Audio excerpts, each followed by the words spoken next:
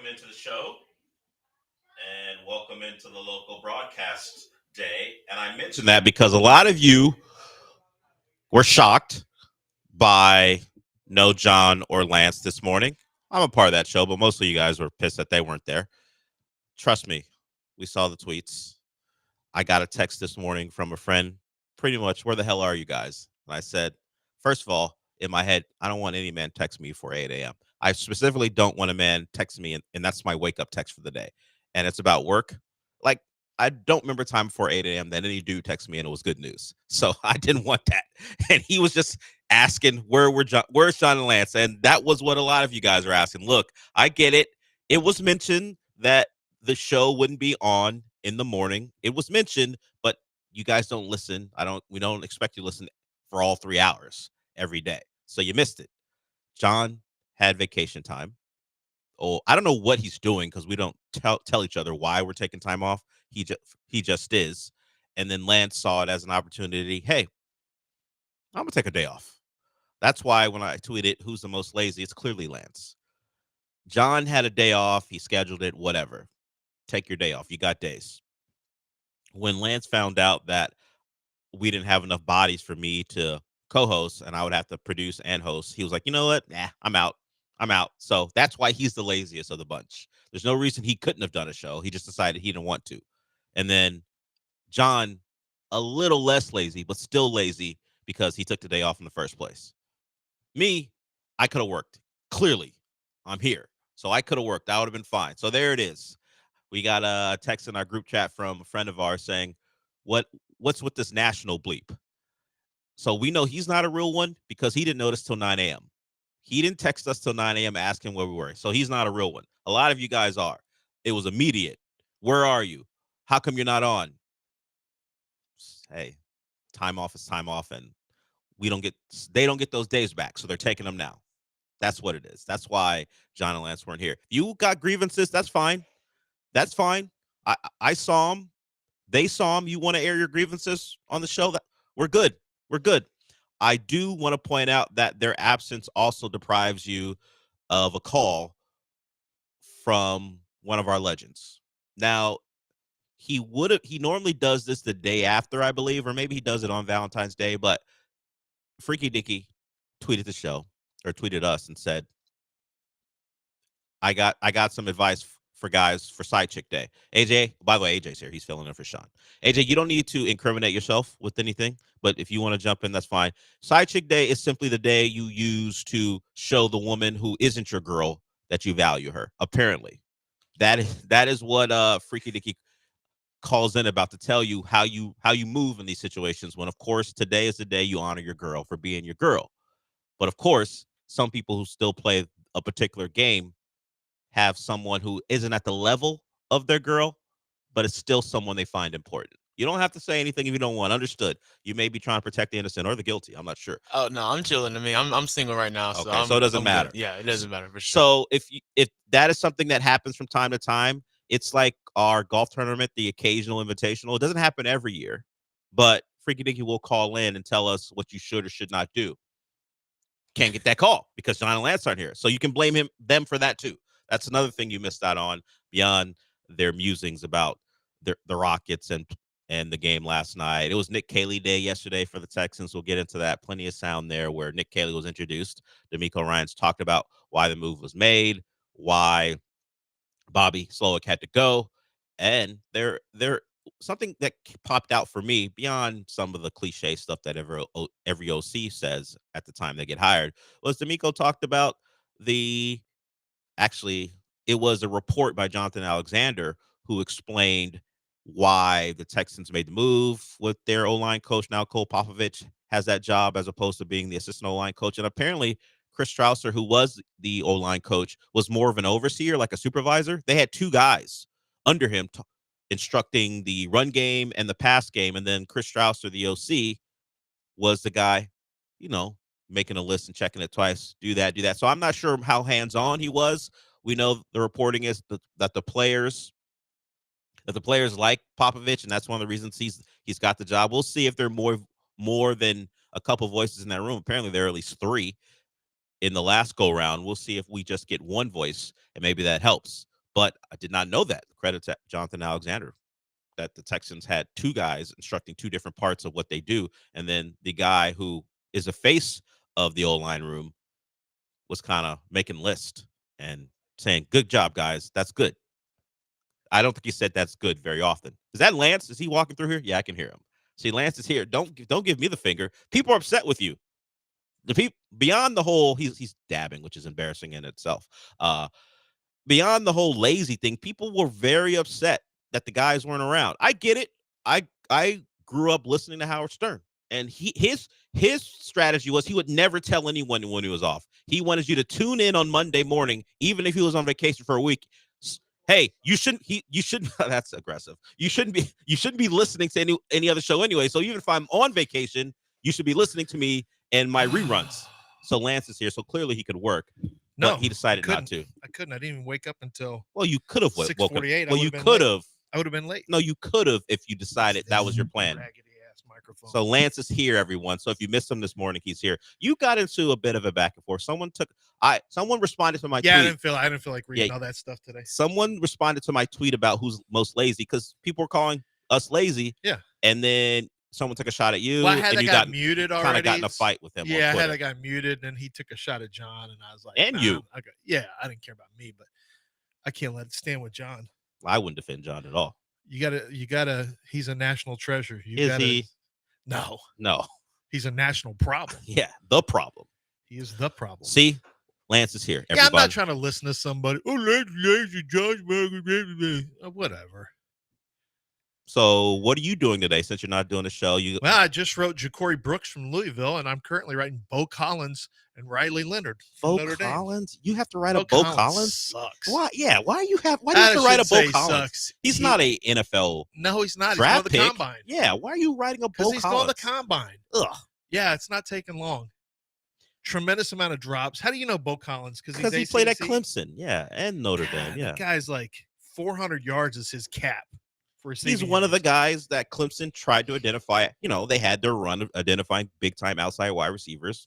Now Justin Ross got hurt, but in college they had big timers from DeAndre, right. Sammy Watkins, so on and so forth. T. Higgins. He was one of the guys who they missed on. They continue to miss on outside wide receivers. Yeah. He's just the next in line. 21 drops and 14 touchdowns. That's not good. It's never good to have more drops and touchdowns in your career. No. Yeah, so I'm watching them, and then I get to Will Howard. Riley Leonard? Do you have to write a Riley Leonard? Yeah, he's going to combine. Anybody who goes to the combine, I have to write. He's not That's 340. Is he getting drafted? I don't think so. I'm in the process watching Bo Collins, but since Riley's throwing, I don't think so. He's a try-hard guy who will hit a camp. Maybe he'll be a quarterback 3 at some point, but I'm not giving it. So the mics are off. Maybe you caught it as he walked in. Lance walked in and go, let me sit in on this sorry ass show. That's not what I said. Yes, it is what you said. No, Mike's didn't catch that. Well, now I caught it, though. The person who was directed at caught it. I heard it. But so you're sitting in on the sorry ass show. You've got, it's Valentine's Day, and you deprive the people of a call from Freaky Dicky. Yeah, no, that's the one thing that I do. Well, he reached out like this morning, and usually like that's enough to just stay on the air, but we didn't. So people don't know, we're kind of shorthanded because Sean Mapes is starting the college basketball season today on video games. That game hasn't been released. We're still on CFB. I don't think enough people would buy that. I don't know. I know CFB, the game we're playing right now, was very highly regarded. People went out and got that because of the scarcity. Hadn't been out for over a decade. Like I said, I'm trying to be part of a crew to do potential ratings for them, but they're bull cornering around, so I don't think it's going to happen for college football. I got a game tonight to solidify my spot in the CFP. You just play it whenever you want. No, I got to play Josh Beers, so I can't play it whenever I want. Y'all play each other? Online Dynasty. It's not Sims? Joe George is in it. Sean Mapes is in it. I figured you would sim. Well, no, if you got to play a real person, you play him. I would do play. Can you do one where you just call plays?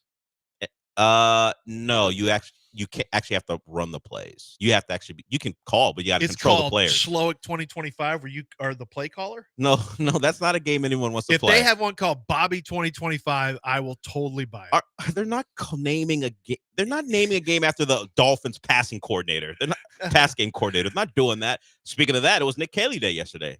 Yeah, I saw his press conference, and D'Amico's like, yeah, this guy's great. Everyone talks about his leadership. He's a fun guy. Mm-hmm. he's not just married to one way. He can do it different ways. Patriots And way, then- the Rams way. And then Nick Caley's like, yeah, I'm not going to try to fit pound square pegs into round holes. Players not plays. Players not plays. I need to do what the players are good at. Basically, the whole thing felt like they were saying Bobby Slowick, the players didn't like him because he couldn't adjust to them or do what they wanted him to do. Maybe. Now, I certainly have some thoughts. We'll get to them, but the players not play things is a thing that every OC says. It's a thing. It's a nice thing to say, but how much different will anything be considering Nick Kelly's past? He's not going to go into a spread shotgun formation like Zach Taylor actually did it when he wasn't. That's not his background. But when Joe Burrow got there, he changed an offense completely to fit the style of his quarterback. He's not going to do that for CJ, is he? No, CJ CJ played in that type of offense kind of at Ohio State. He's not going to do that. At college, it's a little bit more. When you come into a situation, you want to wrap it around whatever your players are. But this idea that it's players and not plays, it's players, but you also draft players to schemes. Like that's what you do. If there's a scheme that D'Amico runs, or there's a philosophy that he has, he wants physical guys who can win at one-on-one with rush. He wants longer corners who are going to be able to press and who are going to be, there's certain types. So you have types. So offensively, you were you already had Titus Howard, you already had Laramie Tunsil, but you drafted Juice Scruggs, who wasn't a great fit for zone scheme. I wrote that up. I was surprised that he was drafted here for zone scheme. I do think a gap scheme will be better for him, but you drafted him knowing what Bobby Slowick was going to run. That's a little strange to me. I don't know if that was Bobby or Nick, or it had to be a combination of the two. So I don't know. I mean, I don't know that this team isn't a different scheme away. I think the one credible complaint you have with Bobby Slowick on the surface, I don't know, behind the scenes there may be more stuff, but on the surface is that he didn't get to a more quick game oriented passing game, a more spread and throw, because you do want to run the football with Mixon. Mixon ran well. But at some point, you had to say, look, we can't hold up. We're going to have to get to quick game. We're going to have to spread and throw those little seam routes, those little hitches and stops like we saw against the Chargers. Now, if you do that, the Texans did that against the Chargers. Well, of course, you put it on tape. Kansas City took it away. They just played up closer. And so you got to be ready to, okay, we're going to do this week. The Chiefs are probably going to take that away. So let's get to that. And I will say that one of the issues that Gary Kubiak's biggest issue with this scheme is that he could not, it was all about executing the scheme and that's it. And when somebody took things away from him, he couldn't get to anything else, not really. And I thought Shanahan changed all that, but maybe Slowick had some of the same issues. I don't know. I mean, I just saw a lot of, you could point to some of that, but a lot of it was CJ just missed throws he got last year. Yeah. I don't know what, I still can't get past the fact that it's just clearly not all Slowick, and it's clearly not all CJ, and it's clearly not all the offensive line, but all three of them came together to make the Texans a bottom 10 offense. We talked about it earlier this week. Connor Orr Rose was an issue last year. Okay. Well, he was at another celebrity softball game. I don't know if he left with anyone this time around. Well, Cactus Jack, same one here. Yeah. Travis Scott's. Yeah, people are confused. Even my mother's saying, is Lance there or not? Why is he here? Why didn't he do his own show? People what's going on? Because we were too short. I explained to people what happened. Yeah, you guys are lazy, but I explained to people what the actual issue was. My son, actually, he becomes officially, he's already a firefighter, but he gets pinned today. Drake? Yeah, Drake. Okay. He gets pinned today. I got to go to the Woodlands at 3. So I came in here to start writing stuff. Because I got to, it's the Woodlands. So I got to leave at about 12:30 for that flight. But I got to go out there, and that's going to take up a lot of today.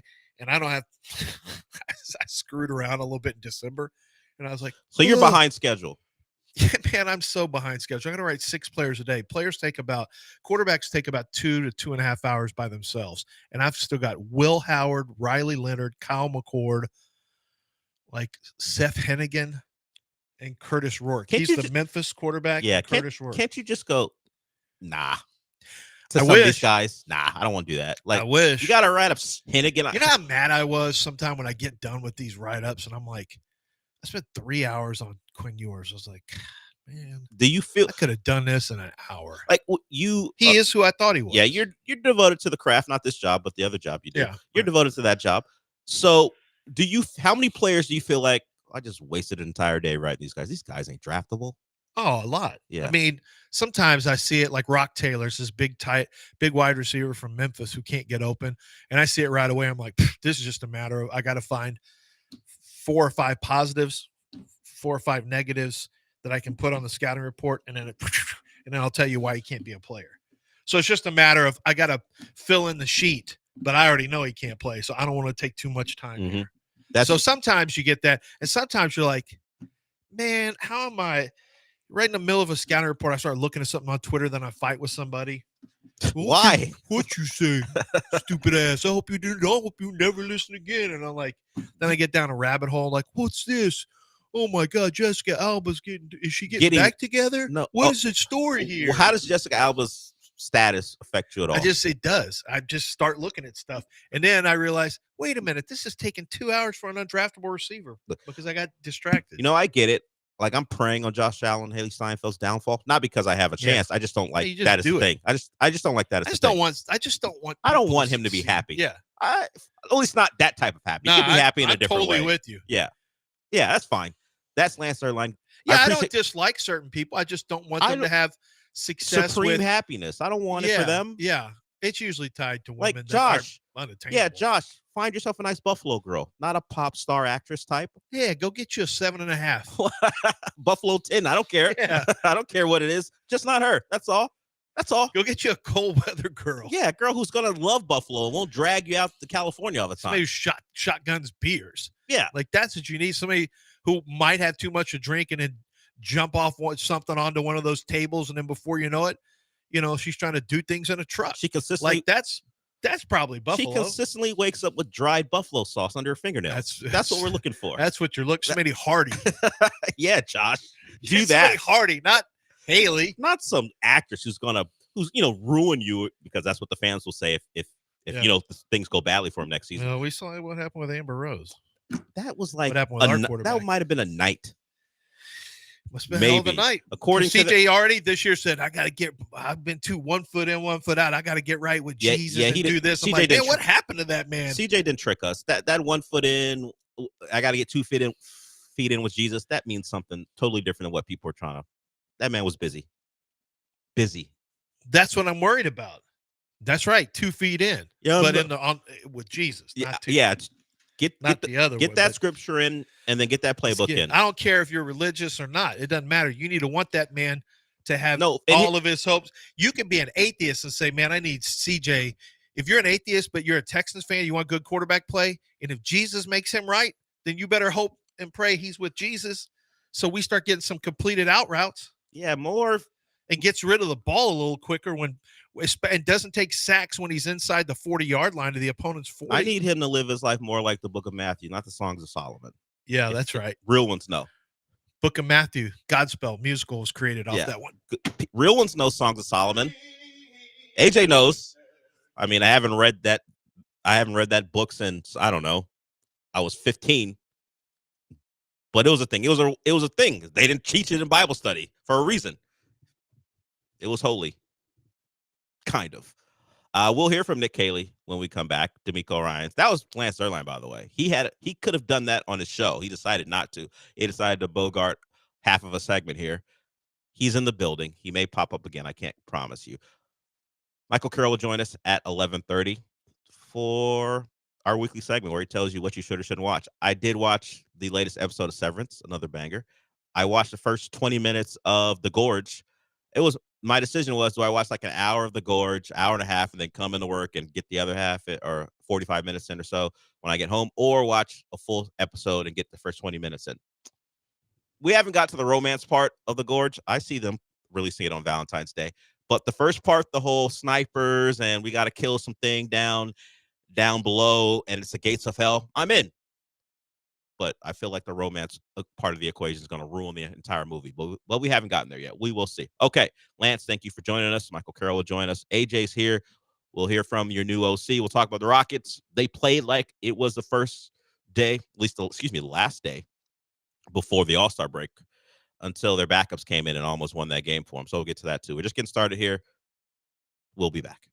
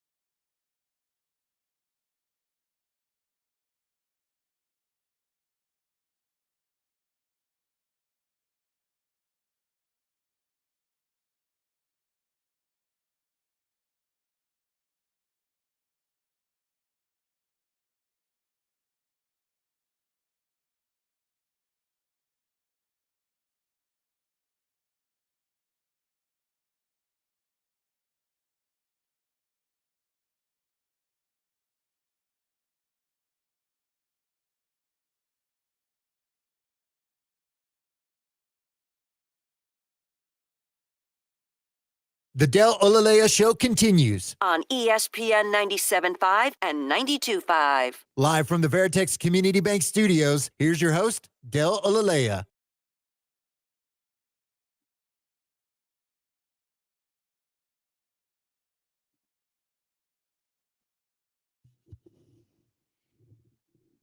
AJ, what's your TV? Well, maybe not TV. What's your provider of choice? Are you a Comcast person, YouTube TV, Tubi? What do you use? For cable, I use Xfinity. Xfinity. Yeah. That's a classic. I used it for a while. And I can't believe I'm going to say this, but YouTube TV might be forcing me back. Beyond the fact that they don't have Space City Home Network, and I got to find alternate ways to watch the Rockets, which I did last night. I have seen so many in timeout entertainment segments because for whatever reason, the road broadcast has the entire, like, the way I watch it, they have the in stadium, in arena feed going. So I've watched so many people miss 3-pointers to try to win stuff from the Rockets this year. I've seen it all. Not many people can knock down a 3 or a free throw. It gets tough. It gets sticky after you miss like the first 2. Then it starts getting short, starts going way left. People get nervous. Right, pressure. I don't see a lot of people making free throws or threes to go win stuff from the Rockets. Clutch is out there selling. He's got to sell the dream, and it's tough. And But it's in Houston too, in front of the baddies and stuff as yeah, well. yeah, it's so- rough. Yeah, it's rough. You go out there, they put you in some ill-fitting shirt or Rockets jersey. You got to go out there. Maybe it's your own ill-fitting shirt or Rockets jersey, whatever. You go out there and shoot, and at some point, you have told someone in your life you can ball, and then they watch you go out there and can't make threes against air with no deep defender, not even come close, and then it changes the perspective. Exactly. So yeah, you're right. You're trying to perform out there, particularly in front of a girl you might have brought to the game. That's tough. But the prices for YouTube TV in 2019, it was $35. 2025, $83. And that's Dang. without any of the special add-ons. That's $83 for their base package. And they're in a dispute with Paramount Plus right now. So you're gonna lose some channels too. So it's rough out there. I don't know. I don't want to go back to Xfinity, man. But there's a shot that I have to, because the YouTube TV, the convenience of not having to deal with anyone to cut the cord, all that stuff. You go, I'm out. I don't want to talk to anyone. I can click a button. It's over. That's why I have it. But if I gotta watch another person miss a free throw to win a prize, I don't know how much more I can take. And then the prices for the thing I do have continue to go up. And I don't even use it for anything but sports. I got so many other streaming services. Right. That's what I watch mostly. But there it is. $83 now. Shout out to YouTube TV for that. No, Art, I'm not hitting the horn for Kendall Graveman signing for the Diamondbacks. He's not even an Astro anymore. So there's some news out there. Broke about 40 minutes ago. Kendall Graveman, former Astro, is a Diamondback. The Astros lineup, for the most part, and roster is set. You know, there's some spring training invites and stuff like that, but it is what it is now. With Bregman being in Boston, we kind of know what they're going to be right now, and the hope is that they stay healthy through camp. Okay, the Texans introduced Nick Caley yesterday. Nick Caley, the OC formerly of the Rams, spent time with the Patriots too. So a lot of the questions about what the offense would be, would it be more Patriots-like with Josh Daniels, or would it be what we saw more with Sean McVay? And he gave the answer you typically expect, where it's going to be Houston scheme. We've heard that in this town before when an OC's been asked about what the scheme will be. It'll be Houston's. It'll be unique to Houston, and that was a lot of the talk. But we'll hear from Nick Caley here on his scheme. Here, as always, everybody has all 11. I mean, we all got to be in sync, and I think protection starts obviously with communication, with trust and communication, cohesiveness up front, and really having clear, rules in the protection system. So we're gonna, we'll be going through that process. Obviously, I got a history with Cole dating back to my time in New England when he was our offensive line coach and I coached the tight end. So I have a really good working relationship and a level of trust with Cole. He's a very good football coach, and I'm excited to go through this process. That was Caley on how to get better protection for his quarterback. I mentioned the 3 voices in the room last year, Cole Popovich being one of them. He will be the one voice, it looks like, going forward. We'll see how the Texans operate. But if you missed it, they had 3 main guys in there, with Cole Popovich being part of the unit, and they had another guy that was part of it, and then they had Chris Strausser as the O-line coach in name, while he had 2 guys under him teaching the running and passing blocking schemes for the Texans. And this is what D'Amico said about the new/old O-line coach in Cole Popovich. I feel really strong about that Cole will be the one voice to lead the room. Cole helped a lot of our young players when it came to developing. He had a really great relationship with a lot of guys, and I think very highly of Cole and what he's able to do. I think him having a prior relationship with Nick as well, and them being able to work together and then to hit the ground running instantly, I think that also led to my decision, and I know they'll be better for it. Or he says he knows they'll be better for it. So there is some cohesion. You bring back a guy that the players like. Nick Caley and Cole Popovich work together in New England, so he feels good. You better feel good today. When it comes down to it, the proof will be what we see on Sundays. But there is some optimism there, and it's new, so everyone's going to feel like they've got the problem fixed. We will see how they address personnel in free agency. So Cole Popovich, your O-line coach, Nick Caley, your new OC. We'll hear more from Nick Caley on a scheme. Like I said, that was more about their O-line and how they plan to fix it when we come back. So it was Nick Caley day yesterday. We'll get to the Rockets too. They lost a tough one, man. Watching the game, you all of a sudden notice that Nate Williams is getting more minutes than he ever had. Jayshawn Tate's out there. Alpi got benched and didn't come back. Ime had seen enough. They were down by 24 in the third quarter to a Warriors team coming off a back-to-back. Steve Kerr didn't even know if he was going to play Jimmy Butler and Steph Curry. They played, and they were kicking the Rockets' ass for the better part of three quarters until the backups, the guys who are fringe rotation players. Hell, Nate Williams isn't even a rotation player. He isn't even a fringe guy. He's a guy who spends most of his time in a warm up, and he spoke to that after the game about what he thinks he's capable of. But they made a run. They couldn't finish the deal. And credit to Ime for keeping those guys in and try to see if they could get it done. Jalen left, didn't come back. Alpi, as I said, Amen did go in and out, but Dylan Brooks, he didn't make an appearance in the fourth quarter, I believe. So it was all on those guys, and they probably just ran out of gas. That's a long amount of time to try to come back in a game, and they almost got there. And Holiday played a big part in that as well. Okay, so we'll talk more about that. We'll get into some of the other things Nick Caley said, and also what D'Amico said about the firing of Bobby Slowick when we get back. But before we do all that, let's talk about Aqueduct Plumbing. You go to aqueductplumbingcompany.com and check out all they have to offer. They do so many things for you, whether it's a big job or a small one. Maybe you need a vanity done, or there's a small leak that you need taken care of. You don't know what to do. You can't fix it. You're not a plumber. All you know is that when the water turns on, you want it to be clean, and you can use that, and you want to use that water to cook, to clean, to clean yourself. And if you turn on the faucet and you got dirty water coming out, that's a problem. You take it for granted. And if you want to keep doing that, you just go to Aqueduct Plumbing Company, whether it's a giant job like a repipe or something where they're taking out a water heater, whether it be one of the traditional ones or a tankless one. They do all that for you. And they have people who are local contractors, people who have been doing it for such a long time and been doing it well. Billy Brown is the owner of Aqueduct Plumbing Company. He's a local guy in the Clear Lake area, so it's local people helping out the local customer, be it a leak detection or a plumbing fixture, is all there for you. You can call them at 281-488-6238. You get yourself a free quote. They're not going to come out there and charge you before they know what the deal is. Get that free quote for what it is, so you know what it'll cost before you make a decision. Go to aqueductplumbingcompany.com. That's aqueductplumbingcompany.com.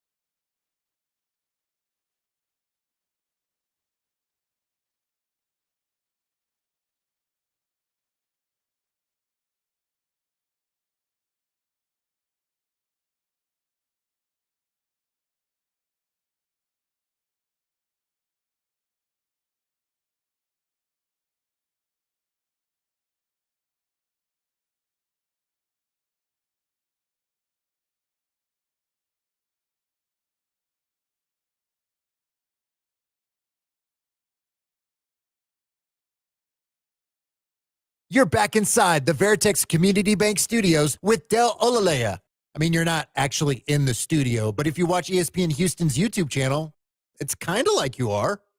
No, not really. Okay. Close enough, Michael. He'll join us at 11:30. So that was user error on my part. I didn't throw the audio I was looking for in there, and AJ had to. He's asking for something. Let me try to play something. So that's on me. So let's get to Nick Caley on a scheme. Is it a Texan scheme? Is it a combination of Rams and Patriots? How would he describe the scheme we're going to see come September? Here's Nick Caley.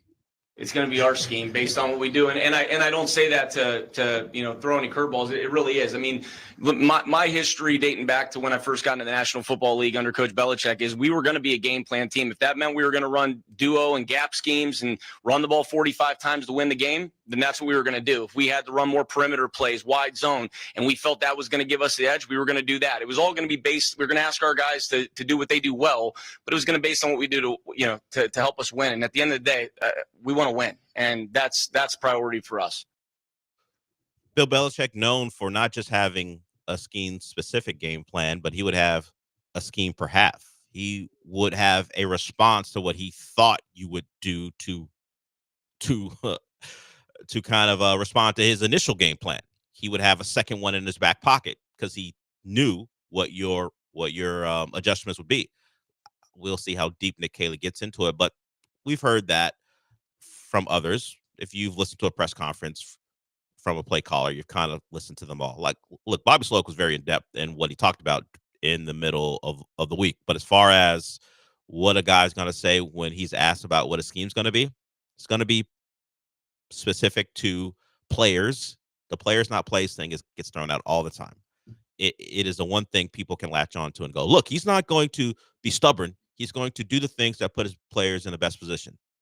And we certainly hope that's the case.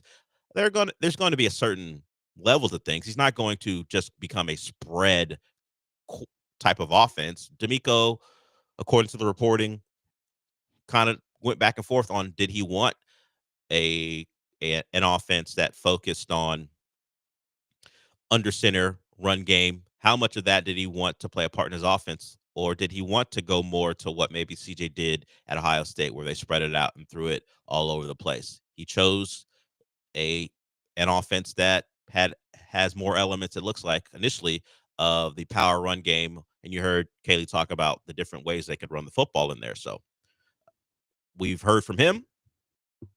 The words are nice. We'll find out. We'll find out in September if whatever they've done to improve their offense actually works.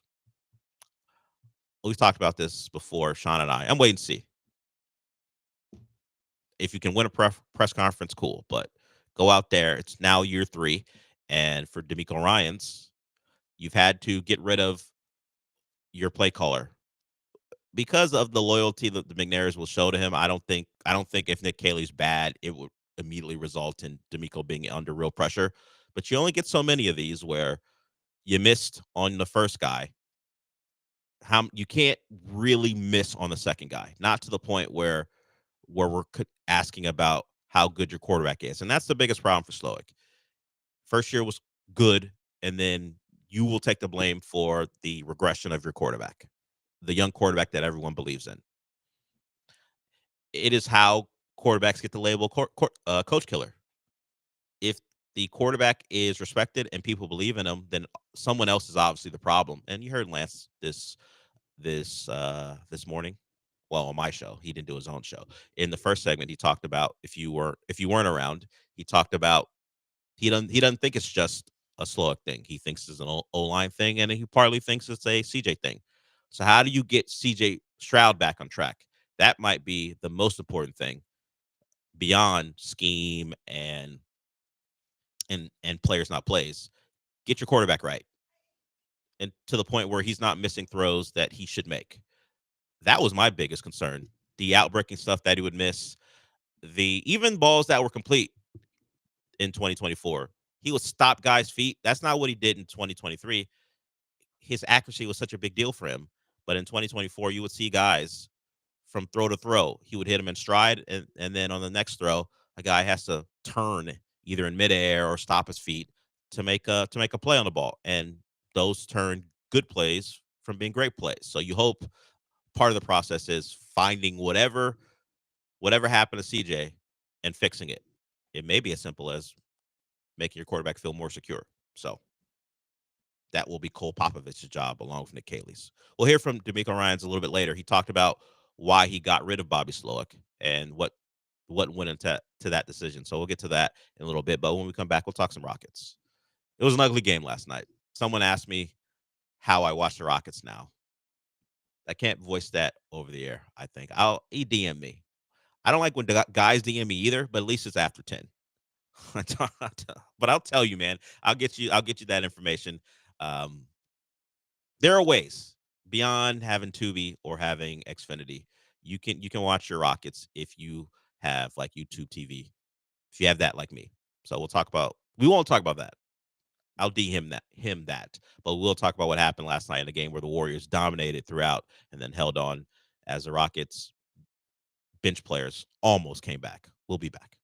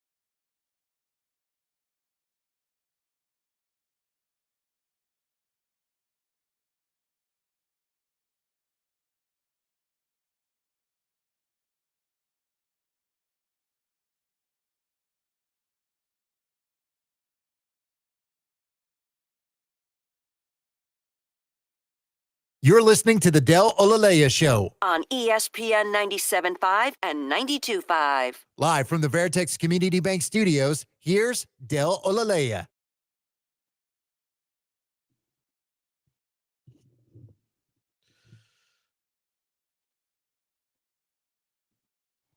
Rockets lose to the Warriors 105-98 last night, and that score was indicative of, for the most part, the fourth quarter, but up until the benching of Alpi and Jalen Green and Dylan Brooks, throwing Amen for a while too, the Warriors dominate the Rockets from the middle of the second quarter on.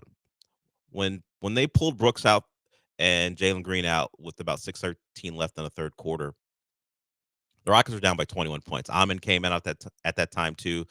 Landale came in for Alpi a little bit later when they were down by 23. So Ime had seen enough. Those guys look like they were ready to get out of there, and it's tough because the Warriors are in the same spot. They're the older team, and they had a tough loss the night before in Dallas. But they came in there and kind of I wouldn't say they broke the Rockets' will, but the Warriors imposed themselves on the Rockets.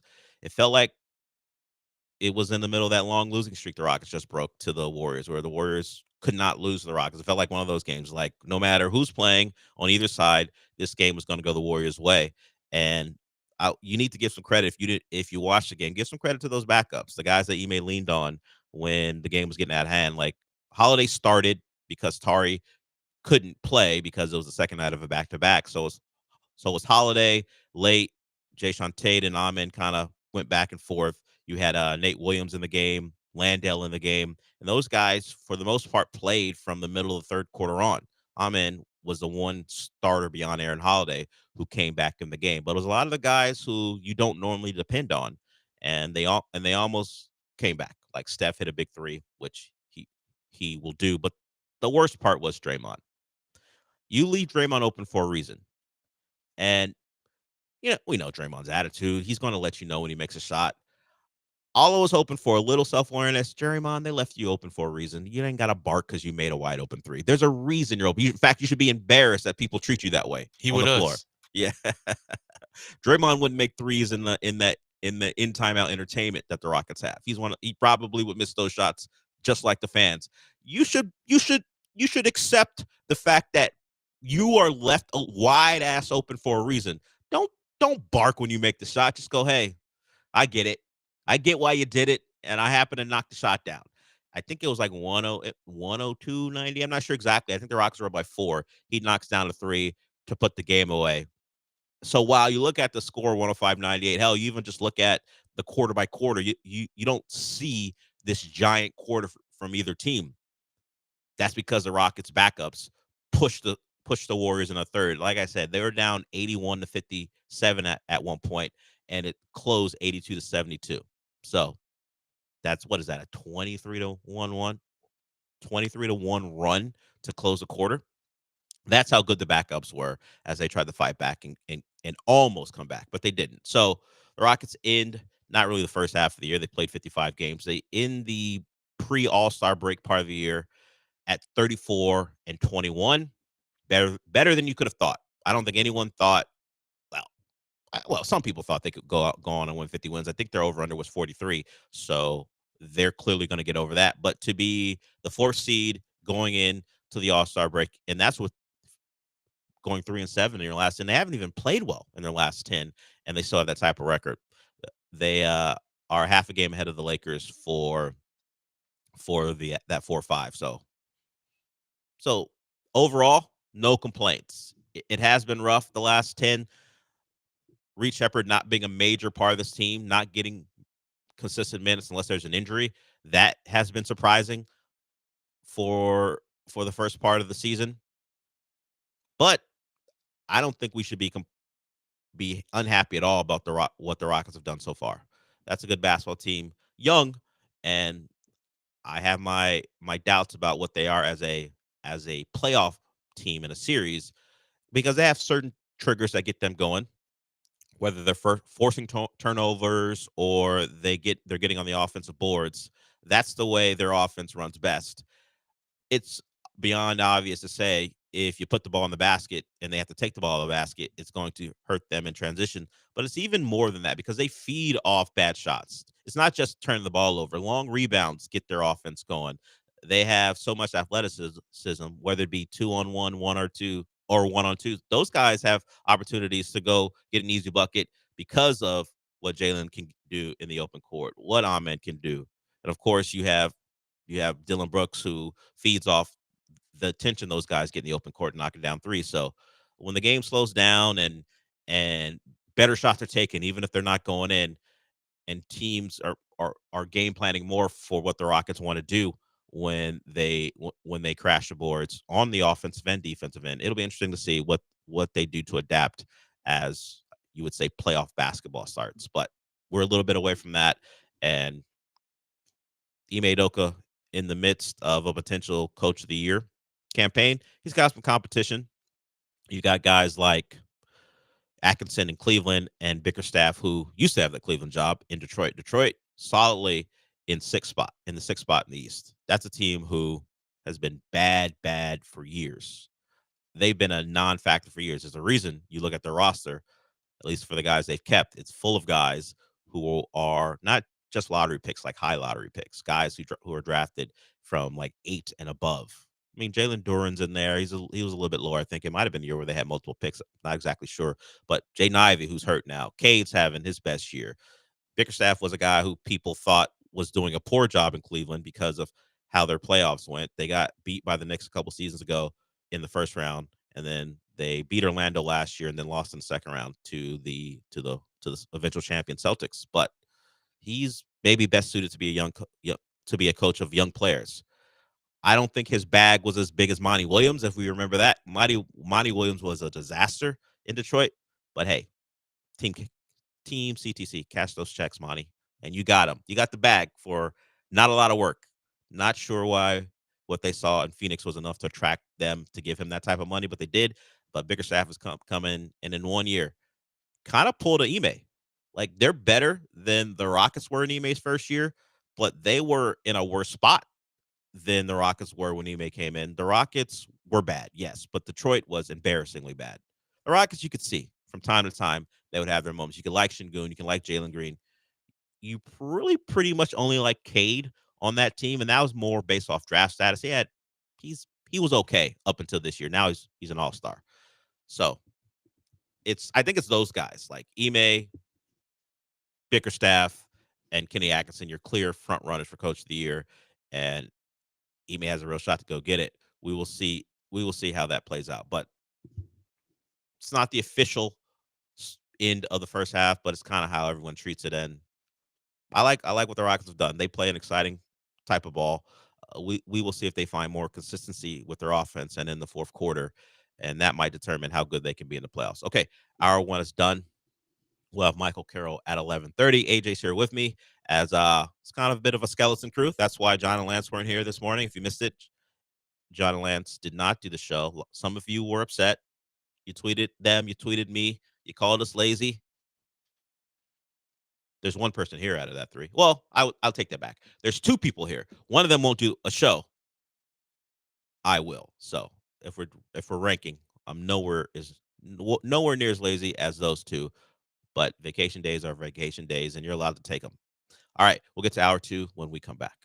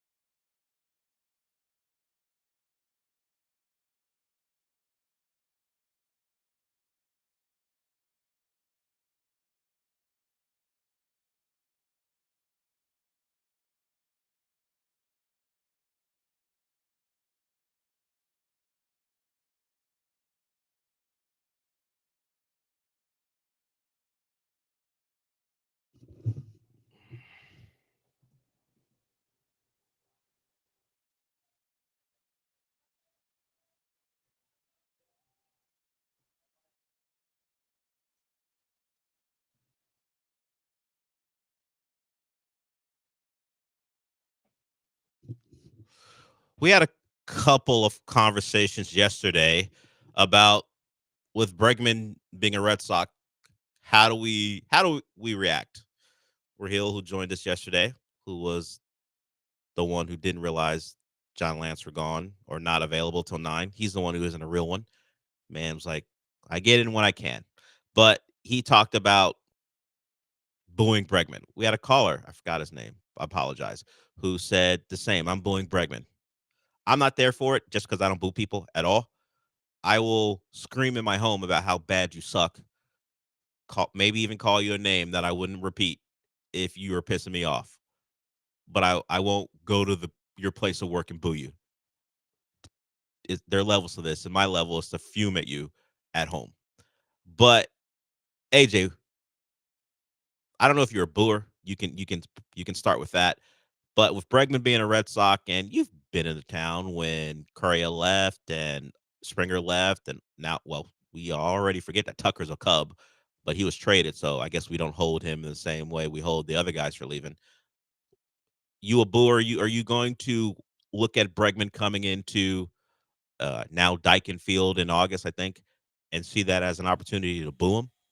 I mean, I understand Astros fan wanting to boo him, but like you said, I'm not really a person that just does that too much. Like if I'm at home, I mean, obviously I'm rooting for the Astros, so I don't want you to do well against Astros. Yeah. But yeah, I mean, I've been a fan of Bregman. I mean, sad to see him go, but it makes sense. But I mean, if you're opposition, I mean, Oh I'm yeah, for you. you got Yeah. that Red Sox jersey on. I'm not rooting Right. for your success, but when Right. that tribute video comes on, I'm not gonna I wouldn't stand and boo I was playing. Right. Exactly. Like when he comes back and let's welcome back 2-time World Series champion Alex Bregman.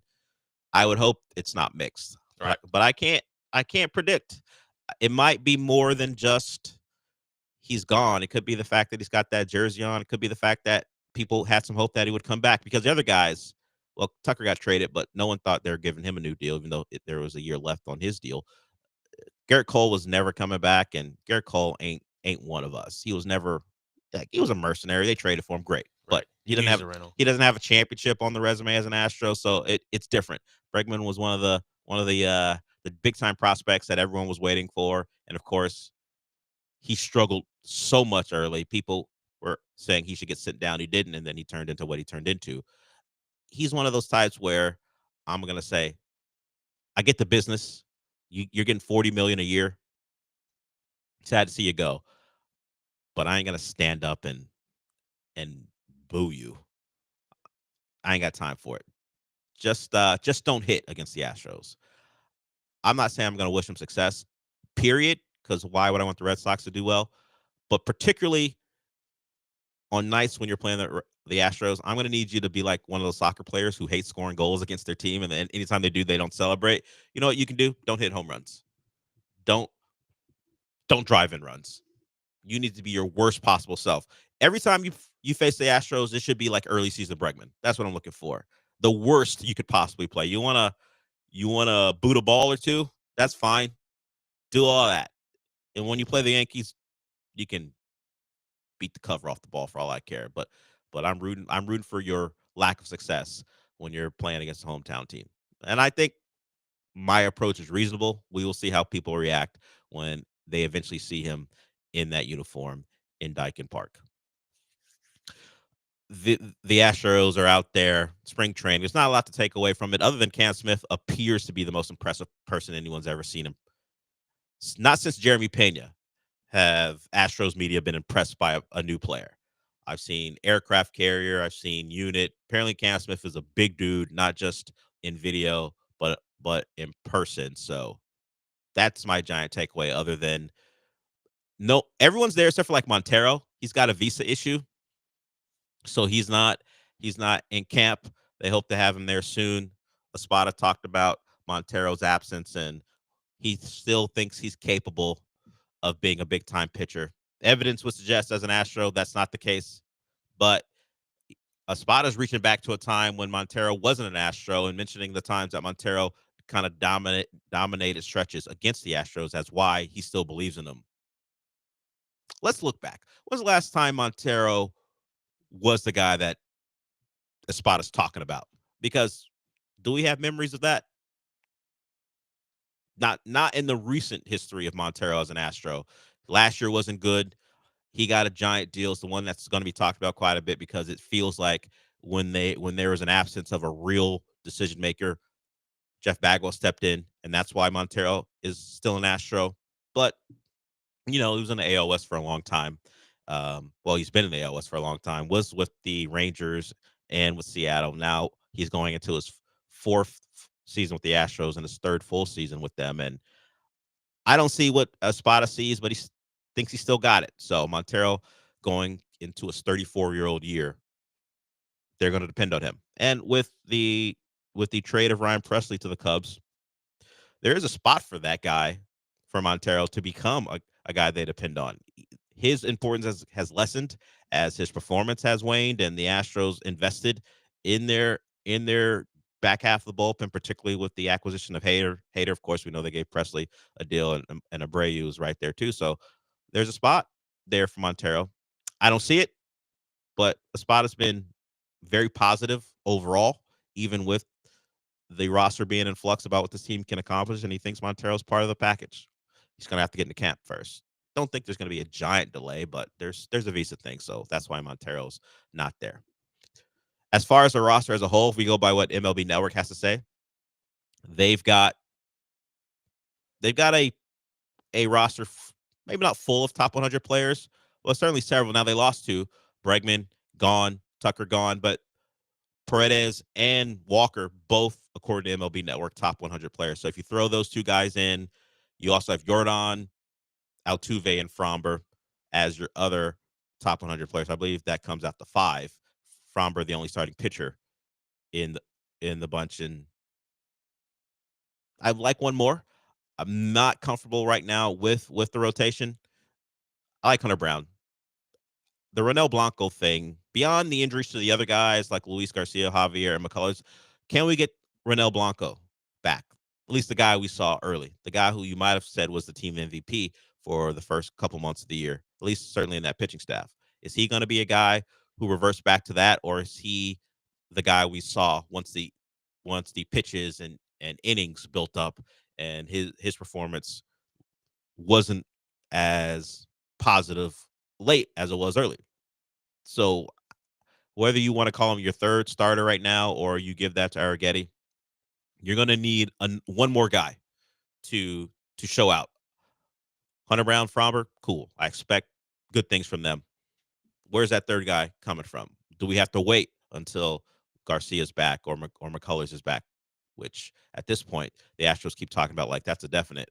We will see. Well, don't get fooled again, as that song goes. But are we waiting on Javier after the All-Star break?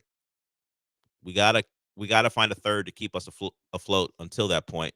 And I'm looking at Blanco. Arrighetti, I don't think it's fair to depend on him, at least in my eyes right now. Blanco's the older pitcher. He showed out last year. In my eyes, he should be that guy. That should be your third solid starter. And hopefully that gets you to a point when the rest of those guys are healthy. You can start to pick and choose who you slide in. And then your rotation goes from, at least right now, I believe, a question mark to maybe a strength. But we got some time to figure that out. A couple things regarding a plot hole I want to close. Do you guys remember, we talked about this quite a bit, the SEC and their conference scheduling and Carl Ravitch being fooled by that? He tweeted, there was a tweet about the SEC being a dominant out of conference team, dominating the rest of those conferences. And then once they got into conference play, they became a league who was 500, which is just how math and conference scheduling works. Well, we have a SEC coach responding to Carl Ravitch and that controversy, if you want to call it that. Mark Pope, who's the new coach at Kentucky, took over for John Calipari. In a presser this week, he talked about the SEC struggling and only being 500 in conference play. Coach, everybody talks about the SEC being the best conference in college basketball, but the conference is just 500 since conference play started. What do you make of that?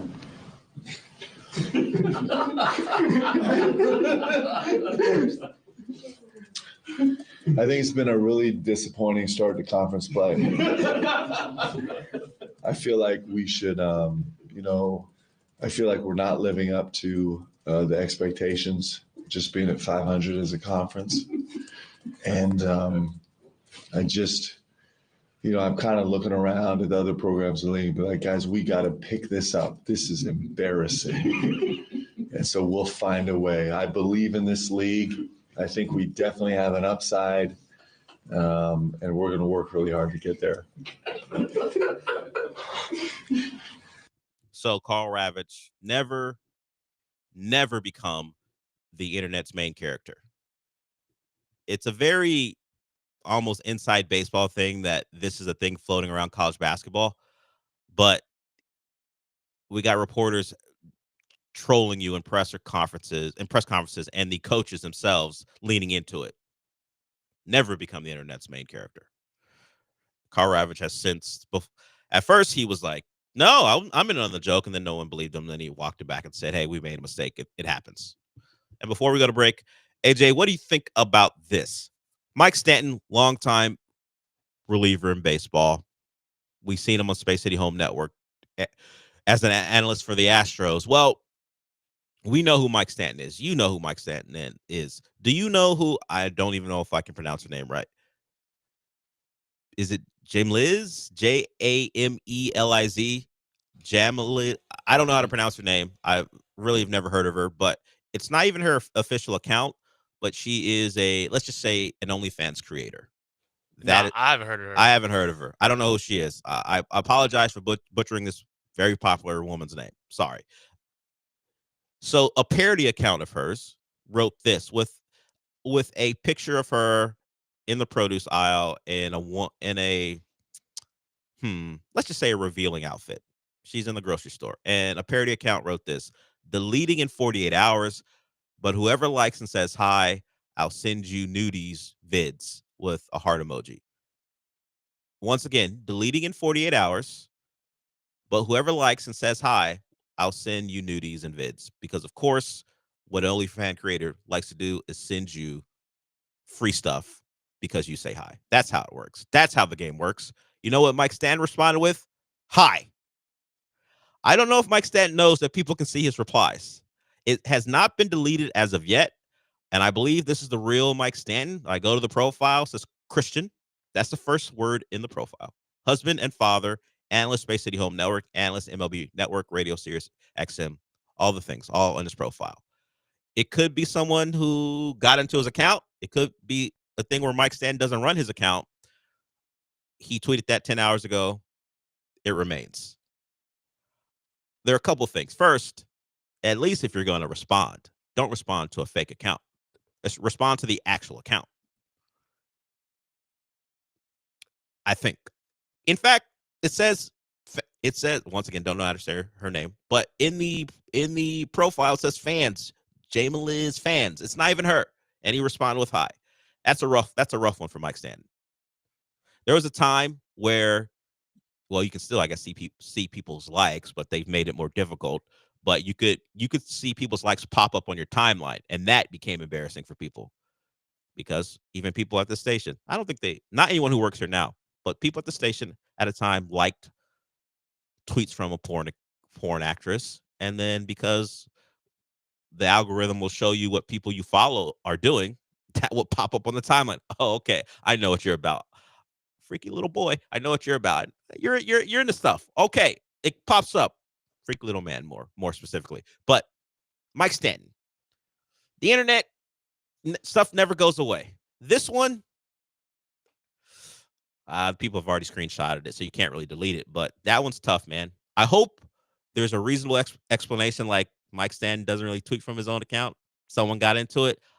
Even if that's not true, sell that. I will believe it. I'll let it go. I'll believe that is what's happening, not that you got fooled by not even a real account and you tweeted hi. It's a rough one, man. But I get it.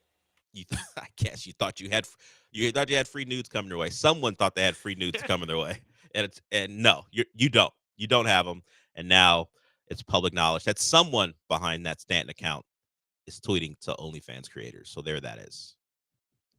Never tweet. It's bad news. No one's thoughts are that important. That's all.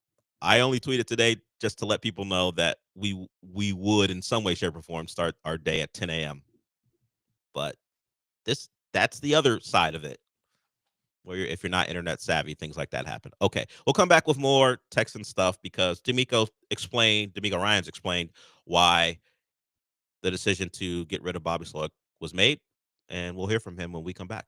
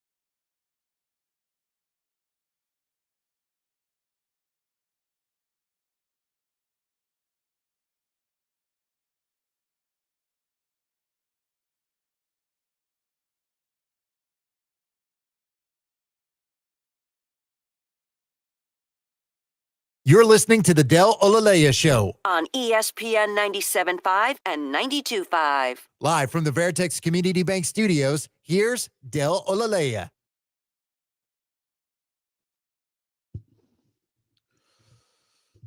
Be like John and Lance and take the day off of work and play a fun round of golf with your favorite sports station at the ESPN 97.5 and 92.5 Occasional Invitational, benefiting kids' meals. This year's tournament will take place on Fat Tuesday, March 4th at 10:30 a.m.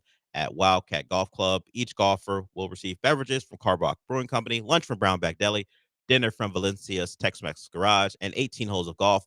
Register now at ESPN975.com under the promotions tab and use code EARLYBIRD for a $97.50 registration until Friday. So going out there benefits a great cause and kids' meals. Get to the website and then show up at Wildcat. We will be doing a show from there. I think it's an all late thing. I don't remember, but at least 7 to 12 will be out there, and then maybe the entire station will be broadcasting from Wildcat Golf Club. So you'll be able to see us if that appeals to you, and if it's just a golf you want to take part in, you can do that as well. Okay, yesterday was Nick Caley Day for the Texans. They introduced him, the new OC, formerly from the Rams. The old OC got a job. He is the passing game coordinator for the Dolphins. All it takes is for you to know someone who's in a position of power. And with Bobby Slowick and Mike McDaniel both being in San Francisco, there's a soft landing spot for him. He gets a job. But the job he did have is one that people questioned. Pretty much everything he did from maybe week 4 on, as far as why CJ wasn't performing the way he should. How come our guy keeps getting sacked? D'Amico, friend of Slowick, that was pointed out throughout as maybe a reason he would stay. Here's D'Amico Ryans on why the decision was made to fire Bobby Slowick. It was very hard to let Bobby go. Bobby's a really close friend, as you all know. Bobby's a great friend of mine. When I got into coaching, Bobby was the guy who helped me figure it all out. and we were QCs together there in San Fran. So really long relationship there with him. Nothing but love and admiration for Bobby and what he's done. I know he'll be a really good coach in this league as he continues to press forward in his career, and I wish him nothing but the best. D'Amico, class act. Had to have been tough. How much of it was player driven? How much did he actually want to do it? He talked about the process of hiring Nick Caley. He discussed it took a while. He was very thorough. Question for me is, and it may be something we never find out, is how long did it take for him to make this decision on Bobby Slowick? Was this something that was in the works from November on, or was this something that he was going to wait and see the totality of the season? And if CJ didn't get sacked as many times as he did against Kansas City, was Bobby Slowick coming back? Sean and I talked about Bobby Slowick and his status going into the Chargers game, and could a performance one way or the other decide his fate? If he was awful, at least the offense was awful, would he have been fired at the Chargers game? If it was great and seemed to have things turned around, at least for a game, was that going to save his job? The offense wasn't great against the Chargers. It wasn't awful. It was kind of middling, which for the Texans this year is actually above what they were as a whole. They were a bottom 10 offense. Then we saw the Kansas City game where they had no answers, where Schultz and Dare were trying to block Karlaftis. Neither one got a piece of him, and he chased CJ down on a big down late in that game. Was that the final straw, or was this always going to happen? Of course, if they go on some miracle run, the offense is great, they make a Super Bowl, things would change. But I do wonder, considering how close they are, and maybe wanting to give his guy a third year, if it was laid out for him clearly that this could not stand after CJ got harassed for the better part of 4 quarters and was limping very early in the quarter. I think maybe even quarter one, but early in that game, and that continued throughout. Sometimes you need like a smack across the face to tell you, a proverbial smack across the face to tell you, okay, in our biggest game of the year, we are dealing with the same problems we dealt with all year to a level that isn't sustainable. Like, you can survive in cases. Your offense cannot operate against the Chiefs in a game that was winnable, which might have played even a bigger part in it. That game's winnable, but your offense could not even be competent, let alone excellent. And then you make a decision to get rid of him. Now it's Nick Caley's job to fix what's ailing the Texans. Is he capable? We won't know. We won't know. We won't know no matter what is said leading up until week 1. In fact, it'll be a year-long type of judgment. It'll take all year, I think, to figure out what they are as a team, unless they're amazing for the first half, and then we might have a clear answer on that. So we got All-Star Weekend coming up here, and the TNT guys is acting a fool, something I should say, or at least Shaq is acting that way. Shaq, I think it was last night. I guess censors don't matter anymore. I know it's cable. Nothing's going to happen to Shaq. Those guys are kind of cemented as legends in basketball and in broadcasting. So I don't think TNT would touch him. But I had to clean it up because we don't have the type of rules that they do. But here's Shaq late in the broadcast on his feelings about getting out of there. All right. In the words of Marshawn Lynch, I'm tired of America. We get fired anyway, I don't know what's going on over there. Earlier this week, Charles Barkley's talking about how the idiots at TNT lost the NBA. They're going to at least for a year be produced by TNT, but the product will be, or the show will be, on ESPN. And Barkley's talked about that, but Ernie hasn't got to that point yet because he's still got a contract with TNT. He'll be doing things beyond basketball. Kenny Smith is probably the least likely to do something like Shaq or Charles, but that's where we're at now. It'll be interesting in the showcase event for the NBA beyond the NBA Finals, how the TNT guys react. Do they button up a little bit? Because the entire NBA world's watching, or are they their normal selves and allow what's going on right now to kind of influence how they react? I may only watch All-Star Weekend for those guys. That might be the only reason I watch. The All-Star game, they have a new format. We'll see if it produces more competitiveness. All the contests don't care about. Mac McClung is back in the dunk contest because that's the only guy they think can provide any form of entertainment. The Sabrina Ionescu and Curry thing is off. They're getting rid of that. Caitlin Clark already told them, no, I'd rather participate in the WNBA's 3-point contest before I did an event with the NBA. So as far as all-star games or weekends, like, it's still above the Pro Bowl. The Pro Bowl has never really mattered. But it's getting to a point where it's almost Pro Bowl-like as far as how much people care. It used to be great. We all know. You see the highlights. Those will pop up this weekend. There was one video that showed up. I think it was Michael Jordan's last All-Star game. And he made a turnaround jump over Sean Marion to give the East the lead. And then who was the coach of the East at the time? I think it was Isaiah Thomas. He told Steve Francis to, or maybe, I don't know how this worked out, but he told Steve Francis to go up to Kobe, who was fouled in a 3-point attempt as the West was down by 2, to go miss the free throws. Of all people, he told Steve Francis to tell Kobe Bryant to miss all 3 free throws, or at least miss enough free throws so the East could win and Michael Jordan could go out as a winner. And Kobe's like, what? I'm not missing these free throws against Mike. For Mike, of all people, you think I'm missing 3 free throws? The question is, would Michael Jordan miss free throws on purpose for anyone? Of course not. He would never be asked. So Steve Francis asked Kobe, or at least told Kobe what Isaiah Thomas wanted. Kobe said, nah, I'm good. I'm going to make these. And he made all 3. The West won. I kind of think of someone, I'm trying to think of if this was LeBron's last year and he made a turnaround jumper, I think if they told or asked the right person to miss some free throws, they'd miss the free throws. I think that's where we're at. I'm trying to think who's most likely to miss free throws on purpose. Draymond. If Draymond, he's not at the All-Star game, but Draymond loves LeBron so much, he would definitely miss 2 free throws to help LeBron go out on top. But as far as actual All-Stars, who could get asked to miss and they would do it? You probably have to go with the young guy.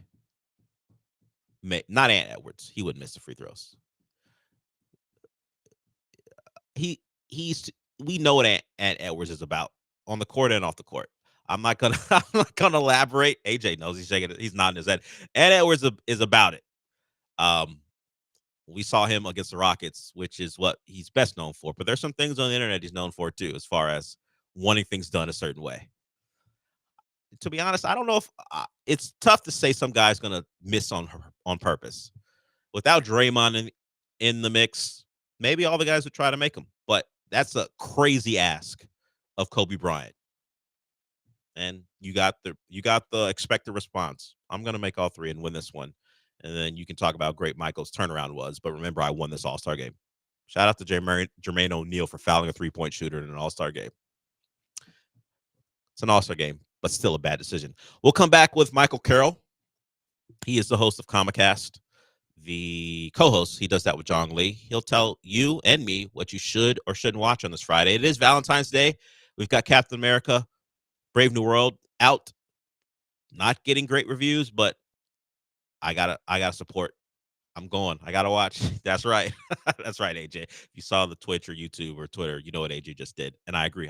I gotta support. No matter what you say about that movie, I'm gonna go watch. And I have seen that Anthony Mackie's performance is a good one. It's just that the movie itself is kind of nonsensical. Well, you got Harrison Ford as a giant red Hulk, so that might give you a clue how dumb the movie may be. We will see. At least I will see a little bit later today. But Michael might have some more things for you to watch. He'll talk about that when we come back.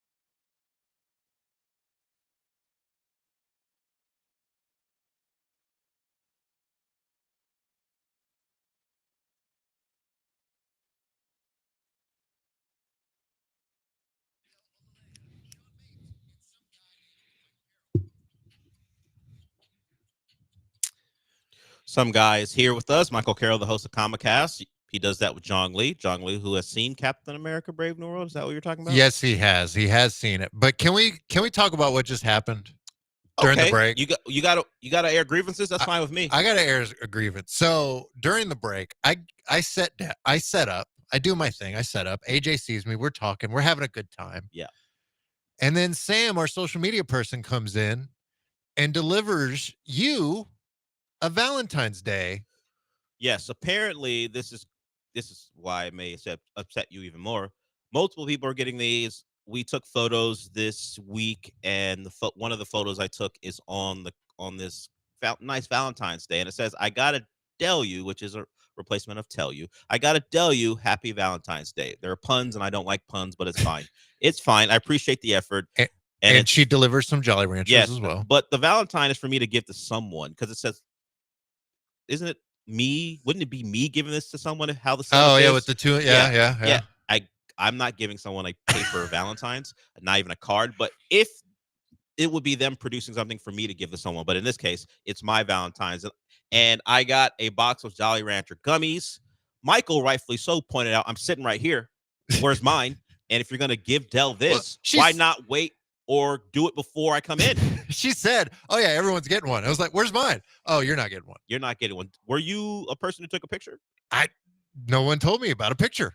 So you didn't take a picture for the pictures this week. So you don't get a Valentine's produced for you. You don't take pictures, and you don't get candy.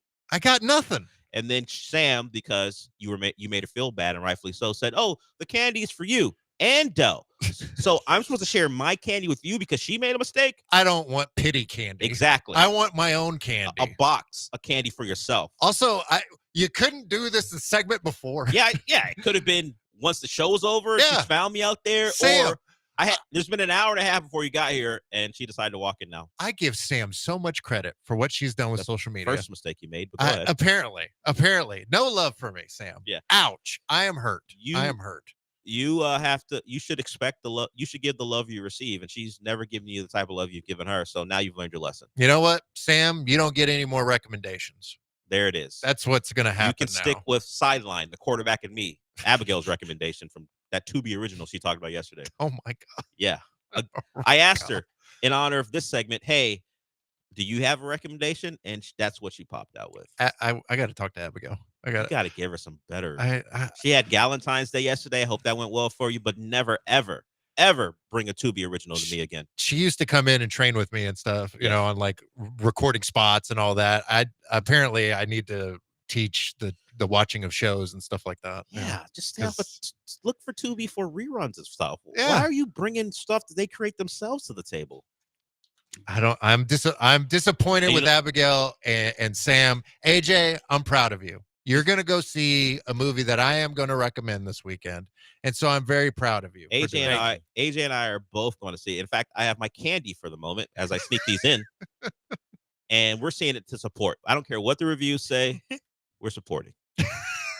We're all supporting here. Yes, we love ourselves some Anthony Mackie. And I'll be damned if I'm going to be someone who doesn't see his first.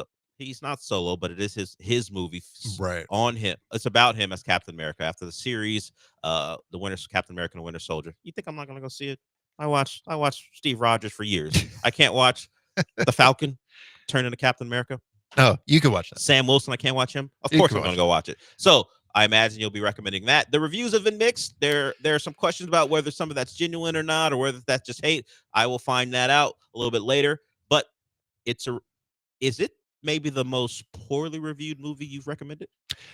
In the time that I've done this segment, I don't know that it's the most poorly. I think it's one of the more split ones for sure. Yeah, because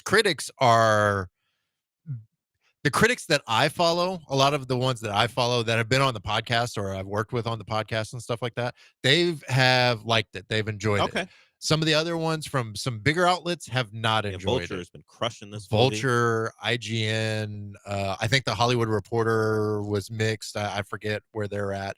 But a lot of the critics, it's 52% on Rotten Tomatoes right now with critics. But with audiences, it was at 80. Now it's at 78%. So I think it's definitely a movie that people are going to enjoy, like just general audience is going to enjoy it. to me, it's going to be based off what Jong has seen it, my co-host on Comicast. He's seen it, and he gave it out of a 10. He gave it a 6.5. Okay. He thought it's very. What did he say? He said it was okay to decent, better than Love and Thunder and Ant-Man. I assume he means the last Ant-Man. Quantumania. And he said it felt like a comic book movie from the early 2000s, which I was like, huh, So interesting. X-Men-ish? Is that the Campy and reference? lots of action. Okay. So, and I saw somebody else, I think it was Polygon, the outlet, say something about one of the scenes felt straight out of 2010. Okay. So I don't know how to take that. Another content creator that I follow gave it an 8. And so I think if you're going to watch this movie this weekend, don't expect a top 10 Marvel experience, but don't expect Quantumania experience either. I think it's very much in the middle when we talk about these rankings of Marvel films. Like, to me, somebody was asking, I said Guardians of the Galaxy Volume 2. Okay. I think it's a good movie, but to me, it's probably the weaker. It's like right in the middle, like in the 20s maybe of Marvel films. Gotcha. High teens, 20, somewhere in there. I haven't done a ranking off the top of my head, but that's where I would seemingly put Brave New World. I'm seeing it tomorrow. You're seeing it right after the leave show. here, yeah. AJ's seeing it this weekend. We're all going to go see it because, I mean, I want to see Anthony Mackie, Captain America, Sam Wilson. I do want to see it on the big screen. Yeah. Probably the biggest concern I have is just, and this is a sentiment that that Jong and I have talked about on Comicast. I worry that there's just too many characters, because you have obviously Red Hulk. He's all in the promotions and trailer and all that. All over it. But you also have the leader, played by Tim Blake Nelson, which we haven't seen since 2008's Incredible Hulk. Yep. You also have Giancarlo Esposito's character Sidewinder, which feels like that one is the one where I'm like, do we need Sidewinder in this movie? I don't think so. That's a prejudgment. I don't know yet. We got an Elemental. I mean, at least in the background of when they're flying around and stuff. That's right. Yeah. We got that. We got that in the trailers and stuff. And we got Sabra, which is a mutant in the comics, but I think it's a Black Widow in the movie. Like, there's a whole bunch of things happening in this movie that I'm like, maybe you stuffed it a little too much. So that's my only concern, but I'll see it, tomorrow. So I'll give a better Not rating. Elemental. What is that thing called? Celestial. Yeah, Elemental is something else in Marvel. The Celestial Adamantium storyline is going to be interesting. Yeah, they're introducing Adamantium, so I'm very curious how that. I mean, this is not a spoiler. They say it in the trailer, one of the trailers. There's a ton of trailers, by the way. So, Captain America: Brave New What's the World. strongest metal in the Marvel universe? Adamantium, or is that part of? Are we going to find that answer out in this one? I don't know if we'll find the answer out. What's the most valuable metal? This feels like a moment where, like, Michael's nerd card gets revoked right here because he doesn't know which one's stronger. I'm not asking you specifically. I'm just saying. Okay. I thought that might have been a question that gets answered in this movie. The Oh, most I valuable see. metal in the Marvel universe. I think it'll be the most valuable right now, just because you can get to it because of the Celestial that they, obviously introduced, and that seems to be a storyline that's been pushed through with. Oh man, I guess it was Falcon and Winter Soldier and Black Panther: Wakanda Forever, where I think it was the French that were trying to steal vibranium or whatever at the beginning of that movie. So it's been an ongoing thing of we're trying to get the best weapons we can because of this new age that we're in with superheroes and metahumans Aliens and all that stuff. Yeah. So that's going to be a through line that I think will be, obviously it's going to lead us to X-Men at some point. So. Captain America: Brave New World. I'm excited for it. Of course, there's a post-credit scene. I mean, it's a Marvel movie. What do you expect? So don't leave. I was always baffled by people who leave Marvel movies. What if you've heard of what the post-credit scene will be and aren't impressed by what? Can you leave then? I guess you could leave then if you already know what it is. If you already know what it is, I get it. Apparently, the Captain America: Brave New World post-credit leaked on Wednesday. Like it's just. What are we doing at this point? Ruining a movie experience. That's what we're doing. And apparently, like, even in some reviews, they dropped like, "Oh, so and so pops up," and it's like, come on, man, what are we doing? Like, be smart when you're reviewing these movies. No, I haven't seen anything other than people ripping the post-credit scene, but that's the only thing I know about this movie other than what I've seen in previews. I haven't seen anything either, but did y'all hear that, like, the Marvel Studios intro, it isn't played on this movie? I did see that too. Yeah. I saw that too. I'm curious about that. Yeah, I don't know. That's about we got a call up there. We'll get the name for that that person, then we'll get to you at some point in the segment. But obviously, that's the big movie of the weekend. Is there anything else people who aren't Marvel people should go see? So if you're not a Marvel person, but maybe you're into family movies, let me tell you about a little bear called Paddington. Oh, Paddington in Peru is happening this weekend. Paddington to Peru? Yeah, he's visiting his Aunt Lucy, who's apparently in a retired home for bears. In Peru. Yeah, in Peru. Because I guess that's where she was originally from. I don't know. How long has Paddington been around? A long time. And I'm not gonna lie, movie's pretty good. Oh, you've seen it? I've seen the first two. Okay. Because I was like, what's this bear about? I've seen this bear photoshopped in all these movies. Yeah. There's an account that just kept photoshopping Paddington in all these different scenes and things like that. So I was like, let me see what this Paddington bear is all about. Yeah, I was like, oh, this is actually pretty good. So Paddington's been around, at least the movies have, since 2014. The story itself was an animated series going back to the 70s. Yeah. Oh, there's going to be a Paddington. There's a Paddington the musical. Oh, I didn't know about that. It's coming up here. I'm not watching it. I don't know about musical, but Paddington in Peru, 94% right now on Rotten Tomatoes. Paddington getting it done. Yeah, Paddington. If you want to go watch a little bear do his and enjoy Marmalade, I think that's his big thing. Marmalade. Go check that out. Okay, the musical is an actual theater event, not a movie or TV show. So definitely don't have to care about it. But I think that's Eric, I believe, because he called in earlier. Not sure. I believe that's Eric. Eric, what's your question about Captain America? Yeah, I'm going to go see it today. I don't know why people are saying it's not good. I hope it's good. You haven't seen it yet, I think. But also, there's some new horror movies coming out, The Black Phone 2 and Until Dawn.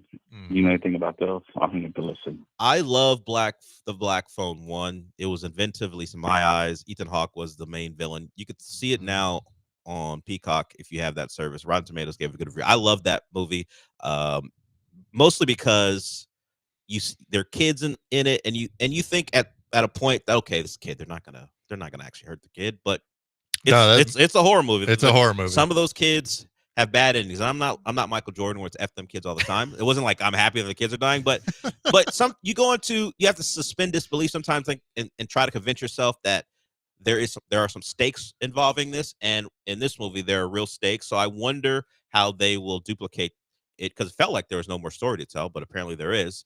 So I don't know if Ethan Hawke's coming back. I'll look into that. But The Black Phone, the first one, was really good. You can go see that on Peacock.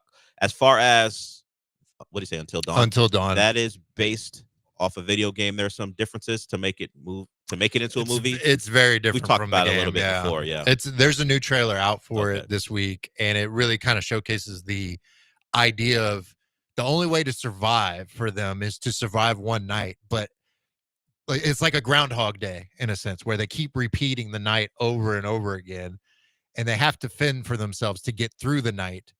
But every time they redo the night or day or whatever, it's a different scenario. So it may be like a whatever ghostly type figure, then it's a slasher, then it's it seems like it's going to play on different horror movie genres as the film plays along, and their goal is to survive, make it through a night, but they keep dying in horrific ways because they don't know what's coming, which is drastically different from the video game. But it kind of takes the core concept of you picking and choosing how to survive the events. It takes that base concept and applies it to film.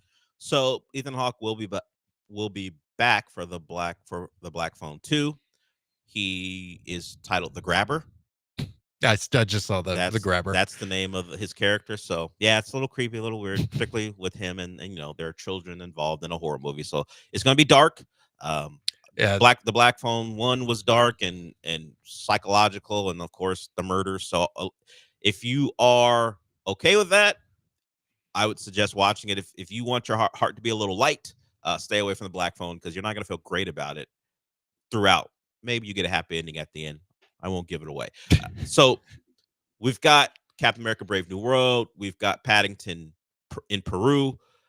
Does that end the movies that people should go see? I mean, there's some limited releases that are out this weekend. Harry Potter has a re-release event this weekend because it's the 20th anniversary of Goblet of Fire or something like that. So I'm not a big Harry Potter fan, so I'm whatever about it. So We'll throw you out of this room. No, Well, it's fine. It's fine. I never read the that's books. where my nerd No, card it's gets fine. revoked. I never read the books. The movies are fine. I mean, I don't care about much other than I'm a completist, like I've said before, so I watch all of them. I don't go back and watch them. It's not like something where I need to go do a Potter rewatch. So I never was into them, and then I think an ex of mine, she was big into them, so I watched them then, but I watched them out of order. Why? Because she was like, "Oh, I'm gonna watch this one." I was like, "All right, cool." Oh, whatever. if you don't care, then it pop up. So that's how I watched them. Was I watched like 4 first, then 6, then 3, or whatever. It was very confusing for me to keep up with everything. The last 2, I'm a fan of because they're more serious because the actors are older, or at least the characters in this case, they've become, I guess you want to say, young adults. So there's a bit more serious tone. I'm not going back to watch Daniel Radcliffe as like an 11-year-old. I'm not doing that. I'm not going to do that. No, So, but it's out there for people if you want to go check it out in theaters this weekend. Okay, let's move on to what you might want to do if you're staying home. You know, it's Valentine's Day weekend. Maybe you want to spend the weekend at home with a significant other. Romantic film, maybe. Possibly, or maybe that's not the vibe of your relationship and you'd rather watch something else. There are options for you. Michael, what's number 1? Happy the Gorge Day. Thank to you, Del. And I've watched the first 20 minutes of the Gorge. I talked about it earlier. Yeah. I said I had to choose. Am I going to watch an hour and a half of this and then watch Captain America Brave New World and then finish it, or watch a Severance episode, the newest one, which I did? Helly R and Mark are going through some things right now. Oh no. Or watch the first 20 minutes of the Gorge. I chose that option, and we haven't gotten to the romance, so I'm in. Everyone's dark and depressed about their lives, they're both like contract killers, snipers, and the toll it takes on you to be that type of person, and that's why they take the job of protecting the Gorge. So that part I'm good with. It has the main one of the leads from what's the London show about the mob. I lost it. Gangs of London. Gangs of London. Mm-hmm. That he is kind of our narrator. He tells the Miles Teller character what the deal is. So the first 20 minutes. Oh, I think I know what you're talking about. Yeah. The first 20 minutes, I'm in. We haven't met Anya Taylor-Joy to the point where she's talking to Miles Teller yet, so I'm not sure how it's going to go. But the first 20 minutes, cool. Thank you for wishing me Happy Gorge Day. You're welcome. If Sean was here, I'd wish him Happy Gorge Day as well. I'm sure wherever he's at, he's celebrating how he does. I'm sure. 63% with critics, 80% with fans. So that's right. The people speaking, and they say go watch The Gorge on Apple TV Plus, available right now. So there's that. There's quite a few options this weekend for stuff streaming. Cobra Kai season 6 part 3 is releasing the final episodes for Cobra that. Kai need a part 3 of a season 6. This is just Netflix trying to do the binge model, but not do the binge model. They understand that one of their properties, maybe they want more people to talk about it, so they're trying to extend it. But just go to weekly release. Just go to weekly. Just go to for the big ones. Go to weekly for go to weekly for the bigger release. things. Like Stranger Things, you can get away with making that a weekly release as opposed to what they're gonna do like 2 parts again, right? Like, they're gonna do you already made it movie length every episode. You could get away with making it a week-to-week thing. I mean, with all the other streamers basically still doing the week-to-week model, Netflix, I do think they need to adjust the release strategy. We were kind of the first, and this is what we do, so they're trying to stick to it. Yeah, I think they're trying to stick with that, but then, stick with this. Stick with a price. But stop making me pay for more when you're offering less value. But when you just mentioned Severance, that's staying in people's minds because it's coming out week to week. You don't watch it all and then it's out of your head because you move on to something else. You stick around, not just in terms of just us talking about it, but just in terms of the social media discussions about it and promotions about it and all that. Like something like The Pit or something like Paradise or something like Severance. It just sticks around. Their whole economy is built on talking about TV shows in podcast form. You have a podcast. There's so many podcasts who do this. And some podcasts on the bigger podcast networks will devote week-to-week podcasts to a show. They'll recap episode 4, then episode 5. Stranger Things could get away with that if they wanted to.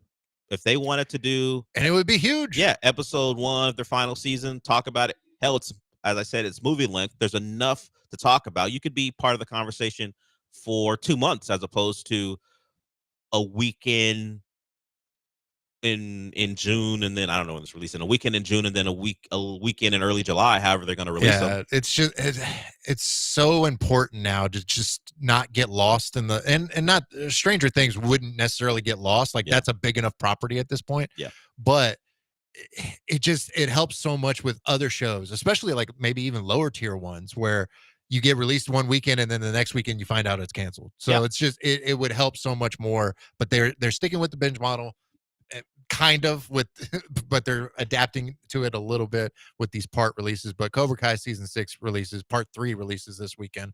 Final episodes for that. I'm not a big White Lotus fan, but season 3 premieres on HBO this weekend, Sunday at 8. For folks out there, Yellow Jackets premieres this weekend, season 3. I turned on my TV this morning, and season 3, episode 1 is available now. Before we move on, we talked quite a bit. I said we would welcome calls. Let's get to Steven. Steven has a question. What's up, Steven? Hey, how's it going, guys?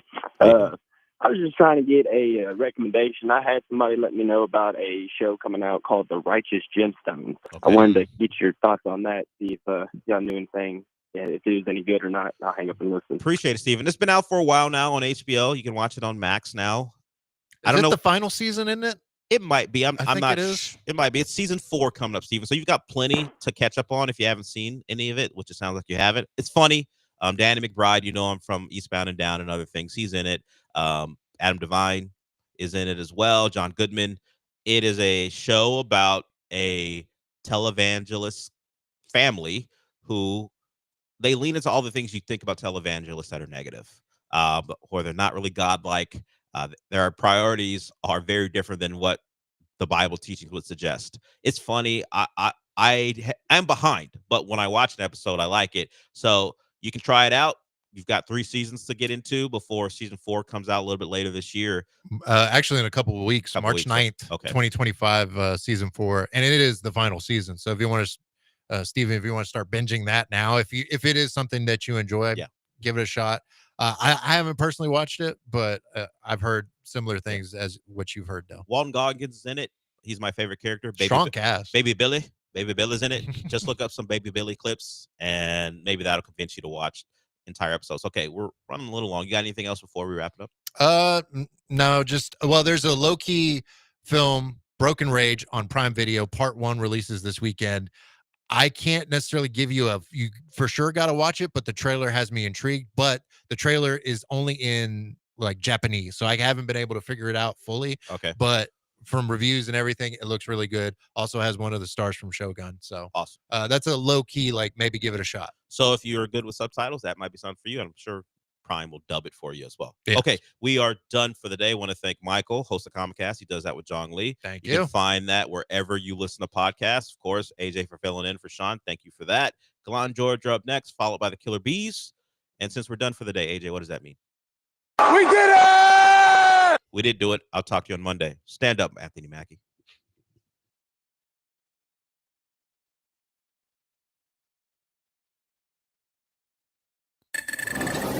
This is Ron Ansana with your market scoreboard report on ESPN 97.5. Stocks are giving back some of yesterday's gains as the market waits on retail sales, industrial production, and factory use data out this morning.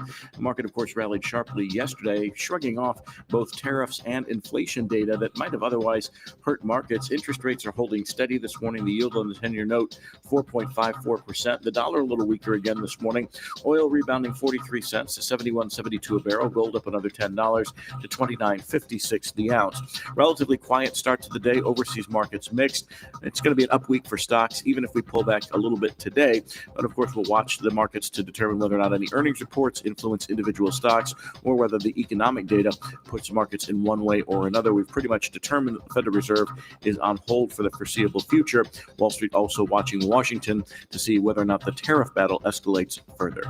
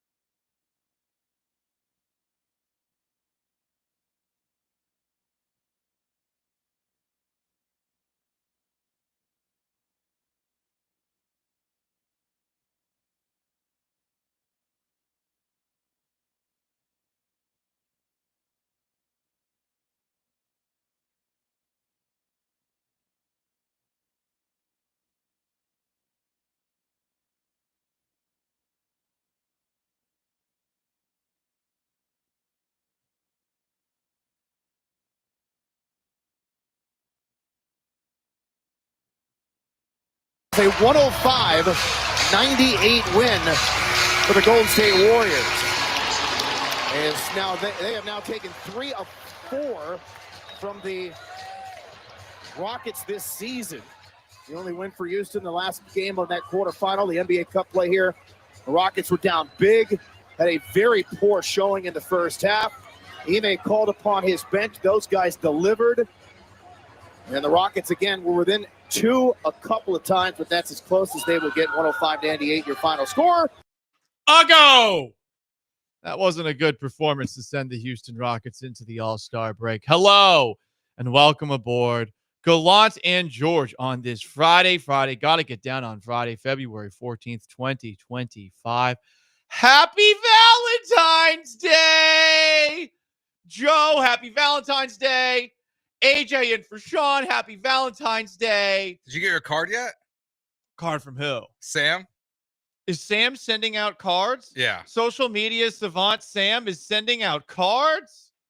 Is this an HR violation? Joe is now looking in his bag for a card that I got. No, this is my card. Oh, Joe got a card. I want to be Joe Valentine. That's pretty funny. It's a picture of me. If you're watching on YouTube or Twitch, you can see it. Yeah, I think are holding a football here. And now it's something else. And you're trying to do the Heisman stance. I gotta say, your face, it looks like you're trying to hold in a poo. I know. It looks like you're trying to hold in a poo. It is the worst photo of all time. That's not good. It's not good. Honestly, Sam, I don't think you're showing the love here, but we're showing you love because we're actually here.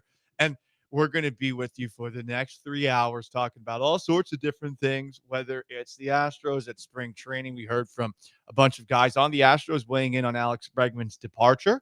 We heard from Nick Haley, offensive coordinator of the Houston Texans, for the first time yesterday. We'll react to some of the stuff he had to say. But once again, of late, this month of February, it has been absolutely brutal for the Houston Rockets. Brutal. Yeah, that was a tough one last night. I mean, okay, I get it. It's the Warriors, and historically, the Warriors have done well against you. They take 3 of 4 against you this year. The only game you win, as Craig Ackerman said coming in, is that NBA Cup game. But this game really wasn't competitive at all till the end because you had your backups in. Ime Udoka was trying to send a message to his starters. And look, it's just been a long month. This team has exceeded a lot of expectations, but they're definitely coming back towards the expectations we actually had for them going into the year. And I'm getting tired of hearing Ime Udoka sound tired with this Rockets team. Yeah, I mean, they were the 2 seed in the West, and now they've quickly fallen to the 4 seed. The Lakers are right behind them, a half game going to the break. So in the standings, like in terms of just like best matchups and everything, getting a play-in team, that stuff is dwindling quickly. You didn't make any moves at the deadline, which I was fine with. And we got to see more Aaron Holiday last night. Yeah, we got to see more Aaron Holiday. The Aaron Holiday show. Inside the paint, inside the 3-point line, he's great. Outside the 3-point line, please stop, sir. Yeah, it's not a Holiday. It's not good. But hopefully Jabari Smith will be cleared for contact here in a couple days and can return after the All-Star break. Fred VanVleet could be back soon. That's more important. Both those things are good things. Yeah. And then we can really get a look at what the Rockets are going to be the rest of the season. Because this version without Fred, it's clear they stink without Fred VanVleet. Ime Udoka, after the game, opened up his press conference talking about, in quotation marks, certain people. Could be mentally and physically fried, certain people, certain players. But yeah, I don't know. Everybody's in this situation right now. Going into All-Star break, everybody's playing. They played a back-to-back yesterday in Dallas, but they came out with some pace and effort and unselfishness and ball movement, and we didn't. And so, really, I don't know. It can be, I may be right or wrong about that our guys are tired, but like I said, everybody's going through it right now. So the lack of competitiveness is not really an excuse. Everybody's dealing with the same things. We're a little injured, obviously, but it's just night and day, obviously, seeing the bench come in and play with that pace and the effort and physicality and ball movement, togetherness, unselfishness, all those things. The certain people, I'm guessing, are Jalen Green, who played just 22 minutes, Dylan Brooks, who played just 21 minutes. At least you saw Amen Thompson at the very end of the game, but he only scored 4 the whole way. And Alperen Şengün, Not a good sign when multiple starters are only playing in the 20s for you. Ime Udoka was clearly trying to make a point.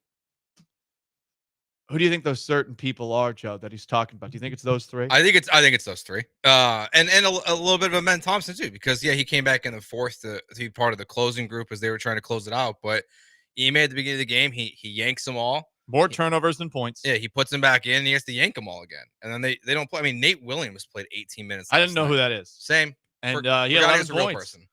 Jock Landale and Nate Williams carrying the Houston Rockets. Yeah, Jayshawn Tate, 27 minutes. Jeff Green, the dinosaur, the guy who's been in the league since Kevin Durant, the rookies with Kevin Durant, played 21 minutes last night.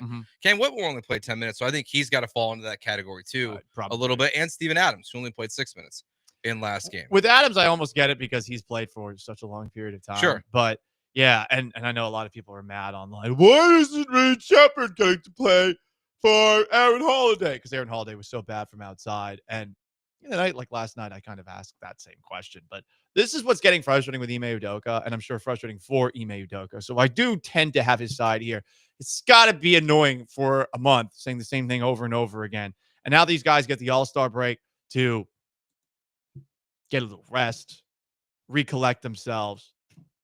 They better come out of it on the other side actually having listened to the stuff that he's saying to them, which is basically calling them a bunch of soft boys. Well, especially with their schedule, they come out with a back-to-back on the 21st and 22nd. Then they play another back-to-back on the 25th and 26th. And then they play another back-to-back on the 3rd and the 4th of March. So if being tired in back-to-back games is a problem for this team, then things aren't going to get much better for this team coming out of the All-Star break. So you have to rest. You have to, but again, they're like 20 years old, most of this team. I mean, AJ just graduated college and like half the roster is younger than him. So it's like, I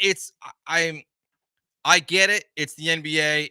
It is a lot to deal with, I'm sure, but to have that poor of an effort and this stretch of basketball going back to January 30th, where they've only won 2 games since then, going into the All-Star break, they've lost 2-7 in their last 9, something like that. They're just not playing good basketball. And specifically, Jalen Green. This is where it makes me question of the long-term fit with Ime Udoka. It's great he plays every day, but he's the one guy to where effort, energy, good ball movement, those are Steven Silas era problems. And a lot of that feel like that reared its head last night in the game versus the Warriors. And you saw a team where that's what you want to be still is Golden State. They passed the ball really well. Like Ime said, they came out with a great pace. The Rockets didn't do that. And Fred VanVleet being hurt shouldn't cause all these problems. They do need a better point guard as a backup. But yeah, I mean, Aaron Holiday was actually carrying you last night. Aaron Holiday led the team in points by a significant margin. He had 12 points more than anybody else on the team, and he couldn't hit a shot from outside. So that's where the Rockets are. Another frustrating loss against the Golden State Warriors, who own dad ass on Valentine's Day Eve. You want to weigh in on that? 713-780-3776 is how you call. It's how you text. You can also join us on YouTube at ESPN Houston, on Twitch at ESPN 975. That conversation stays on the table. Plus, any thoughts you might have about the Texans hiring Nick Haley as offensive coordinator. They introduced him to Houston yesterday. And on top of that, the Astros in spring training. Also, if you've never heard the story of how Valentine's Day came to be, guess what, guys? You're in for a treat. History Paul is showing up in the next segment, and he's going to teach you about how that holiday is something. It's really something. It's going to depress you if you actually set up a date tonight. I think I'm going to ruin it for you because I don't have one. My date is myself. What part of yourself, Paul? Shut up. We're not talking about that, okay? It's a Friday. It's a Friday that my date will be with my, what's the thing called? Cat? No. No. My date will probably be, see my microphone getting limp. I mean, that's how I feel today. Yeah. That's how I feel today. No, my date will probably be with my decanter of Arberg Scotch. Ooh. Yeah. That sounds nice. No, it doesn't. It's depressing. And, Well, I mean, the Scotch sounds nice. Why you're drinking the Scotch on Valentine's Day alone sounds depressing. I'm just going to play My Own Prison by Creed in the background, just drinking Scotch tonight. So happy Valentine's Day. He's Joe. I'm Paul. AJ and for Sean. Stick around. Hey, maybe the reason why you don't have a Valentine's Day today is you need to get back in the gym. Paul goes to the gym every day. That's not why he doesn't have a Valentine's Day, but he'll get one soon, I promise. Maybe next year, Paul. The 2025 is here. Let's get back into the gym. O Athletic is a great place to do it. 767 North Shepherd in the Heights. You can check them out, oathletic.com, O Athletic on Instagram. They offer over 100 classes per week. You can sign up for a personal trainer. Whatever you want to do, you can find at O Athletic. It's a gym for me. It should be the gym for you. Check them out, oathletic.com.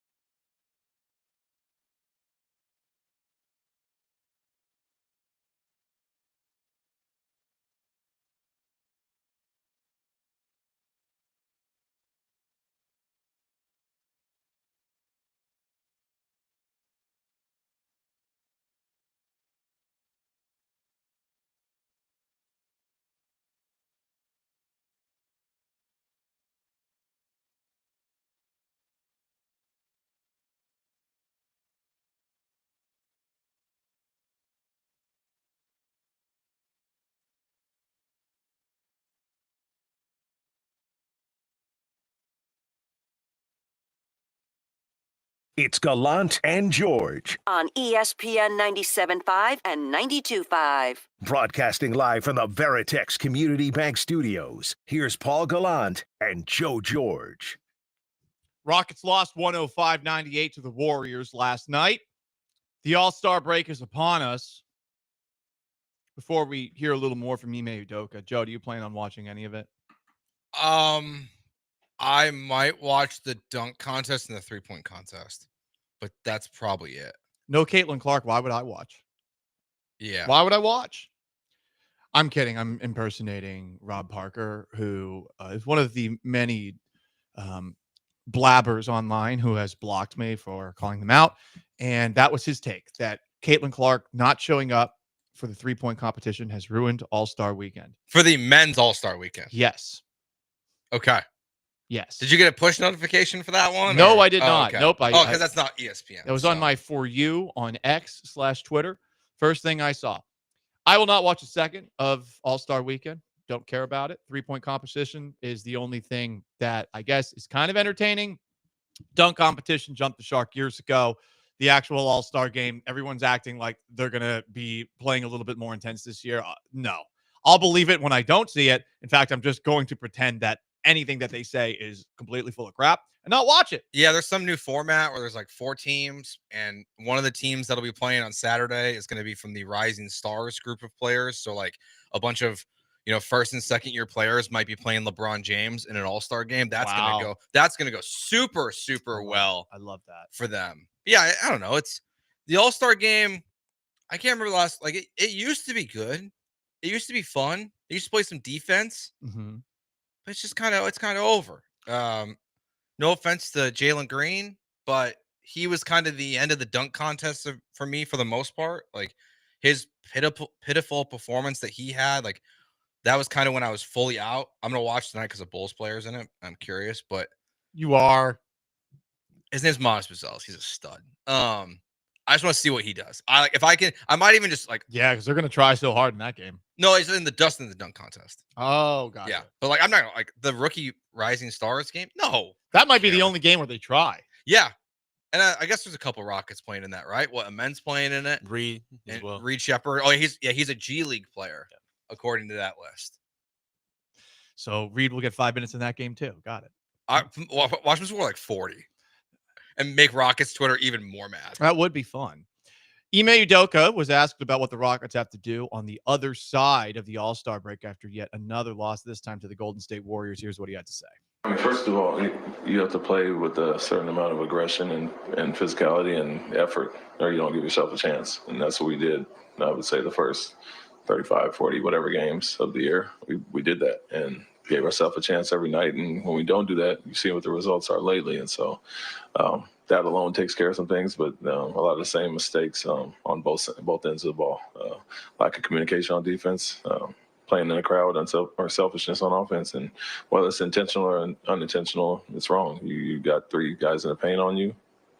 You got to find your open teammates, and that's something we've been harping, and we see the results when we do it the right way, and that's what the bench unit just came in and did. Move the ball, didn't play in the crowd, got wide open looks, and make or miss them. For those who missed last night's game, Ime Udoka benched all the starters. The backups were playing at the very end. I like that Ime Udoka calls these players out, but I am concerned that he regularly calls them out and has to still call them out. Especially this recent stretch, effort, playing tough, calling them soft has been a very common theme. Pretty much after every one of these losses in the last, week and a half. He also explained what he thinks can be fixed coming out of the All-Star break, since the Rockets have a week off before their next game next Thursday. I don't think we really get away from it. You understand what's coming up, and it's more of a race now, to the end and now. And for us taking a look, it just gives us a chance to reflect and see what we've done well and what we've done poorly lately, and avoid those things, coming back from the break. And so it's a good chance for us to obviously reset and evaluate everything, lineups, rotations, see what we got coming back, and find out what's best for us for these last 20-plus games. Next game, actually, next Friday against Minnesota Timberwolves. That game was fun in Minnesota, February 6th, but the Rockets ran out of gas down the stretch. Hopefully the week off, the 8 days off from playing real basketball, gives them some fresh legs. But considering how awesome they were in January to close out the first half of the year, having lost, 7 of 9? Frustrating, because this team was seemingly going in a much different direction. Obviously, they're a young team, so this is probably just reality biting them in the tuchus. Yeah, but crashing back down to earth like this is tough. Even because, yes, it may be more with the reality of who they are, but now you get to the point where coming out of the All-Star break, it's got to balance out. You can't be, if you're not going to be the team you were to start the year, to where you're the 2 seed, that's fine. But you can't be this team either, obviously, because this team looks like one of the worst teams in the NBA again all of a sudden without Fred VanVleet out there and without a true leader at point guard, where, I'm curious what Ime means by that, by looking at the rotation and like who's going to be out, in and out. And this would be the time where if there's guys who you specifically think are playing too soft on your roster, where you use them in a lesser role, no matter who it is. I'm very pro bringing Jabari Smith back and putting him back in the starting lineup over Dylan Brooks. At this point, I think you need the rebounding. I think you need the scoring from him. I like Dylan Brooks, but it just, to me, doesn't bring enough for what they need in other areas with where this roster's at. So I'm glad the All-Star break's here. They need it desperately. We'll see what they're like coming out of it. It is Valentine's Day. Happy Valentine's Day, everybody. Happy Valentine's Day, Paul. I have a Valentine as well. It says Happy Galentine's Day. Ha. It's funny because it's my last name and it kind of sounds like Valentine's Day. Yep. It's in case you can't see the card on YouTube and Twitch, it's me with my trademark raised eyebrow expressing skepticism about life in general.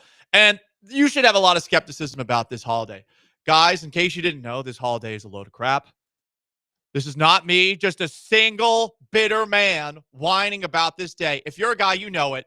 You know that your lady or your significant other, they probably look at this day as if it is some important day, even though it is a day that, first off, was rooted in tragedy, absolute horror. You might have heard of Saint Valentine. Valentine was a friend of an emperor by the name of Claudius way back in the day. They were boys. But Valentine was a Christian during a time where being Christian wasn't accepted. He was a little bit too preachy. We all have friends that can sometimes get a little bit too preachy with the religion side of things. No judgment. Every now and then, though, it's like, all right, dial it back a little bit, okay? Allow me to be the heathen POS that I am. But Claudius told Valentine, hey, man, I like you, dog, but tone it down a little bit. Valentine didn't. So Claudius threatened him. He said, hey, man, you keep this up, I'm going to beat you to death with clubs. I'm going to have guys come up to you with clubs and just go, bow, bow, bow, bow, beat you to death. This is a true story. But Valentine, a great Christian, he continued to spread the word. And guess what? Claudius came, and Claudius, he did exactly what he said. He beat Valentine to death. And then they decapitated him on top of that. It was really messed up. That is what this holiday is rooted in. Isn't that crazy? I didn't know that. That's what it's from. It's a man who was a martyr, and somehow it went from that to becoming a day for, first off, greetings cards in the 1800s. Okay. Then it became chocolate sales in the early 1900s, and now it's become commercialized to the point where you must get something for your significant other on this day. But see, now I see why people are offended if you ask them out on Valentine's Day because of the history. It's a very brutal and dark history. If you ask someone on Valentine's Day and they're offended, maybe they just know the history of the holiday and they're just like, I can't celebrate. I can't stand by what this holiday it's truly crazy. means. It's crazy. Like that part gets forgotten. And there's also like a bunch of other things if you go way back in the day of reasons for the holiday. But that's the reason for the season, guys. That's the reason that you're probably getting guilt tripped into having a very expensive dinner tonight, or buying chocolate, or some of the many things out there. I think Pajamagrams. I think Valentine's Day has lost its luster a little bit. Yeah, that's for me because I've never celebrated. Ever? No, I've never Never, been dating anyone on Valentine's Day. Really? Nope. No. Now, at some point in your life, was that intentional? No, because there are the people who not do anymore. like the whole breakup before Christmas, so that way you can skip Christmas and Valentine's Day and then start dating someone else after when you're younger. But we were trying to figure out if my wife was going to be off work tonight, so we were looking at reservations to possibly go out to dinner, even though I said we weren't going to. Oh, did we guilt review into that yesterday? No, because we were going to go out this weekend most likely. Okay. I'd say I didn't have a hard time finding places with open reservations, and it kind of blew my mind. Yeah, and I was like, maybe people are out on Valentine's Day all of a sudden. It's a Valentine's Day Friday, and yeah, I mean, I told you guys this earlier in the week too. Like, if you're not officially dating somebody and you ask them out on Valentine's Day, they're taken aback by it, which I think is still crazy. This has happened to me multiple times the last couple of years. I was like, hey, you want to do something on Valentine's Day? No, but I don't know it's Valentine's Day. I'm like, oh, it's just February 14th. It's just a day. Yeah. See, I guess so. You have to be in a committed relationship before you can celebrate Valentine's Day. I guess so, at least with somebody else. I think that seems too stressful to me. I'm glad I'm out of that life, Paul. I'll be honest with you. I'm so glad I'm out of that life forever. Well, there's always next year for me, but we hope you we'll wish you all a very happy Valentine's Day. Just know that's a very brutal origin story, and it became a thing because of big chocolate. He's Joe. I'm Paul. We got AJ in for Sean behind the glass. 713-780-3776 to call in, to text in. Nick Caley was introduced as Houston Texans offensive coordinator yesterday. There's some very interesting tidbits that were said at said press conference. He is really getting a lot of praise for this specific quote. You'll hear it next. Stick around on Gallant and George.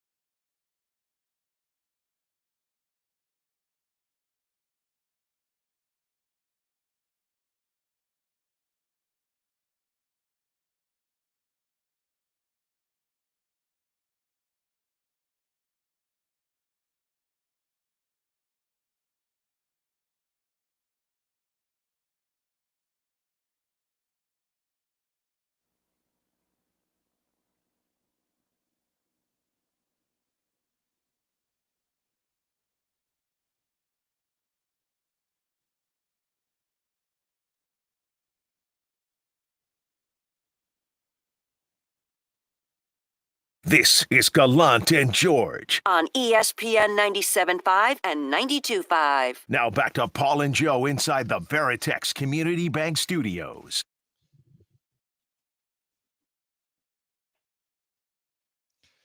I think this version of the song is better than the Michael Jackson version. Alien Ant Farm. I don't know if it's better for me, but I do really enjoy it. You like it more? I think so. Yeah. Are you a Michael Jackson fan in general? He's got some bangers. Okay. And I mean, the original version of Are You Okay, Annie is pretty good. Definitely a little more dancey. You can dance to that. That's very true. On this Valentine's Day. Maybe that's what you want to do. You want to go out tonight and you want to dance to Are You Okay? Are You Okay? Are You Okay, Annie? You've been struck by a smooth criminal. Bum, bum, bum, bum, bum, bum, bum, bum, bum, bum, bum, bum, bum. Anyway. Should we do a giveaway or something? I got an idea, Paul. You got an idea. I got What's an that idea. If any of our listeners, you don't have to put yourself on video, but I need the audio. If you start your Valentine's Day dinner with the story that Paul just told in a very similar fashion, please do it. I'll give you 2 ESPN 97.5 t-shirts. How about that? You just have to DM it to Paul or I on Twitter. And if you do that, let's do it, man. I want, and I need to hear the date's reaction too.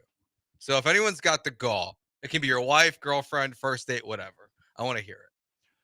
And if that doesn't work out, you know what you can do? You can take the lady, the old ball and chain, to Eat Drink HTX, which kicks off tomorrow. 2-week-long dining event to support Houston area restaurants and raise money for 2 great charities, the Houston Food Bank and Kids Meals.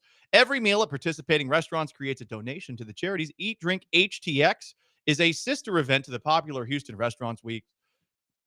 With the same motto, dine out and do good. Get a sneak peek at the menus right now at eatdrinkhtx.com. So that's fun. Yeah, we'll be at BB Lemon on Monday. That's right. 1809 Washington Avenue to kick that off. Going to be exciting. I've never been to BB Lemon before. I have not either. It'll be first time for us. Nick Caley, it was his first time as Houston Texans offensive coordinator yesterday. He sat up at the podium with just D'Amico Ryans. No Nick Caserio there. I did think that was interesting. This is a quote that has a lot of Houston sports media clapping like seals and a lot of Houston Texans fans extremely excited. Nick Caley talking about his chance to work with CJ Stroud and build his own offense. I'm very eager. I'm excited for the opportunity. It's a great opportunity, great people in this organization, and, really looking forward to working obviously with CJ. Tremendous talent, competitor. You talk about an ultimate competitor, tough, instinctive, can make plays. So I'm very excited. And as a, first-time coordinator, to answer your second part of the question, really excited to get an opportunity to evolve this scheme and put, it's not going to be my spin. It's going to be what's best for our players. And it's always going to be what's best for our players. No, we're not pounding a square peg into a round hole. It's going to be based on the strengths of our quarterback, the players, and the guys on this team. So that's what it'll always be, designed around. Good. That's what the answer should be. And a lot of people were excited about it. Call me a cynic, call me skeptical. I mean, duh. This is what every coach is supposed to say. You're supposed to tailor your game plan to what you have available. You can't force something. And I think there's a lot of ego in coaching. And sometimes the very, very egomaniacal coaches out there will just continue to say, no, what I do is great. But I think when you got a quarterback like CJ Stroud, you have the ability to be a game plan based offense because you can do things in a variety of different ways, assuming your offensive line is better next year. So I liked hearing him say that. It's not my spin. I'm not going to force a square peg in a round hole. But I also think at the same time, that's what every coach should be saying when they take over an offense. Yeah, it should be for sure. And I think the reason why it's probably getting so much praise right now is because it feels like Bobby Slowick did not do that. He tried to run his offense no matter what happened, no matter who was hurt, no matter who was healthy. Of the 20-some variations of the offensive line we saw over the last 2 years, no matter who the running backs were, like Dameon Pierce clearly wasn't a fit in that scheme, and they still tried to use him at times.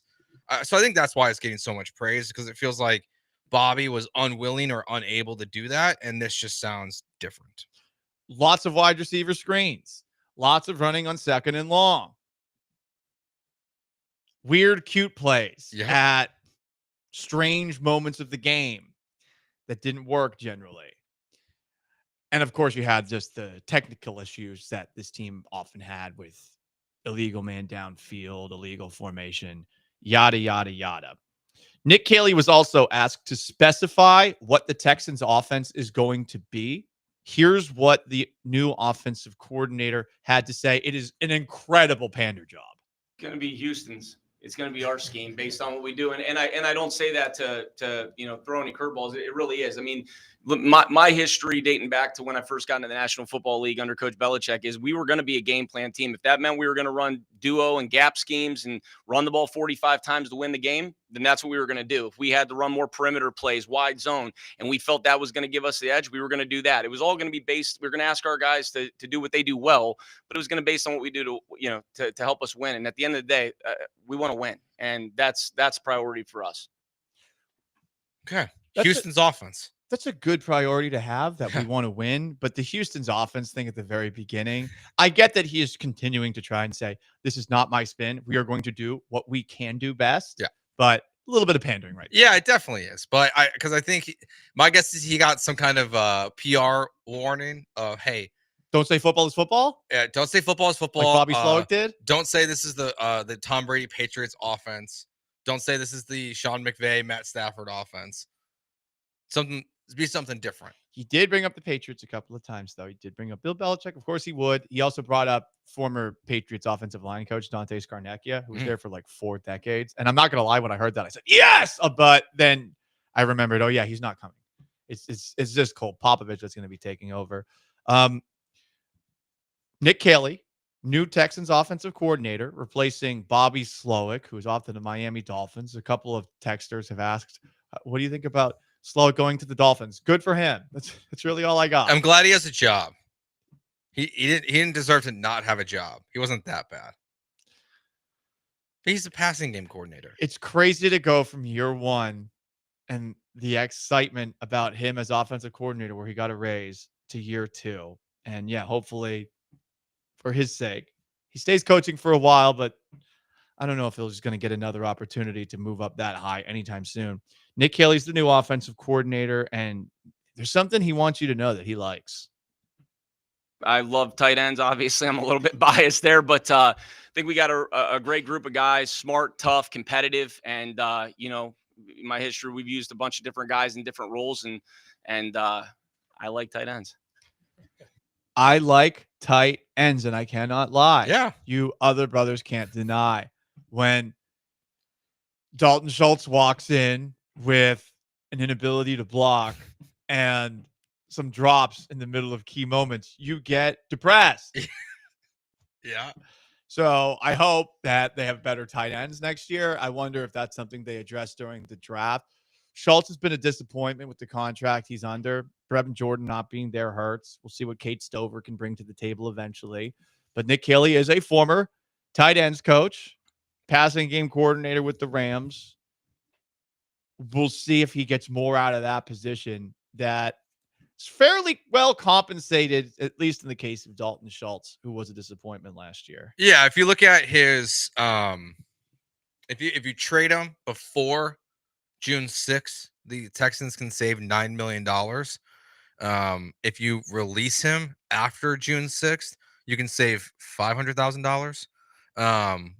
So you really can't move on in a releasing fashion. He'd be negative $2 million in savings if you cut him right now. So if you like tight ends, I hope it means you like Dalton Schultz and you find a way to use him this year, because I don't know if that room's going to dramatically improve. Like, they extended Brevin Jordan, so he'll be back. You have Cade Stover, who still has played very, very few games as a tight end in his life. Again, like, this is a guy who was a defensive end at Ohio State and moved to tight end. So it's not like they have Gronk, who he started coaching in New England. They don't have anything close to it. But when Brevin Jordan's been out there the last 2 years, I do think that's when the Texans offense has been at its best. So if he can stay healthy this year, that's the big if, then I would be excited to see what he can work with. But you're right. Like, maybe they add another tight end to the room in the draft. Probably not in free agency at this point, but I'm open to it. I do feel like because of what you've invested, it's kind of like the offensive line. It's like hard to see how they add to that room without dramatically changing it with like a trade of Dalton Schultz for a 7th-round pick or something. So, because I don't know, I don't love the tight ends here, so he might love them. But to what he said at first, he just loves tight ends. Yes. It doesn't matter, the makeup of said tight end. That's true. And there's I mean, that's a philosophy that holds true to a lot of people in real life. They like tight ends. Yeah, it's Valentine's Day.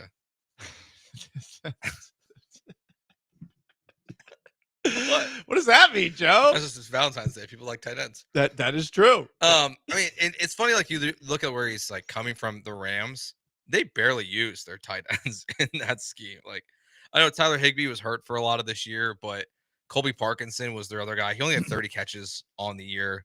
Higbee only ended up with 8 on the year. He was used a little bit more, I guess, in the playoffs there, but he had 12 catches in the playoffs.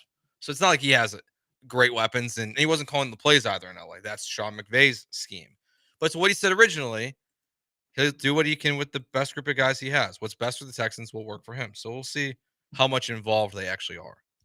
He's Joe. I'm Paul. Nick Haley's the new Houston Texans offensive coordinator. And in case you missed the beginning of this segment, he said that he's not going to put his spin on this offense. He's not going to force a square peg into a round hole, and that this is Houston's offense. He also likes tight ends.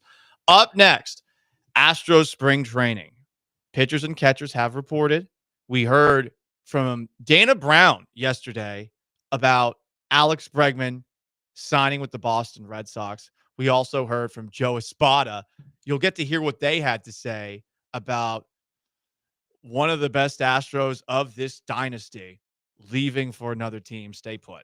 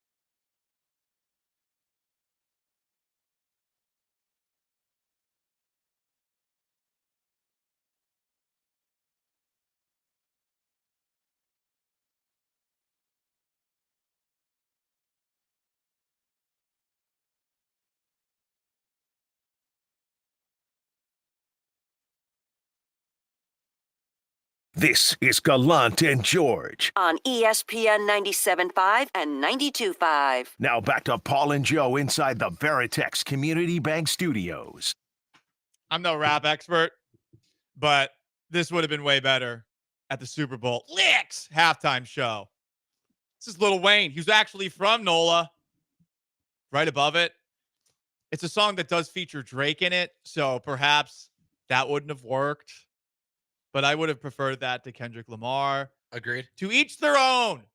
Just because I like Lil Wayne compared to Kendrick Lamar does not mean I'm old. I am old. You can see the gray in my beard.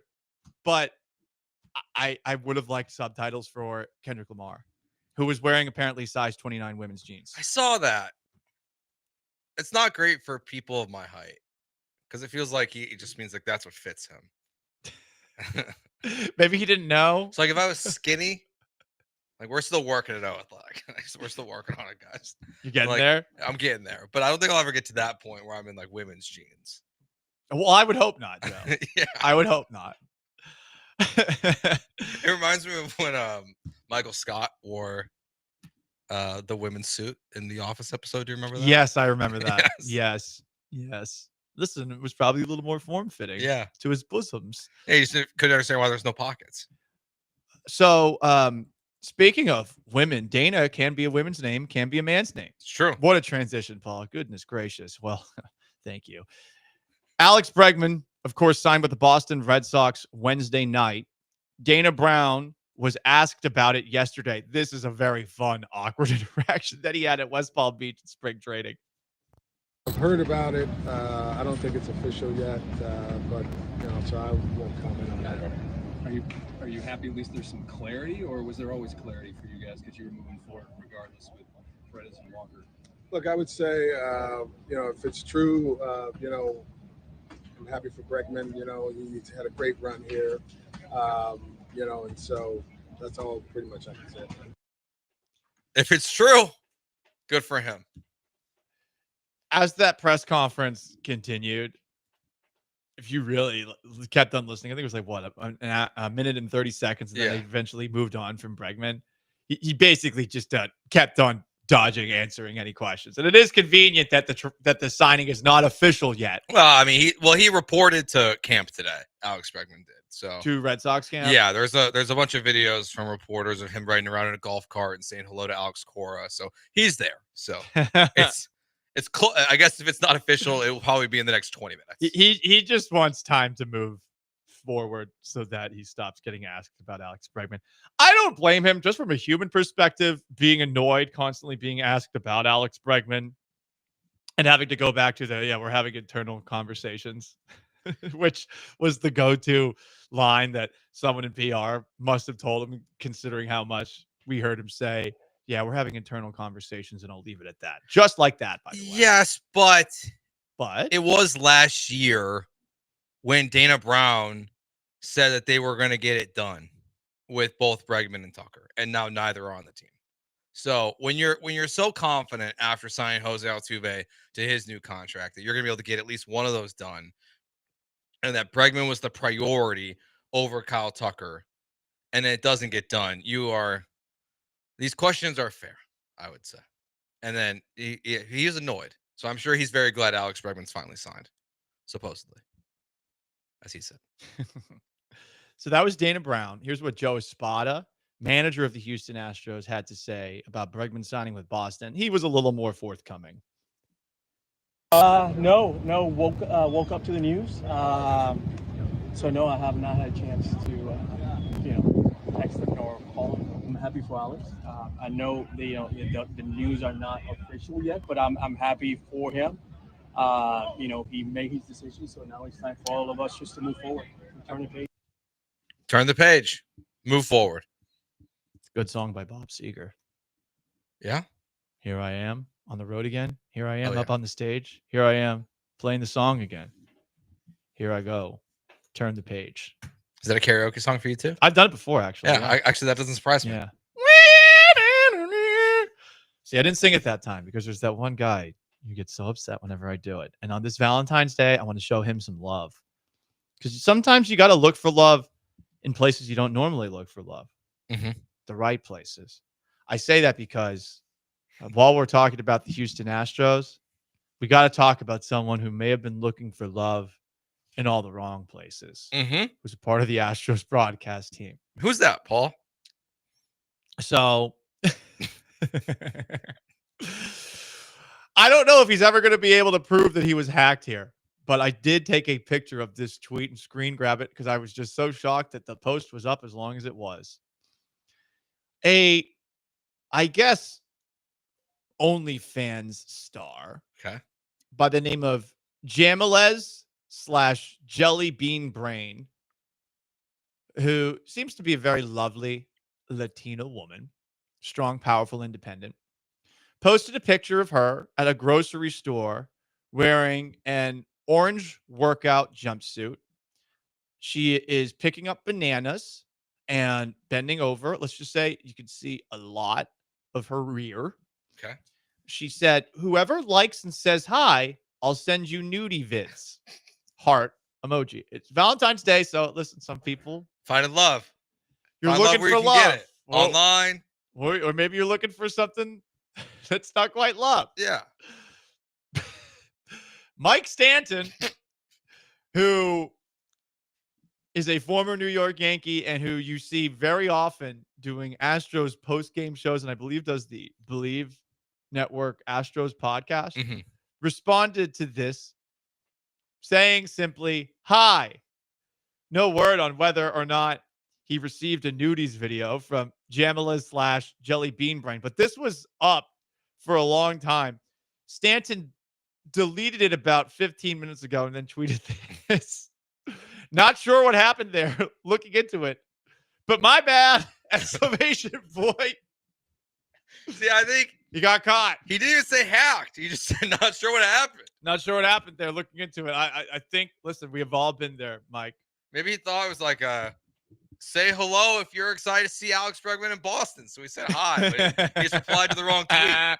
You know, he's on his For You page. You never know what's going to be on there. I mean, that's on my For You on Instagram. So, like, I can't even hate. Yeah. But the difference with me is that I don't like any of those posts, and I don't respond to any of those posts. Yeah. I even hold back on DMing on these posts. Yeah, that reminds me when I'm not going to name names of this person because I know them personally, but we discovered that a former coworker of ours didn't understand that at one point before Elon got involved, likes on Twitter were public. And when we went to the likes to find something he requested, we discovered what else he was liking on Twitter. So it was it porn? Yeah, it was kind of the videos that she was going to supposedly send out. Gotcha. Yeah. Well, some people just post them. I got to say, it is a little alarming going on X/Twitter these days. You will see like straight hardcore porn every now and then. Oh, yeah. And it'll be up there for a while. And it's also like you're not looking for it. You just open up the app and there it is. And this is the only app, the Pro We Never Censor app, at least with Elon running the show. This is the only app where that happens. Like, that doesn't happen on Instagram, doesn't happen on Facebook. I think that's why Elon's gone a little far with just like letting it be totally uncensored. Mm-hmm. Like, because of that, like, I'll never let my kids get on Twitter as long as he owns it. Like, I guess when they go to college. Well, I mean, good luck. I know.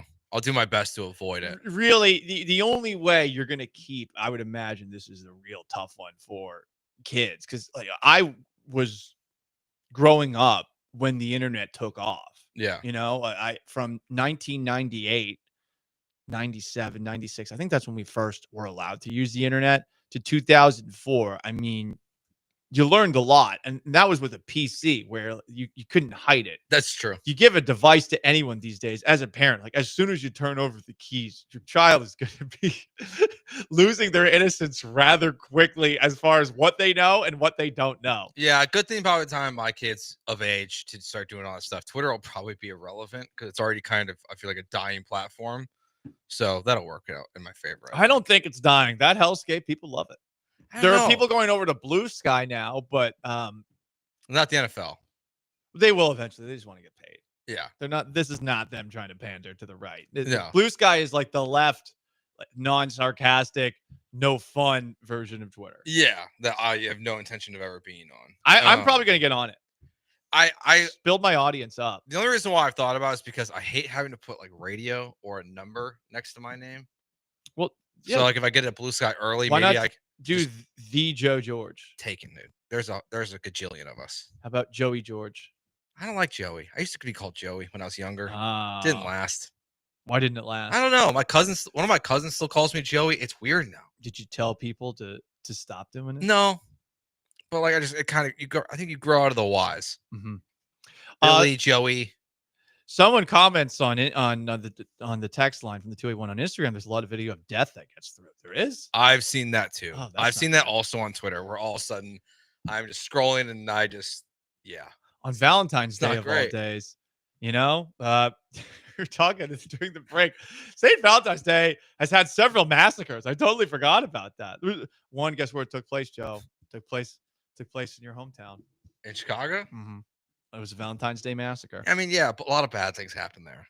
It's kind of what. Yeah, but that one happened on Valentine's Day. That's a day of love. A day of love. Yeah, the North Side gang. Thought that they couldn't get got on the North Side. But 7 members and associates of Chicago's North Side gang got platted in Lincoln Park on the morning of February 14th, 1929. Mm-hmm. Boom, boom, boom, boom, boom, boom, boom, boom. Valentine's Day. I tried so hard to walk down the street without getting hit by a car. And then, okay, sorry. I wasn't sure that's what you were going to say. I was just singing a little Linkin Park, okay? Everybody? Yeah, no, I just didn't know what words were going to come out of your mouth next. Yeah, I didn't either. Half the time I don't know. We just riff, we improv, and then sometimes we get away. So yeah, it's the nearly 100-year anniversary of the St. Valentine's Day massacre. Sorry to those families. Yeah, rest in peace. Valentine's Day is a bloody day. It began. Yeah, why do we celebrate it? No, I'm not sure anymore. Because somehow, some way, some companies out there figured out a way to sell greeting cards first, then chocolate, and then jewelry. Though on this day specifically, and they market it and they advertise it so much, you can't really get away from it. I do feel like Valentine's Day was like one of the better, like elementary school holidays we had, though. Yeah, you get some candy because like everyone brings Valentine's Day cards and brings some candy with it. Like that's up there with like Halloween when you're a kid. But you had to give it to everyone. I didn't like that. I didn't like that because I mean, if you're going to school, there's obviously a couple of kids in your grade who you're like, oh, this guy sucks. This guy bullies me, or like this kid's a loser. I'm not associating with him. Like there's a lot of that, or it might be your crush and you're just embarrassed to do it. That's true. We could leave like a little extra note. Say hi. Sup. Sup. Sup. One of those. Remember the check yes or no boxes? No, I don't actually. What? No, I guess I didn't have Valentine's cards like no, that. No, I meant like just like a normal like a yes or no. Do you like me? Check yes or no. Yeah. Oh no. You didn't do that growing up? No, I've never done that. No. Oh gosh. No. Alas, Joe. I didn't do it, but it was a thing. Yeah, right. AJ knew about it. Okay.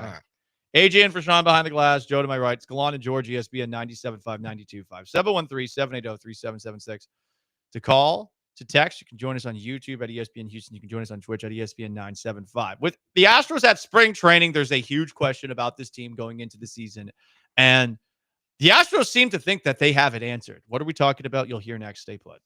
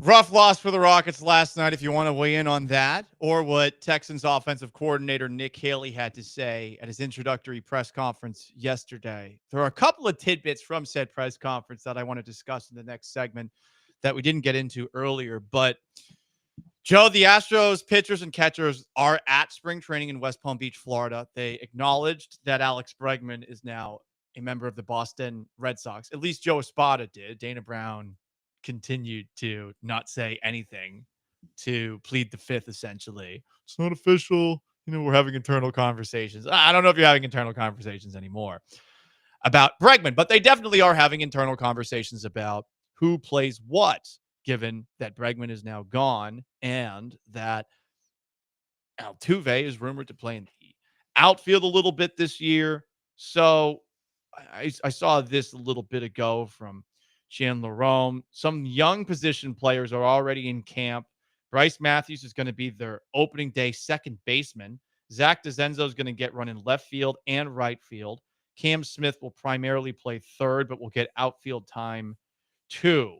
So we'll see a lot of young guys all over the place, and maybe we'll see some of those guys this year, but probably not. The real question is about the outfield. In the outfield without Kyle Tucker, you really do not know who's going to be out there opening day. You got Jake Myers, you got Chas McCormick, you have Mauricio Dubon. Zach DeZenzo is actually going to have an opportunity to potentially be in the outfield to open up the year. Here's Chas McCormick yesterday, one of those Astros outfielders, talking about how this outfield is going to prove some people wrong. Definitely, we want to surprise some people. Obviously they think the outfield's not going to offensively do as much, but I think we will. I think we'll have a great outfield. How are you feeling right now? Dan mentioned he thought you were swinging the bat well. Hey, dude, that's good. Sorry, Yeah, I I feel didn't cut good. out the end of that one there. So he thinks it's going to be very good this year. We'll see. Thinks it's a surprise some people. I hope so. I mean, it can't surprise us in a negative way, right? That's Because true. we all have the lowest of expectations for this team. That's very true. I think it's impossible to have lower expectations for the outfield this year. So yeah, if you want a half glass full, that's the way to do it. Yeah, I mean, look, my first question is where are they all playing? Because Chas McCormick, I don't love his arm. Obviously, we all know that. No one should. It's not good. So he probably should be your left fielder. And then DeZenzo, maybe he's in right. And he has got some good numbers if you look at it from what he did in his, couple starts and his limited amount of playing time last year. And, Joe Espada has spoken very highly of him so far to this point. But if DeZenzo doesn't win the job, that's where it's to me, I don't think it will be surprising at all. I think DeZenzo makes it to where the outfield could be surprising. He could be the wrinkle that actually maybe it's just better than we think it's going to be. That if it's him as your primary left or right fielder with a combination of McCormick, Myers, Dubon, Gamble, Trammell, all those guys, maybe they can find something that kind of works. But I have no confidence that that's going to happen. I don't either. You're really hoping that one of the young guys impresses so much in the next couple of weeks that the Astros say, F it. Let's give this guy a shot in May. The thing about Dana Brown, which was fun last year, given all the injuries that they dealt with, Dana Brown was not afraid to just throw guys out there and see what happened. I mean, we saw Joey Loperfido for a little bit of time. We saw Blair Henley come in, come out. Jake Bloss. Right. They weren't scared to play young players last year on a team that's obviously done what the Astros have done over the last decade. So I like that side of Dana. Maybe not the biggest fan of him when he speaks. Joe Espada also was asked about the Astros outfield. Here's what he had to say about this unit going into spring training. I think our players are very aware what the expectations are, and you mentioned Chas. He knows that he didn't have a good year and has a little chip on his shoulder. He wants to show up and show that he's still the player that we saw in 22 and 23. So he's going to get an opportunity to show that. But our fans should be excited about our guys. I think we're going to see a different club. Our offense is going to be different what you guys saw last year. Yeah, worse. I mean, I know Paredes and Walker, yes, they're built for Minute Maid. Well, that's only half your games are at Minute Maid Park. I guess Globe Life's pretty similar to that, and you'll play in Boston. So like maybe it's like 90, to 95 games or in similar dimensions a minute made. Like that's a positive. But, this outfield, the idea that's going to surprise you, the idea that like, yeah, Chaz knows he didn't have a good year last year. Okay. Like, well, what's going to fix it? Now, you think back to the approach stuff that Joe Espada talked about the other day. Like maybe that's part of it. Like that's the guy who probably should be taking more pitches, I would imagine, instead of just rushing up there to swing at the first thing that he sees. So, like that could all happen. The other name we haven't mentioned yet too is Jacob Melton. Like that's the one guy that I'm also intrigued by, because for the last 2 years, Dana Brown has been, vocally unwilling to trade him. So if you're unwilling to trade this guy, you would think at some point he would come up and make an impact on your roster.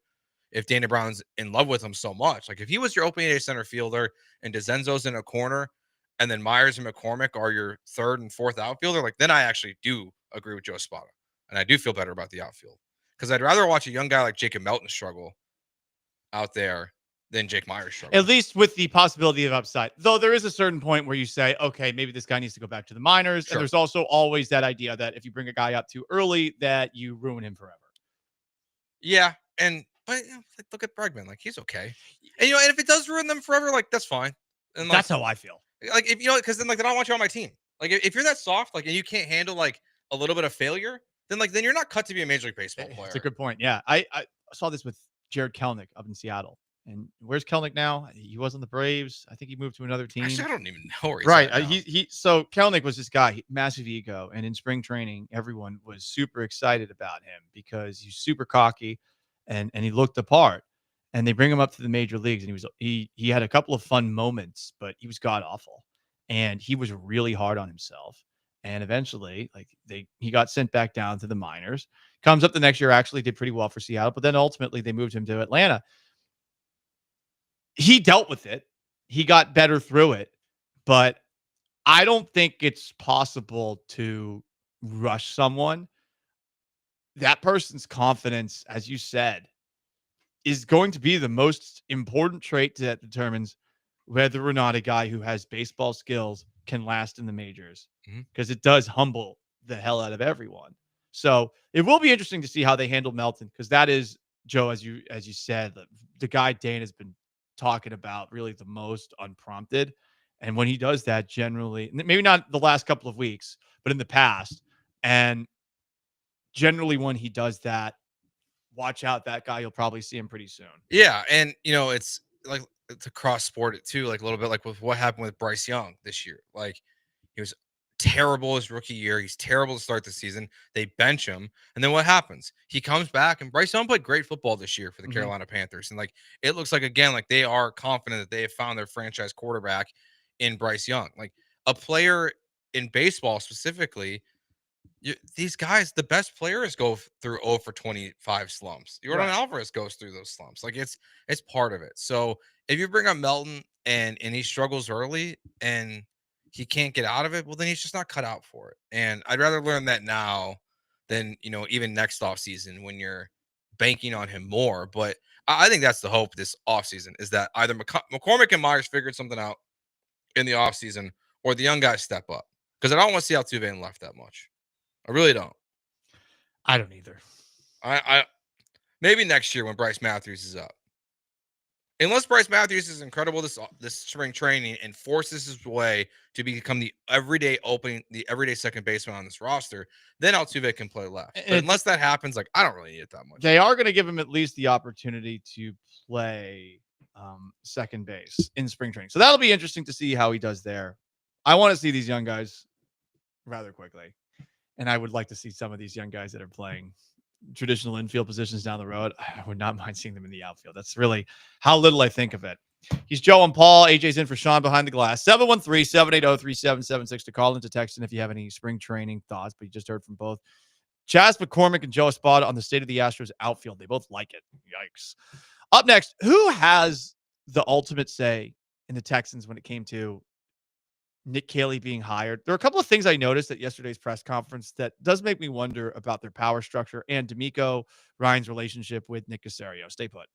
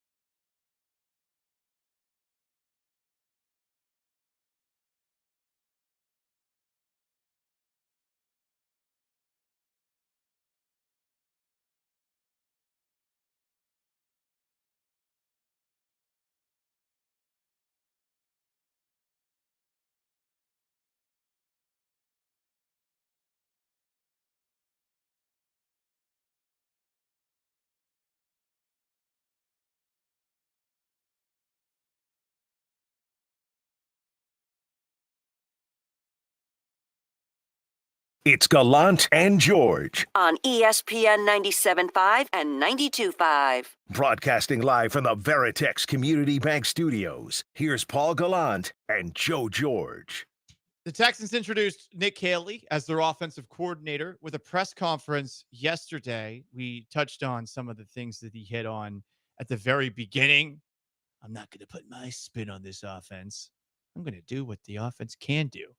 I'm not going to fit a square peg in a round hole. I'm going to run Houston's offense. That's all you should run. The kind of stuff that you say to Yeah. get all the media seals to clap. Yeah, you know they were eating that up. They were like, oh, there's the headline. Houston's offense. And I'm being a jackass, but listen, he said all the right things. That does not mean he will do all the right things. No, I hate the whole like yes, you can win a press conference and lose a press conference, but I'm at the point where like I really no longer care because what is happening in the NFL? Jonathan Gannon's doing fine in done Arizona. all right, yeah. Nick Sirianni just won a Super Bowl. Yeah. Like yes, there's Adam Gase who had like the bug eyes and was like a disaster, but like I'm And kind of there's- over this. Even Liam Cohen, like the Duval thing. That's what I'm like. Duval, like what? Was that really that bad? Duval. AJ, quick on the Every trigger time finger with that. when I hear it, I go back to the answer is yes, that it's that bad. But I mean, I don't think it was bad at all. And everyone's going off of that. Like, my God. And yeah, there's been Jim Tom Solas and Ben McAdoo's and all that. But I think we overreact to these press conferences. He said all the things I wanted to hear, but that doesn't necessarily deserve credit because I think every coach should say this and every coach should operate this way. You should be matchup and game plan based. You shouldn't be like, this is our identity. Shut up. Shut up. Yeah, as long as It's you like don't do claiming it pronouns these days. Relax. as long as you don't do what Mike McCarthy did, which was admit to lying to Jerry Jones in his opening press Honestly, I conference. respected him. He's honest. Yeah, I probably 3 wouldn't 12 have. wins years to open up his time with the Cowboys. I probably wouldn't have been that honest in that moment to admit, as I'm sitting next to Jerry Jones, that I lied to him. Well, I but- mean, again, what is he supposed to do leading up to these interviews? You know what? Like, they probably knew they were going to hire him going into it. That's how a lot of these job interviews go in life. You know, like you might go into an interview and yeah, you can blow the guy's socks off, but yeah, generally they know who they're going to hire when they interview people. 100%.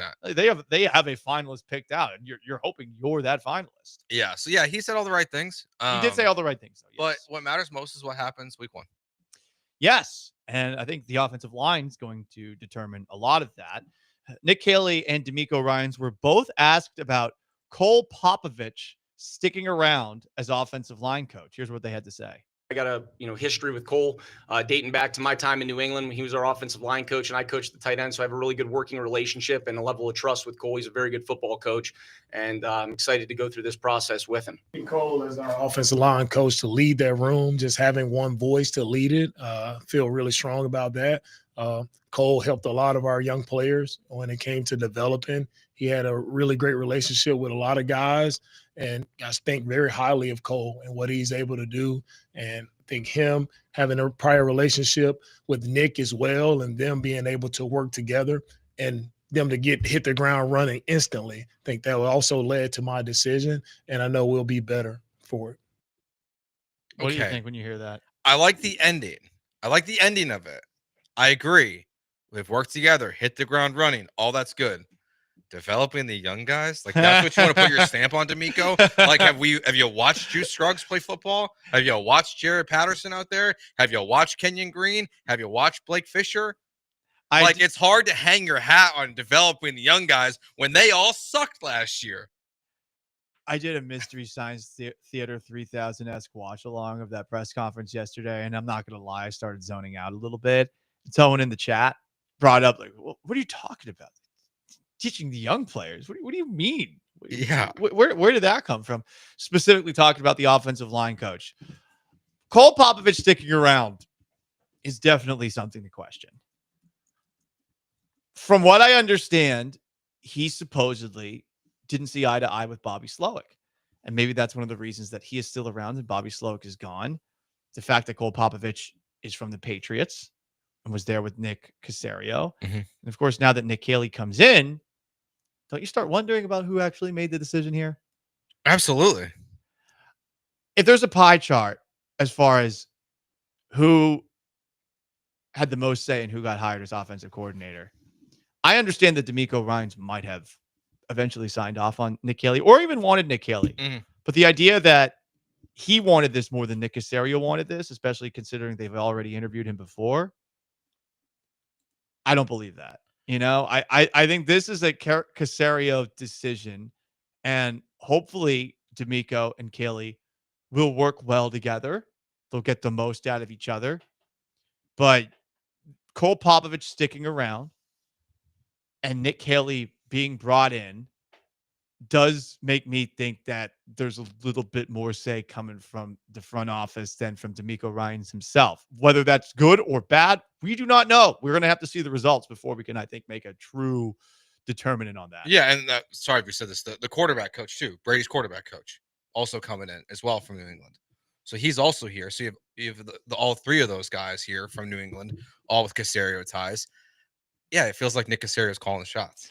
And it's like it almost feels like he's like, hey, D'Amico, you're a first-time head coach. I'm gonna let you bring in your guy, but if it doesn't work, and because your tree is limited, I'm going to have more of a say here because Nick Caserio has been around a lot more people in this league, whether it's and even just the coaches that have left New England that have worked with guys like there's so many Patriots trees and things like there's just so much Caserio will know more than D'Amico. I'm okay with it for the most part. But I get why some aren't, because I know a lot of people don't want to be Patriots South. And there's a part of me that wonders if they told Nick Caley when he was asked about the offense to say this is going to be Houston's offense. Because I imagine the front office, and not talking about Nick Caserio here, I'm talking about Cal McNair, Hannah McNair. They are probably irritated. They would bristle if they're told that they're Patriots South, that they're trying to copy the Patriots. I will always say, like, there's nothing wrong with trying to copy the greatest football dynasty that's ever been. But some people take issue with it when you've tried it and you got Bill O'Brien and you got Jack Easterby. Yeah, but I do think it's a little bit different, like with it being positional coaches. It's like, it's not. But it's a coordinator now too. Yeah. And it's the general manager. Yeah. And it's the offensive line coach. And it's the guy that they just brought in. Yeah, he I don't even know what his role is with the Texans, but he was Tom Brady's quarterback coach in New England. We'll figure that out eventually. But yeah, if I would say pie chart it, 40% Caserio, 30% D'Amico, 20% McNair's, 10% CJ. Well, here's D'Amico Ryans when he was asked if CJ had a say in choosing the offensive coordinator. Nick's talked a little bit about the excitement about working with CJ. Was he involved at all in kind of the consultation of potential OCs and kind of involved in that decision on making the decision to bring Nick here? I had to hire the OC. What did he say? I had to hire an OC. Smiling as he said it. To me, that's a no. That's a CJ had no say in this whatsoever. And that was a moment in the press conference where I might be reading too much into it, but I sensed that D'Amico was annoyed that there are some that don't believe he's making all the decisions. There was just a sense that I got. And again, I might be reading way too much into it, but and he was having some fun with that answer. But between that and then there's this moment, this is the last answer of the press conference. This is Nick Caley being asked about his relationship with Nick Caserio. Yeah, I got a lot of respect. I mean, I came into the league in 15. I was hired by New England, and he was there in New England, and he's always been just a positive, sharp, organized mentor to me. Always did a great job leading and, have a high level of respect, very thorough. And, he's just a good sounding board as a young coach coming up too. And, I have a lot of respect for Nick. When that question got asked, this was the last question of the press conference, and I 100% read too much into it. And I just want everyone to know that. But I was amused by the look on D'Amico's face as the camera panned away from D'Amico over to Nick Caley. Did he seem annoyed? He was like looking dead ahead. And I don't know if it was annoyed, but it was like the kind of face that you see with that meme of Daenerys Targaryen. Yes. You know what I'm talking about? Yes. And some people are not going to understand that reference. All I will say is he had this smile on his face and looked ahead. And I mean, if you're the head coach of the Houston Texans and the offensive coordinator is being asked about his prior relationship with the general manager, it is human nature to wonder to yourself, even for a split second, what if this guy replaces me? It has to be. It has to. And I thought I saw it for a moment on his face. I don't know D'Amico that well, and I'm 100% reading a little bit too much into it. Most of my interactions are with D'Amico are like once a week during football season, on Sundays. So just something that went through my head. And it does make me think that this was much more Nick Caserio decision. A couple of those moments you just heard, this was more Nick Caserio decision than a D'Amico Ryans decision. And whether that's good or bad, that's up to you. But that is my gut feeling. That is my hunch, is that this was a Nick Caserio decision more than it was a D'Amico one. I mean, if you had like gut feeling, like, do you think like they're all aligned in every hire they've made? Like, do you think D'Amico Ryans was Nick Caserio's hire? No. He was hired by the McNairs. But the way Caserio acted in that first press conference, I know. I feel like he loved this. I think he did too, but like it feels like because of D'Amico's history with the team and how bad the PR had gotten, like, oh yeah, Caserio's not going to say no to that, and Yeah. especially because they opened up that offseason where Caserio just does like a 30-minute press conference giving long answers, and the McNairs were sitting there and watching him just get peppered with like so why are you here? It was a dude? funeral. Yeah, It was a funeral for himself.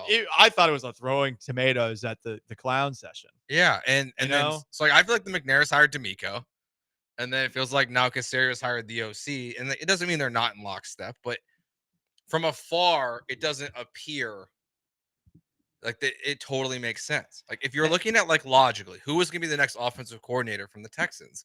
It would have been somebody that is connected to the San Francisco 49ers or the Philadelphia Eagles or the Houston Texans when D'Amico was here as a player. And none of that, right? And it was none of that. Right. It's someone who, yes, he's like in the McVay Shanahan tree, but he's really a Patriots guy. And D'Amico, in that press conference, he opens it up saying like there was a long process looking at the coaches. Did anyone really feel that way? I mean, we heard Chip Kelly's name. Kelly, to me, was the only one who really made sense as a possibility as offensive coordinator. That was mentioned as a possibility as offensive coordinator as an interview request. Like he was the only one that made sense. I was cool the Syracuse offensive coordinator got interviewed, but like this guy made more sense just given the ties that he had. But just thinking about the optics of this, I thought it was very interesting that Nick Caserio was not at that podium. And I think the Texans want to make it seem like this was mostly a D'Amico decision. But I think this was mostly a Nick Caserio decision. Does that matter? Probably not. But I think it's worth noting, especially going forward, if there is some sort of split between D'Amico Ryans and Nick Caserio, maybe this is where it would start. Yeah, but I also think like I don't really love the staff is staying. Like Cole Popovich makes logical sense of why he's here. He has Patriots ties. It was his name is Jerry Shaplinski. He was the former Tom Brady quarterback coach. He's going to be the Texans senior offensive assistant, it looks like, is his official title. But you kept Gerard Johnson. You kept most of the rest of your staff. You kept we haven't heard of any other changes on the offensive staff. So even Nick Caley is coming in, and besides Cole and then one guy that he brought in, he's working with the crew that Bobby, Nick, and D'Amico put together. It's all kind of strange. And hopefully it works, but the process is odd to me. He's Joe. I'm Paul. AJ and for Sean behind the glass. 713-780-3776 to call into text in on YouTube at ESPN Houston, on Twitch at ESPN 975. Up next, the 10-minute drill. The Philadelphia Eagles parade for Super Bowl 59 is ongoing. Has the city survived? Also, a bleep talker on the Philadelphia Eagles is going after a crowd that I am terrified of, one that could potentially storm the Capitol. Is he going to make it out of this weekend alive after what he did? Stick around.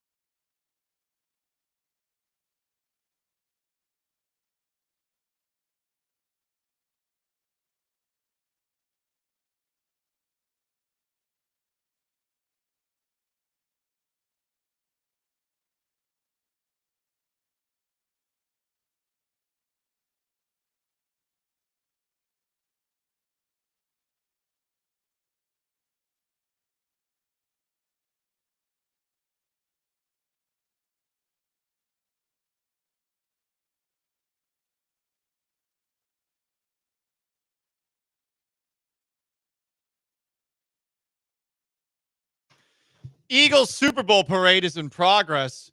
Eagles GM Howie Roseman got this isn't even a raspberry. He just got sculled by a can of beer. Did anyone see this?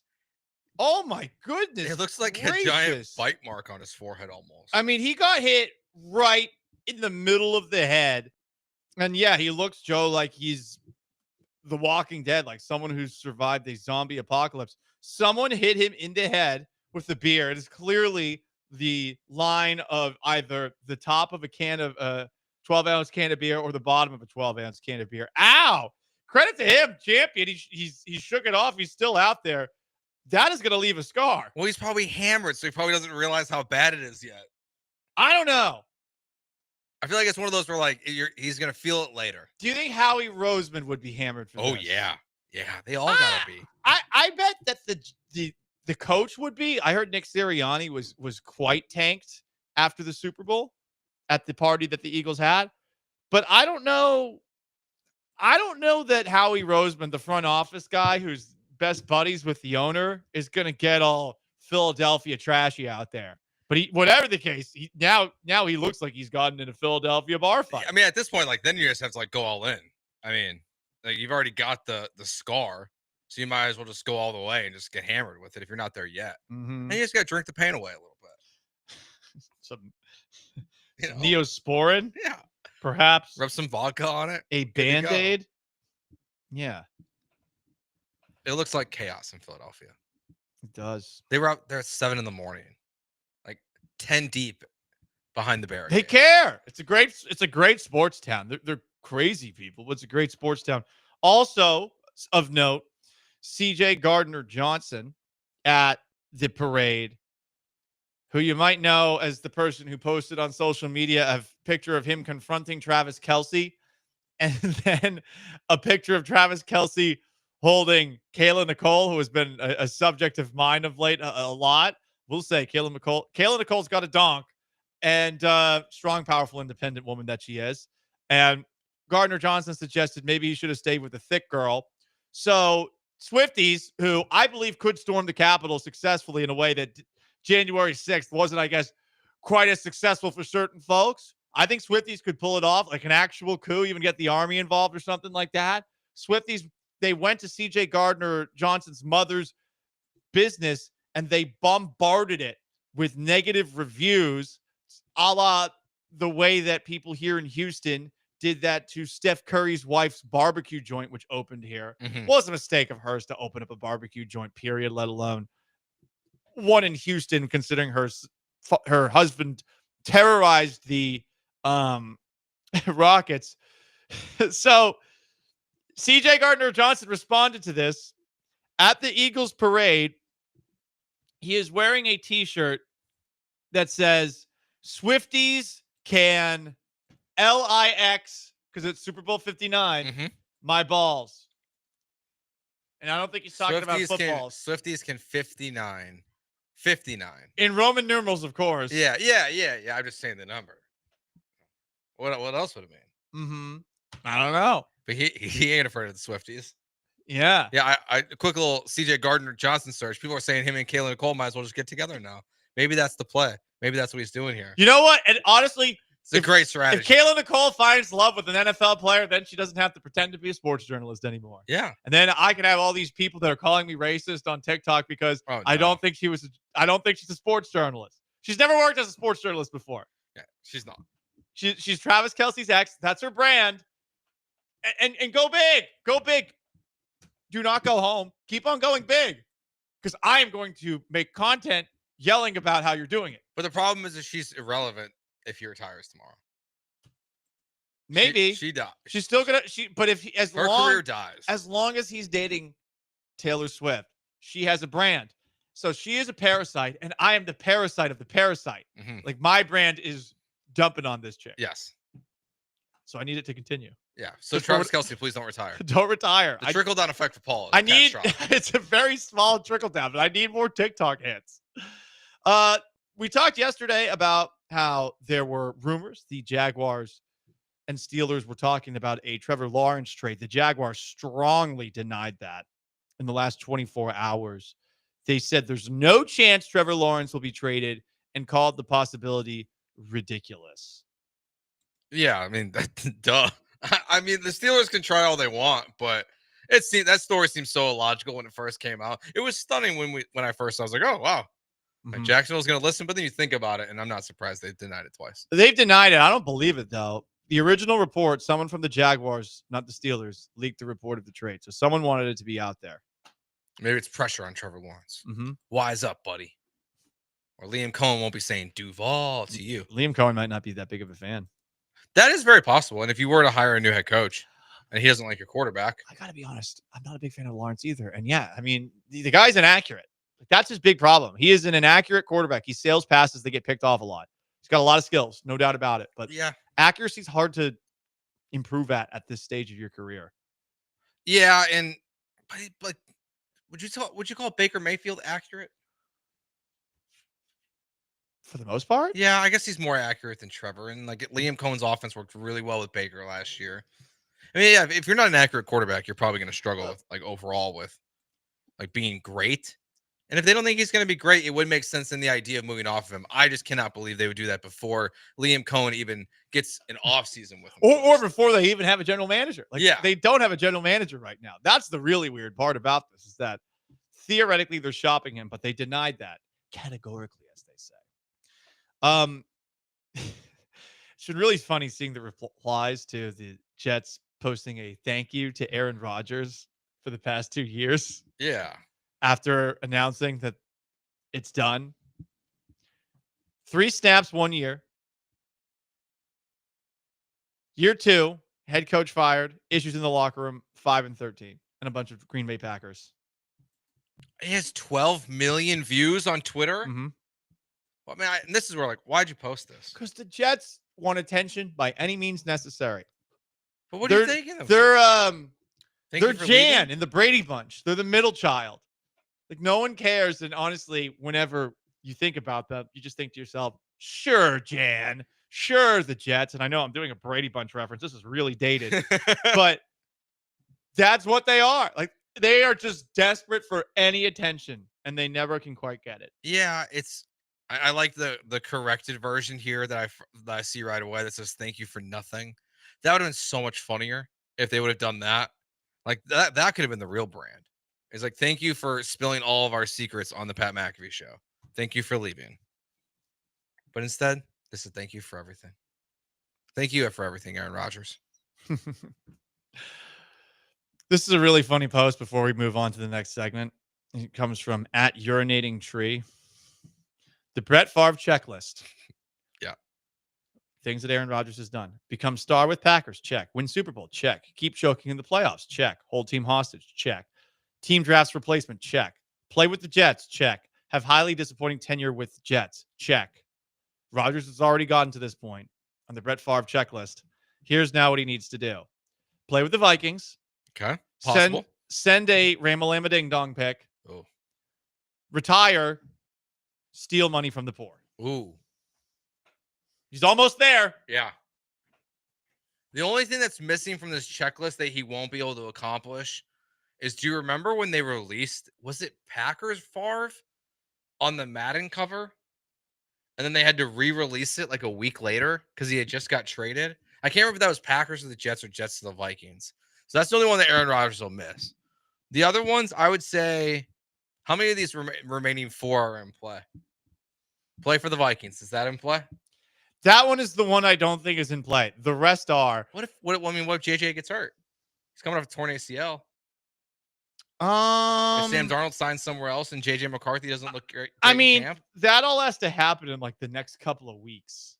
And even then, I don't know that Kevin O'Connell would want to work with Rodgers. Yeah, I wouldn't want to work with Rodgers. But and also he doesn't strike me as a send Schmenzer pick guy. I think he's a little smarter than that. Now maybe he sends it on a Snapchat. I don't know.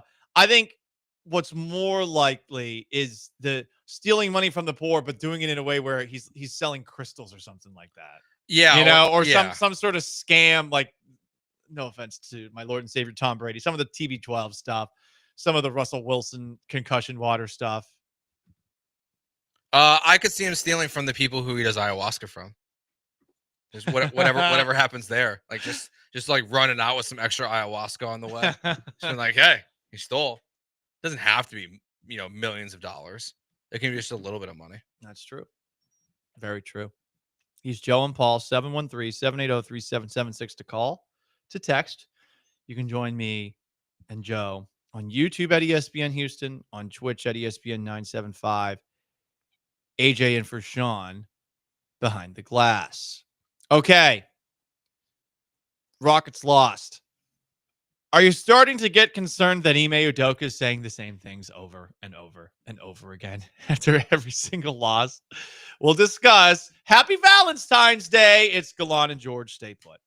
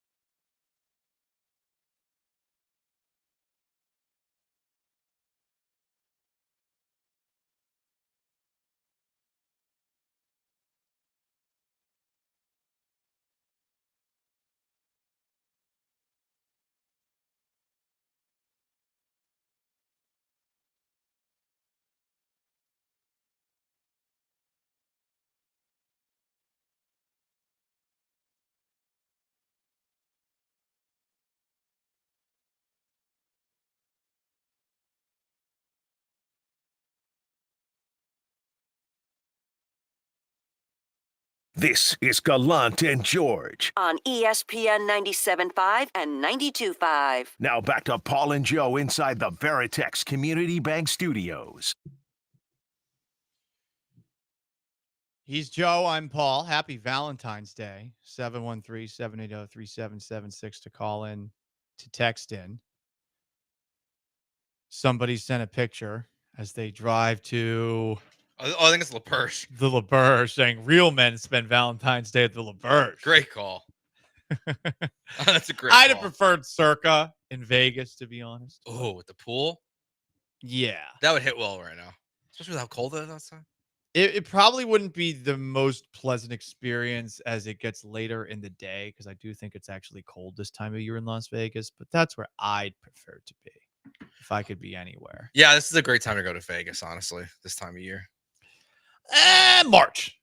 Well, yes, I guess. Actually, this is actually a bad time to go if you're a sports gambling fan. This week, because now there's literally nothing going on. There's just college basketball right now. Yeah, but like March Madness, I haven't done the March Madness trip yet. Like to be there for the first 2 days. My friends are trying to get me to go. They have, and I'm not good with peer pressure. They are really, really coming after me. And I'm like, this is too expensive. I can't afford this. And they're saying, yeah, you should do it anyway, then, man. And because they think like I love sports gambling, and I mean mybookie.ag promo code bet975 and all that, but I don't enjoy gambling on sports because I get too stressed out about not winning. Yeah. I don't even like playing blackjack. What do you do? Do you gamble when you go to Vegas? No. Okay. No, I just want to drink and go to pool parties. That's fair. Right. So I like to go during the summer. So I like to go at different times of the year, but no, I stress out when I do. One time, one of my buddies let me play with his money at blackjack. The dealer was telling me what to do, and I'm just stressing this whole time because I don't want to lose his money. And apparently, I won money. I didn't even know because I was so stressed out the whole time. I was biting on my hands because I thought I was losing. And the dealer was awesome, and I tipped the dealer afterwards, and I made a little profit for my friend. But I was like, I don't want to do this again. This is too much. I've only ever played with someone else's money once, like two times ago. I think it was maybe 3 times ago when we went to La Berge for a weekend of shows. This drunk guy just came up to me. Like we were playing next to each other in blackjack, and I was just winning. I won like 3 hands in a row. He lost all 3. Uh-oh. And he just stood up. He goes, "You're hot right now." Hell yeah. Like, okay. And he just started putting whatever I put, an extra $50 on top of it.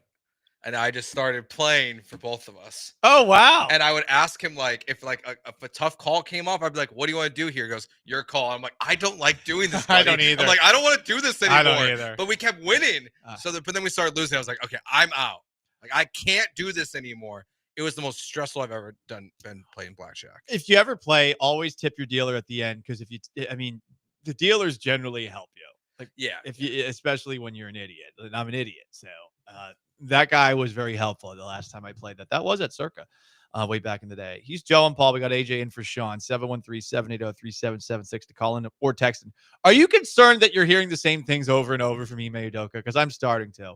So after last night's loss to the to the Warriors going in to the All-Star break, Ime Udoka benched his starters at the end of this game. The backups made it a 2-point game at one point before Steph Curry hit a 3, and it was never closer than that. 5 points again. This is what Ime Udoka had to say about the loss after the game. He called out, quote, certain people, end quote.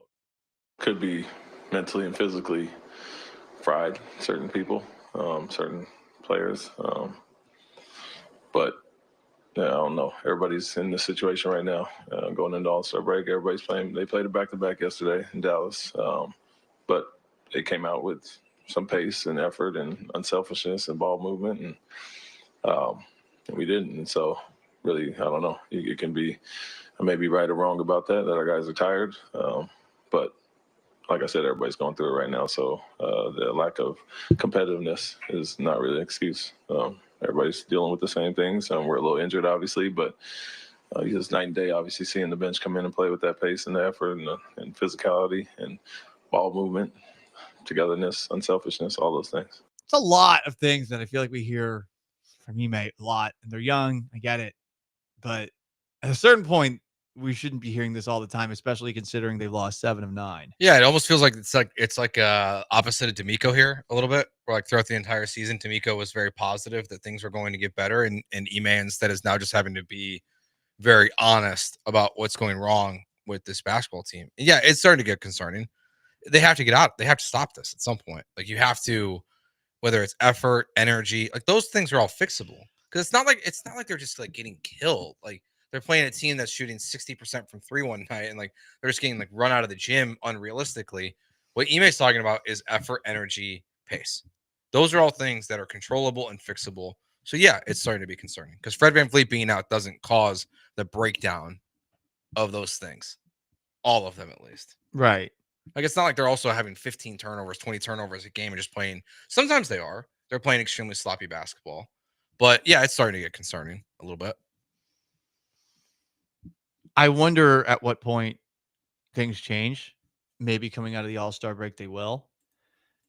This is not an indictment on Udoka yet, but at a certain point, it does become one. It's his second year. This is kind of the same sophomore slump I felt like the Texans went through last year, where, I mean, D'Amico was always talking about fundamentals and little things. They never got cleaned up. Yeah, but I think the difference is that we like this both year, these coaches. Yeah, I think the difference is like this is why they didn't make a move at the deadline, though, is to figure out like what's wrong and what's right with this basketball team. And it's you either fit in or you fit out. And unlike the Texans, who are kind of in this like kind of dead spot almost, it feels like, with their roster.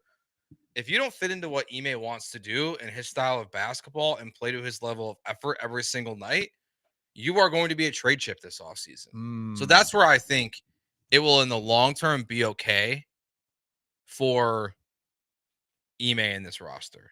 They're like, he's learning who he is in on and who he's out on. Ime Udoka also talked after last night's loss to the Warriors about what the Rockets have to do better on the other side of the All-Star break, which starts tonight. I mean, first of all, you have to play with a certain amount of aggression and physicality and effort, or you don't give yourself a chance. And that's what we did. I would say the first 35, 40, whatever games of the year, we did that and gave ourselves a chance every night. And when we don't do that, you see what the results are lately. And so that alone takes care of some things, but a lot of the same mistakes on both ends of the ball. Lack of communication on defense, playing in the crowd, or selfishness on offense. And whether it's intentional or unintentional, it's wrong. You got three guys in the paint on you.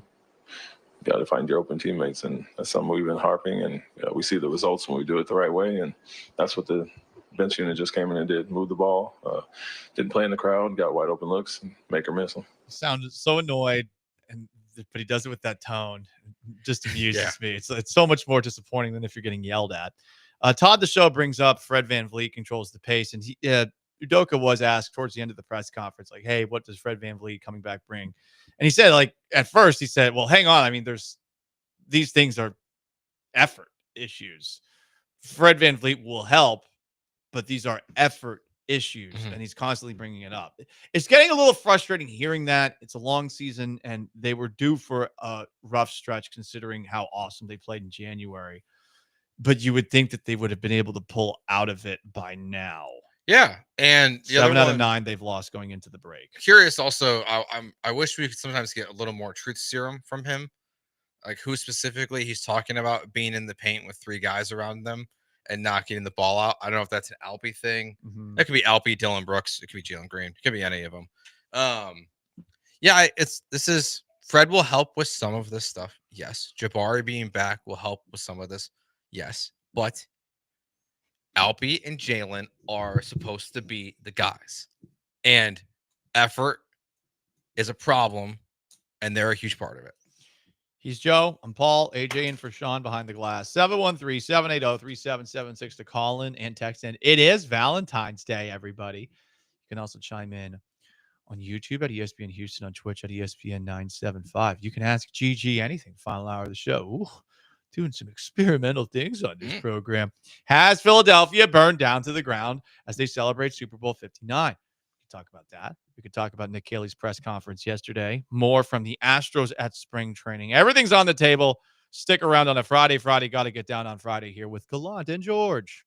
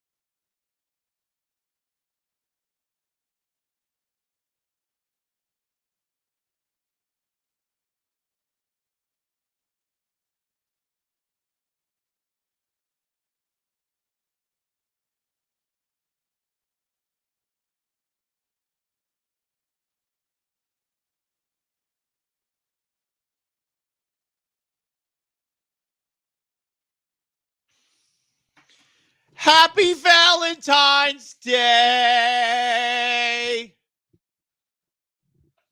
Happy Valentine's Day. Happy Valentine's Day, Paul. Took you long enough to respond to that. Happy Valentine's Day, AJ. Happy Valentine's Day, Joe and Paul. Oh, Why'd you doesn't say sound very Joe first? excited. Why'd you I say mean, Joe first? I'm his boss. Oh, okay. Now it comes out. Now it comes out. And I had to say it twice for you to say it back to me. That's fine. I just wasn't sure if you're gonna keep singing or not. Love is in the air, except for me in any way, shape, or form. You know? I hope one day for you, Paul. I kind of like that I don't have it. And it's less stressful, I'd imagine. I saw a funny post. You should seriously consider texting your ex tonight. I bet they're wanting to hear from you, but are too nervous to reach out themselves. So I have a post from last year where I told about the story of St. Valentine and how Valentine's Day came to be. TL didn't watch, didn't read, didn't listen. This guy named St. Valentine's was boys with the Emperor of Rome, but he was a little preachy about Christian stuff. And the emperor said, hey, dog, chill. He didn't chill. Then the emperor said, hey, dog, if you don't chill, I'm going to beat you to death with clubs. Valentine still didn't chill. So then Claudius beat him to death with clubs and decapitated him after he was dead. So that's how Valentine's Day started. How did it get from the massacre of a Christian martyr to us buying each other chocolate for significant others? It's a great question. We don't really know how we got here, but we did get here.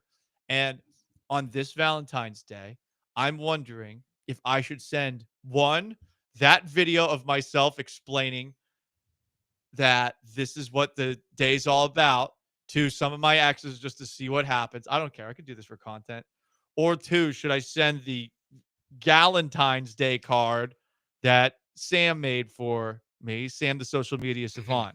Should I send these to some of my exes and just see what happens? You're gonna do like 50-50? See which one gets a better response rate? I'll just see if I get a response from anyone. It's really an ego play right now. Do you promise if you do this, you promise we get a full, honest, transparent update on Monday? Yeah, I never make this stuff up. I never make this stuff up. We're not in like a hard-hitting football time of year. You know, there's not a lot going on. It's the All-Star break. We're not going to talk about the All-Star game. No, we're definitely not. Yeah, I think you should send all that stuff. I should send the video to half. Send the Galentine card to the other half. There's one person that I have wanted to text all year, but one of my New Year's resolutions was I'm not texting my exes ever again. Well, then I don't want you to break a New Year's resolution. Mm-hmm. But I can do it for the content. Like I'm not opposed to that. Yeah. What about 1 to Marathon Girl, 1 to Woodlands Girl? I've spoken with both of them today. So okay. So one gets one and one gets the other. Neither. No, I see. Here's the thing. These are not exes. These are just people I've been on dates with. I know. I just don't want you to break your. It would be really funny to send to some exes. Some exes I can't. I've done a good job where I've deleted and blocked some of the numbers of exes of mine. So I don't even know what their numbers are anymore. Like I've done a very good job on that front, but not for all of them. There's a couple. There's a couple. What are your other? Definitely should do it at 1 a.m. I think that's the best time to do it. Especially the massacre one. Yeah. That'll go really well at 1 o'clock in the morning. But I mean, that one's funny, and I mean that one makes me look good. Like my hair looked good in that. We're wearing a Syracuse jersey. Like I look pretty bitching in that one. What are your other New Year's resolutions that if you lose out on the texting your exes one? Just get my abs back. That's it. It's just those 2. Don't text exes and get abs back. Which one's more and procrastinate less? Which one is more realistic to happen by the None of them. None of them are realistic. I am who I am. It'll never, Well, then just break it and then for the experiment. I'm a horny fly drawn to moths in the same way Mike Stanton was drawn to that person who was saying, "Hey, text me hi for nudies." Yeah. And for those who don't know, that was Mike Stanton of the Space City Home Network post-game show sometimes. For Astros games, former Major League pitcher who saw a very nice picture of a Latina lady, strong, independent, powerful woman in an all-orange suit, bending over, looking for bananas in a grocery store. She had a post that said, "Hey, if you send me a hi message, I'll send you a nudie." No word on if Stanton got the nudie, but Stanton this afternoon, he did feel the need to he tweeted address it. He said, "Not sure what happened there. Looking into it, but my bad." He's just saying hi, guys. He was just saying hi. I'm gonna need another response from Mike by the. I need an update by Monday, at least by Tuesday when we do. In case you missed it, need like another follow up for this one from Mike. We'll see if we get one. I'm with you there. A couple of comments. Mo City James says, I don't understand the radio disconnect about Van Vliet. He's the glue in general. He's not a good general. You're talking a 2-star general here. When it comes to the offense, he can't shoot very well. That's fine because he makes sure the other guys can. Dylan is the defensive general psycho, and I love him. Watching him call Alpy a bitch on the floor all the time is awesome and so true. Mo City James continues saying, the Rockets simply need their leader, Fred Van Vliet, right now. Here's the thing, though. There's going to be a time where Fred Van Vliet isn't on this team anymore. It could be next season. Right. They're going to have to figure out how to do it without him out there. Fred Van Vliet has had some really good moments in the NBA, and I don't want to dump on him as a player. I mean, he was a huge part of that Raptors championship team a couple of years back. But at the same time, this guy, his departure on a team that has this much depth and youth, this team shouldn't be tired at the end of games. This team shouldn't be not putting in effort. And Van Vliet being on the court, why does Van Vliet need to be on the court when you got a guy in Dylan Brooks who you just brought up is telling Alpy to stop being a little B out there? You know? Yeah. I mean, that's all fine for offense, but this is a defensive issue. This is about defense. This is about getting back. This is about rotations. This is about just not being overall a lazy basketball player.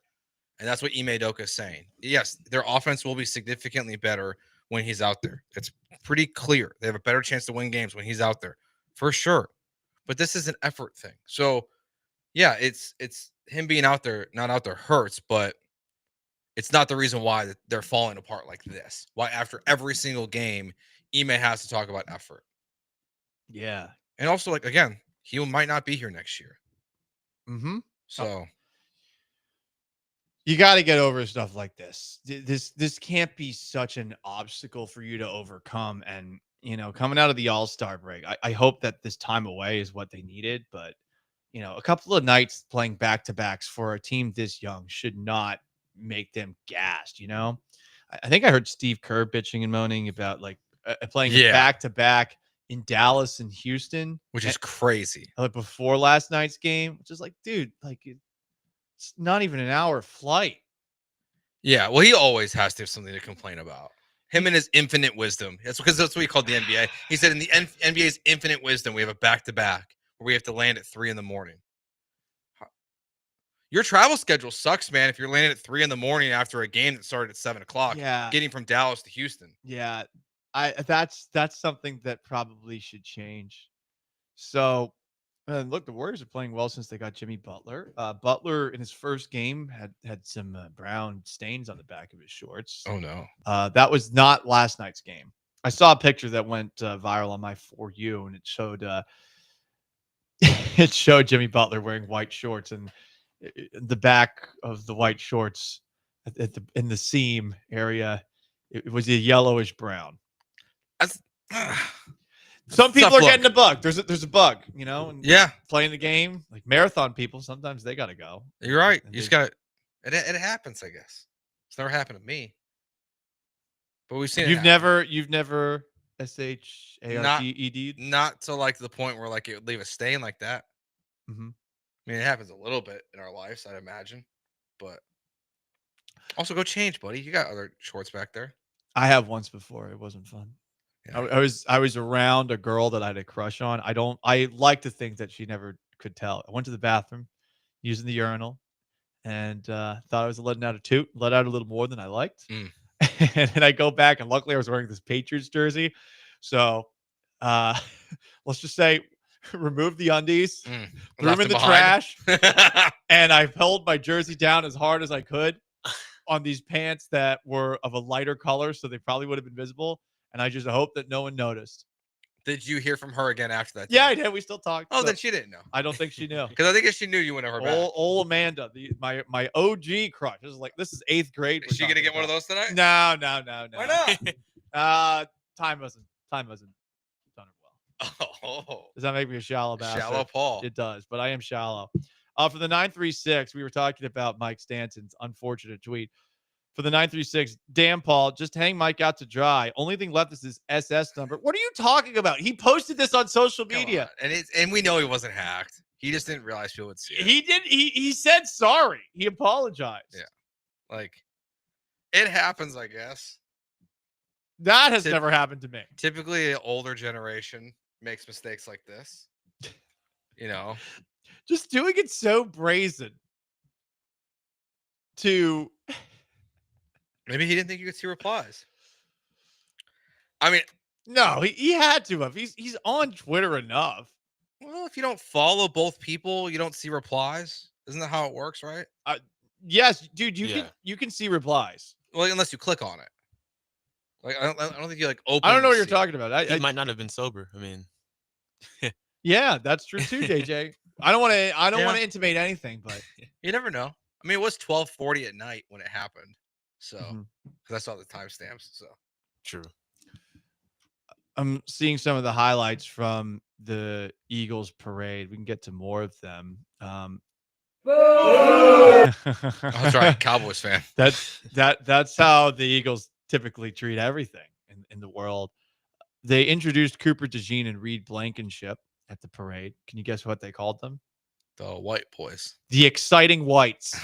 It rhymes. I mean, yeah. AJ's behind the glass. He's Joe. I'm Paul. It's Gallant George, ESPN 97.5, 92.5. Stick around on this Valentine's Day.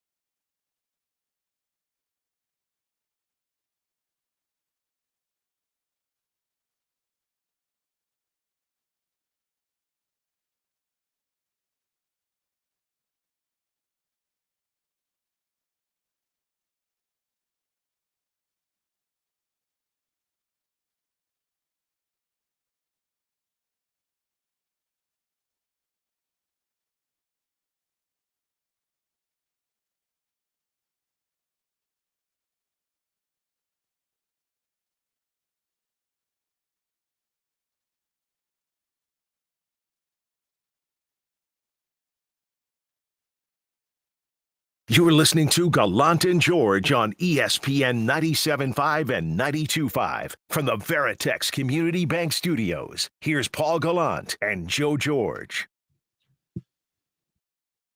Couple of comments. Guess what they're about? Valentine's Day, the massacre. They're not about the Valentine's Day massacre or the clubbing to death of Saint Valentine back in the 200s by the Romans. It's about Mike Stanton. Oh, that makes sense. For the 936, let that man get some pajanga pics in peace. He said another word, but pajangas, of course, are the ladies upstairs, where a donk or a badonkadonk means your butt. Yep. Also from the 832, he thought it was his ghost account. That's possible. That is possible that he. Do people have ghost accounts to seek out pornographic material on X? I don't know. It's just so prevalent now. I don't know if people still do. I guess professionals would. Yeah. Well, you would think a professional would just, I don't know, not ever let anyone know that this is something that they do. That's true. But it's like it's just part of the world now. It's not like anything's gonna happen to Mike because of this. We're just gonna make fun of him. We'll all forget by Monday. Or until we see him on TV for the first time this year. Once we see him on TV, we'll remember. What if he never gets back on TV? What if this is my chance to be a baseball analyst on the Space City Home Network? That would be soft on their behalf. What do you mean? They'd be bringing on the greatest baseball-minded Houston. It would be great for you, but it would be soft on their behalf. Great for the city of Houston, Paul Gallant, who was a great high school baseball player until he quit after 9th grade. Paul Gallant, who only made the baseball team because they wanted to make my 7th grade friend have a friend on the team because it was all 8th graders. Those are my qualifications that I bring to the table. 7th grade statistician, Paul Gallant, the baseball player. I mean, hey, I helped us get 20 strikeouts in a 7-inning game once. How many did you have? No, I mean, I told the pitcher what they needed to do so that they could game the system in a game that we won by a lot so that we could get a couple extra outs to get to 20 strikeouts. Just like, hey, drop this strikeout. Gotcha. Let the guy get to first base. So you're a real cheater. That's not cheating. That's just gamesmanship. That's just knowing ball. So that could be me. That could be me if Mike Stanton is no longer a part of it. Listen, it's not like he said like, hey, baby. Well, it's not like he let me give that thing a smack. It's not like he posted that. He just said hi. He just said hello. If you don't see the request from her, you just all Mike said was hi. That's all he did. Sup. There you go, guys. There you go. All right. Well, Rockets lost. I'm a little concerned that we are not seeing the Rockets players answer Ime Udoka calling them out. I feel like at a certain point, we will be looking at Ime Udoka with more of a side eye than we do right now. I guess looking at all of the coaches in town, impromptu subject that just came into my head, Joe. D'Amico and Ime Udoka going into year 2, we were really high on them both. Now, all of a sudden, we're developing questions about them.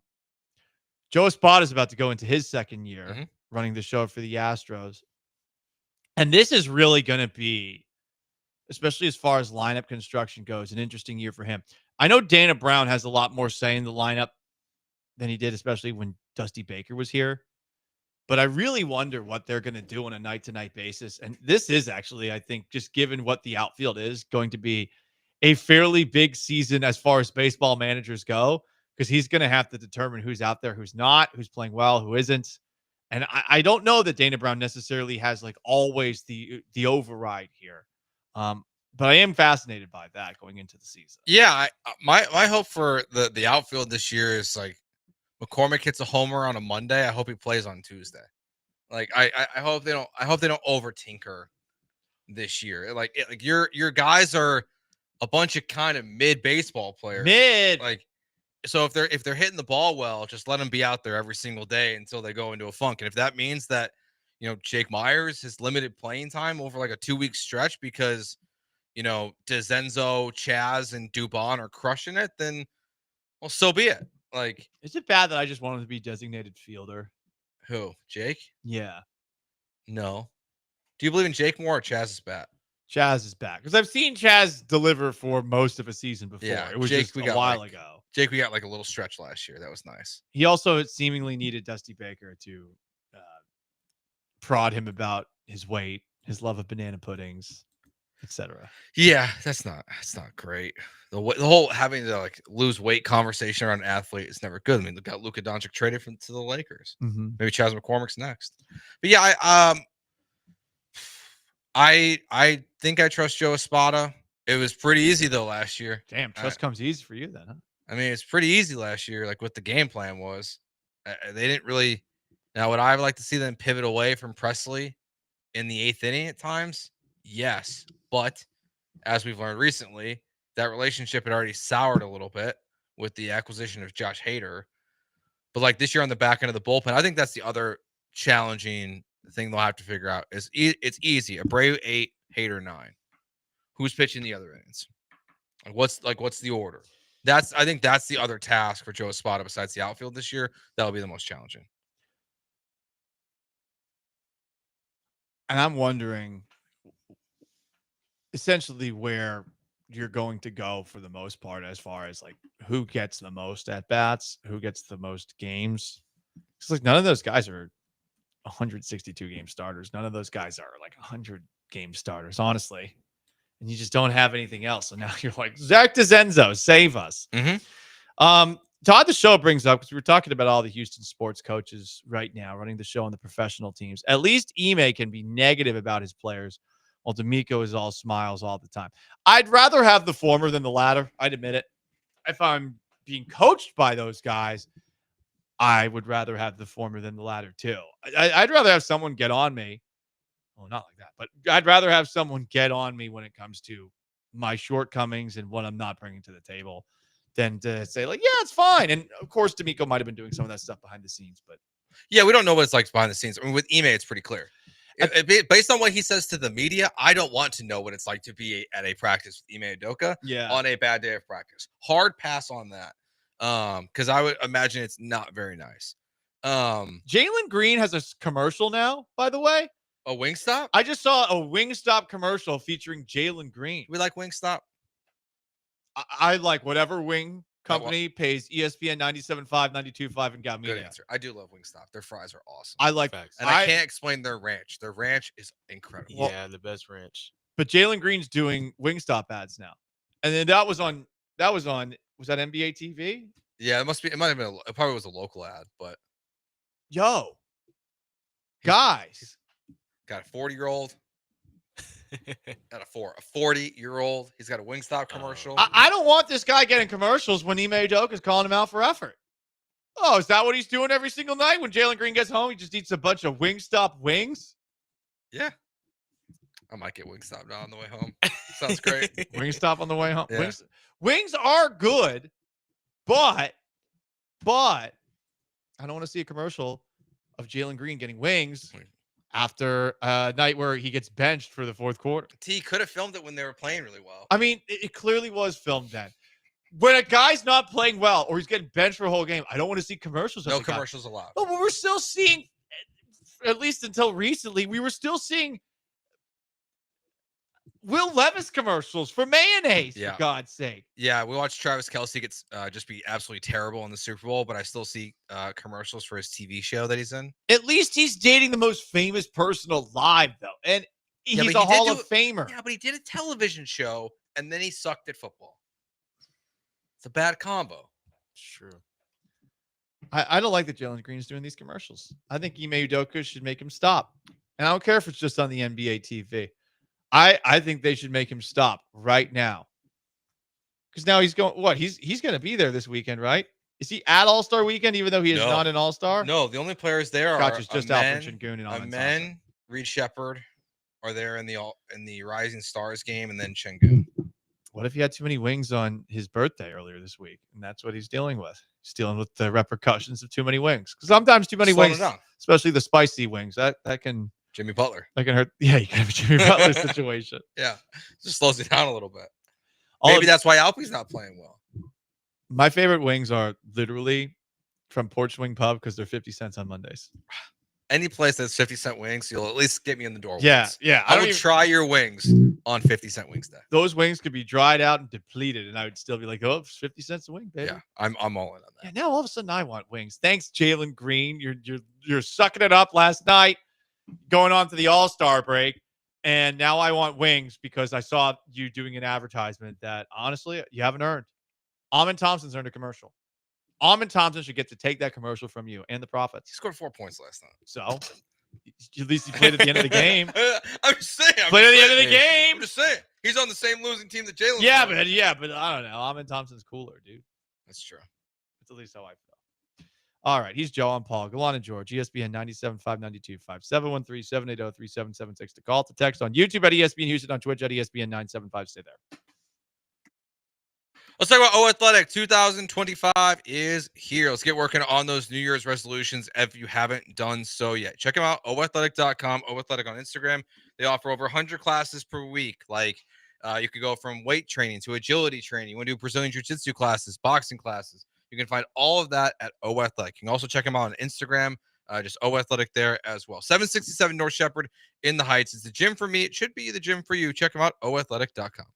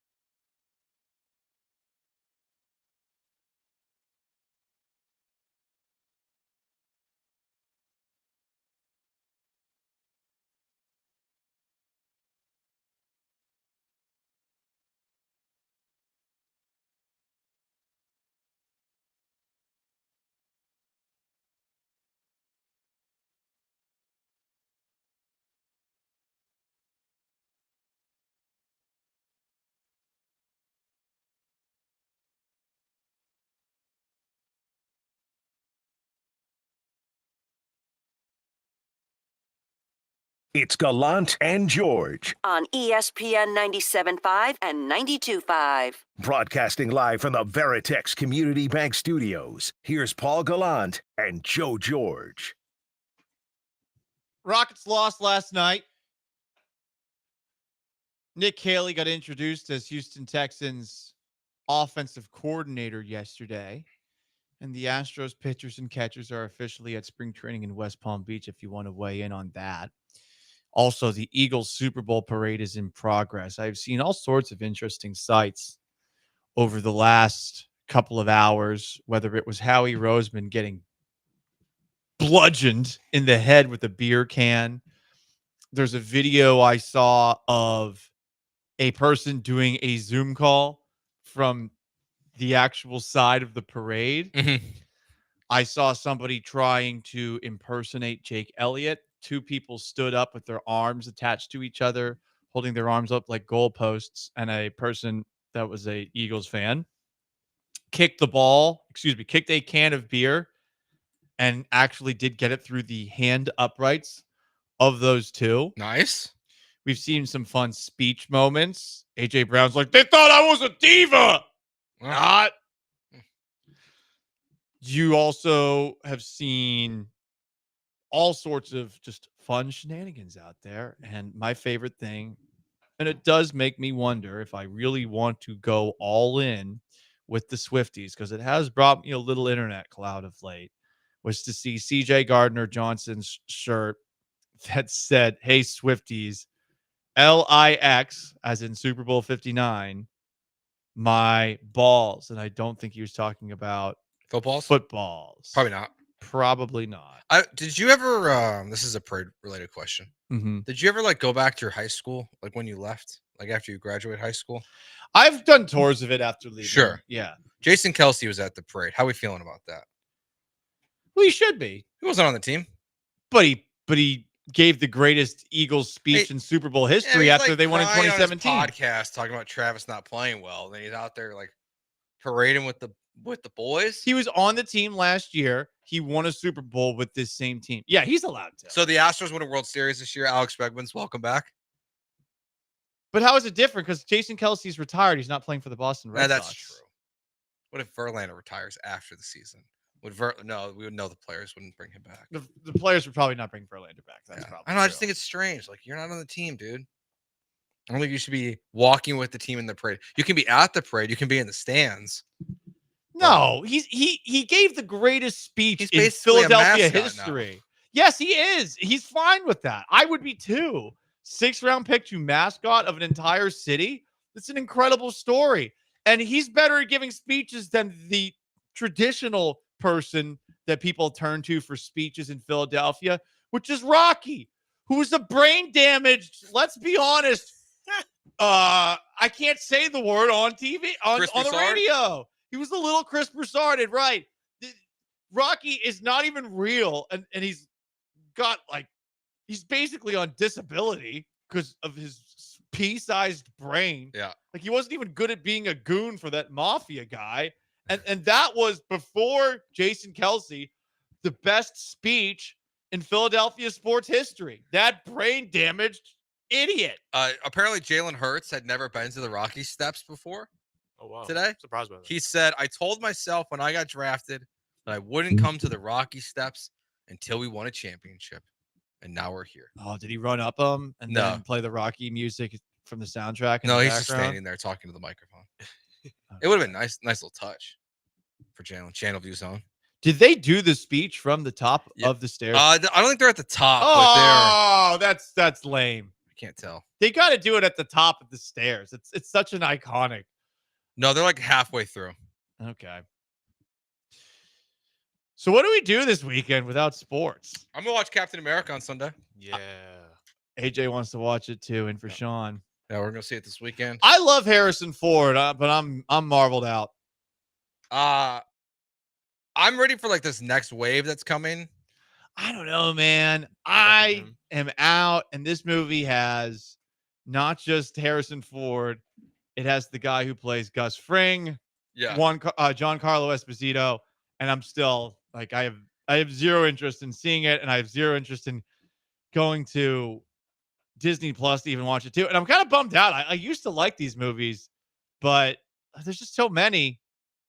Is Harrison Ford going to save the franchise? I don't think so. Playing President / Red Hulk? Yeah, I mean, I'm excited for like the Fantastic Four this summer. Yeah. This one, I'm so invested. I'm just gonna go see it. I go see him with my brother, so I'm gonna go see it this weekend. Yeah, and Deadpool and Wolverine, that was the only Marvel movie last year too. Yeah, so, I'm not like I'm not excited about super excited about it, but I'm gonna go see it this weekend. There's another Fantastic Four coming out? Yeah, they've already done 2. Oh, the cast is sick though.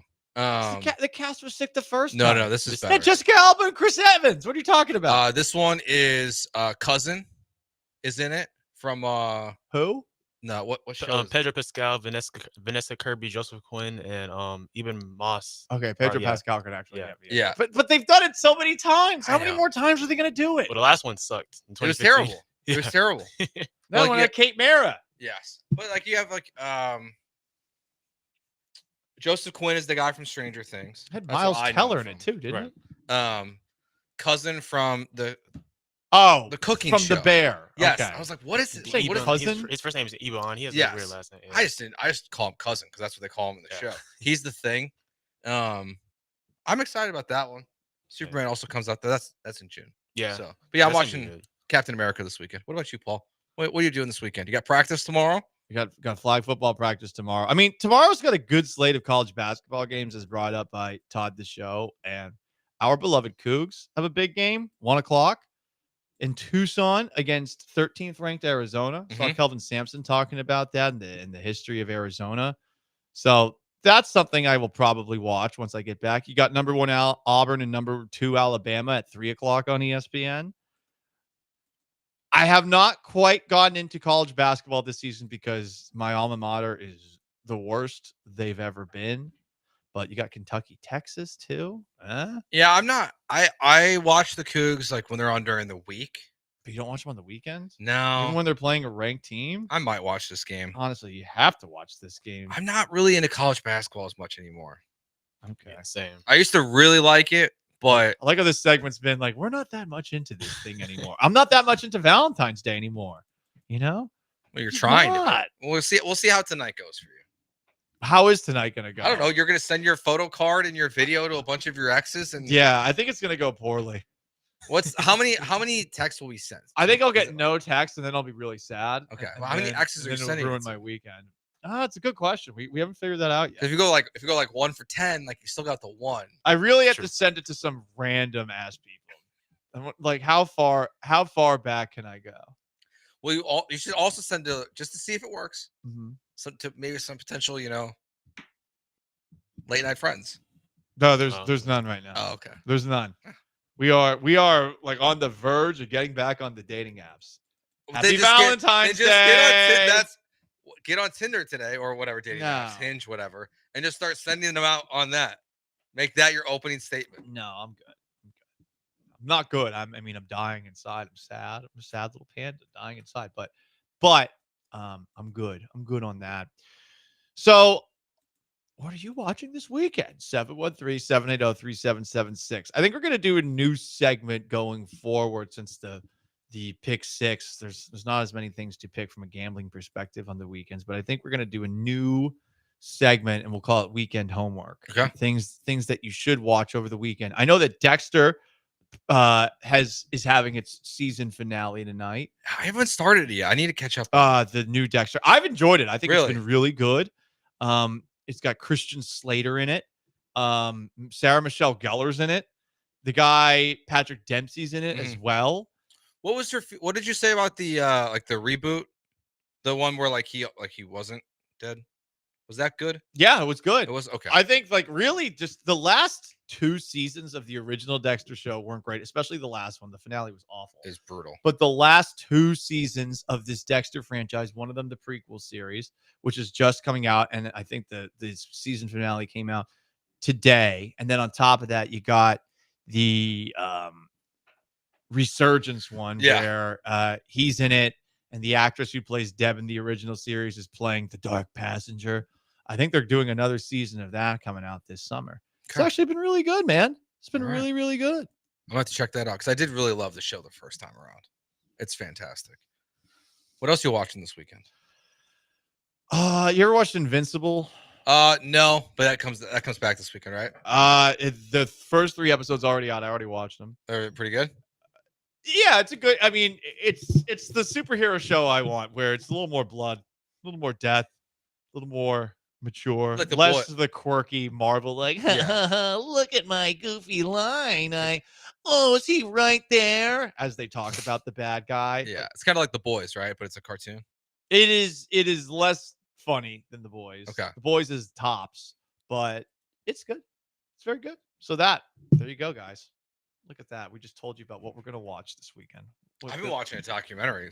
What's that? I've been watching.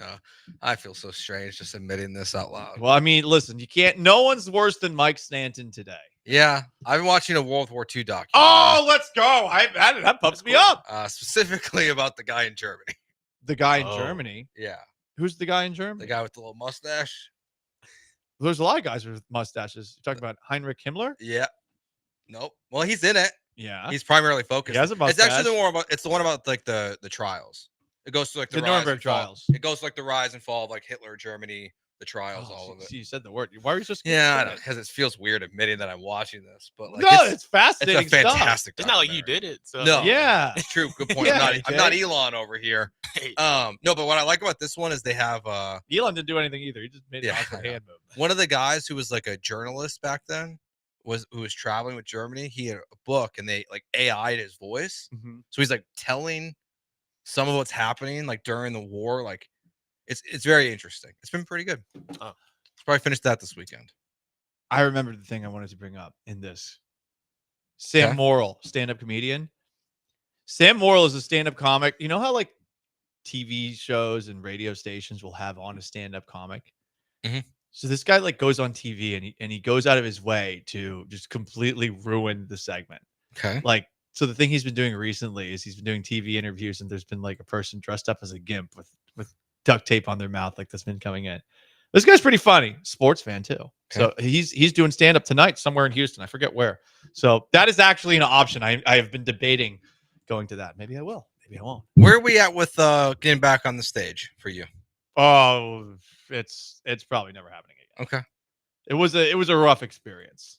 I thought you said you were going to try it again. I know I've said it. That is also a New Year's resolution, but I got to find the time to actually write new material and not hate myself if no one laughs. Because that part was the worst part. Because I actually like delivered all the lines, and just no one laughed. And What if we got like I wanted to die. What if we got like the dumb I empathize with Barry, like Barry Laminack, who comes on the station every now and then. Yeah. That is a hard effing job. I don't know how people do it on a regular basis because not every night you're going to get laughed at, even if you tell the same material to the same crowds. We could get the Dum Dums from Twitch together, and you could do it for them. To see The Dum Dums from Twitch, Joe. That's not nice. I like some of you. That's not nice. Some of you. Okay, clarified there.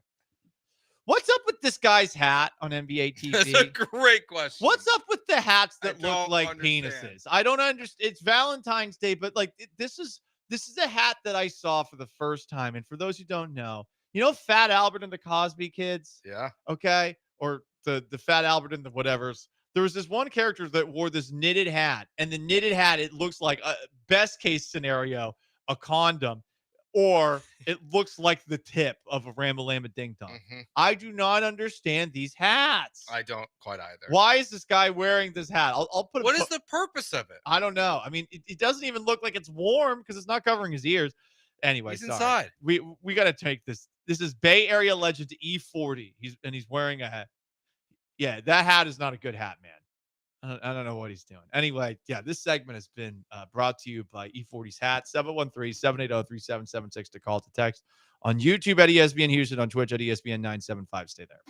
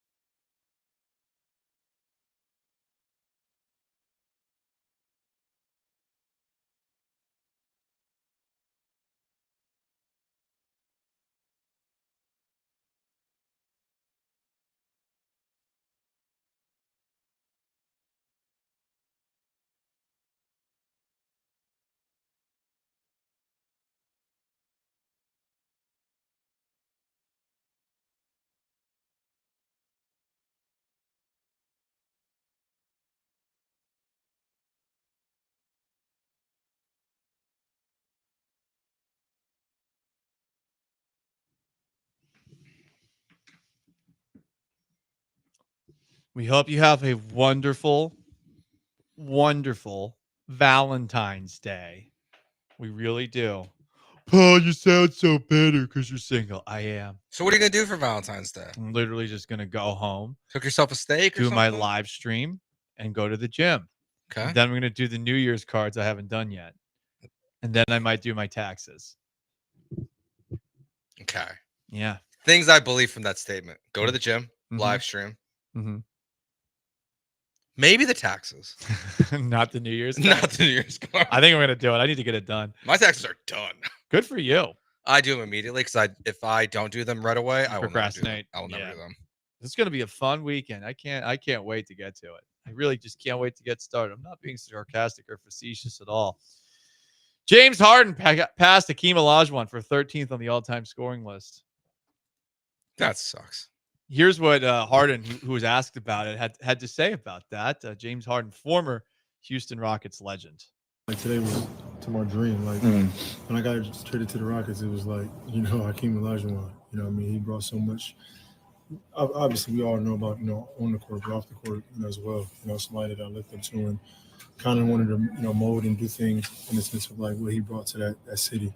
And obviously, I came short of a championship, but I feel like I've accomplished a lot in that city. And I watched him. He supported me throughout my entire career or my entire stint, in Houston. So tonight was, a little bit more special. I know Harden did a lot off the court, but I hate the way that he played. And the thing that he did for this city, in my opinion, more than the great things he did off the court, because I'm a cynical bastard, are this.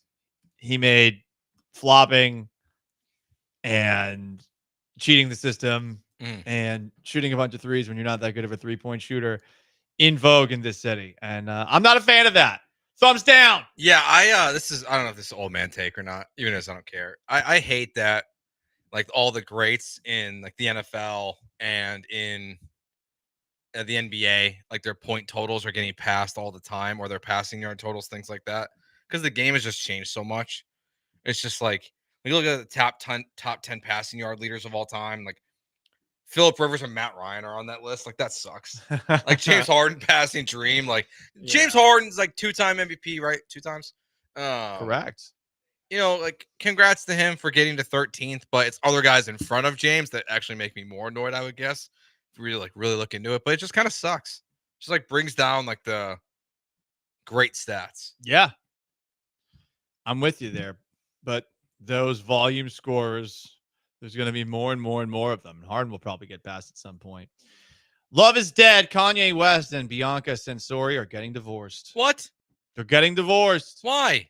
I don't think it has anything to do with their appearance at the Grammys, which they were not invited to, where Bianca literally wore a see-through dress and you could see everything. There was nothing left of the imagination. I think it was because Kanye went on a pro-Hitler spree. I don't know if he did it after watching the same documentary as you, Joe. Well, he did it. He did after he swindled a bunch of Super Bowl people because he swindled people. Well, so he had an ad to go to his meme website. coined. So he had an ad that went to his website that he paid for to air in local markets for the Super Bowl. Okay. They went to the website. They approved it. Everything was good. As the ad was airing, he went in, removed all the clothing from the website except for T-shirts with swastikas on it. Oh, well, that's bad. Yeah. And then he also went on a very rampage of tweeting things that maybe some local media members would like. I don't know. What am I supposed to do with this? Good for her for leaving. Because also at the same time, why are you with the psychopath? Yeah. Because he's a musical genius. And he has money. Been a while. I bet he still has money. He probably does.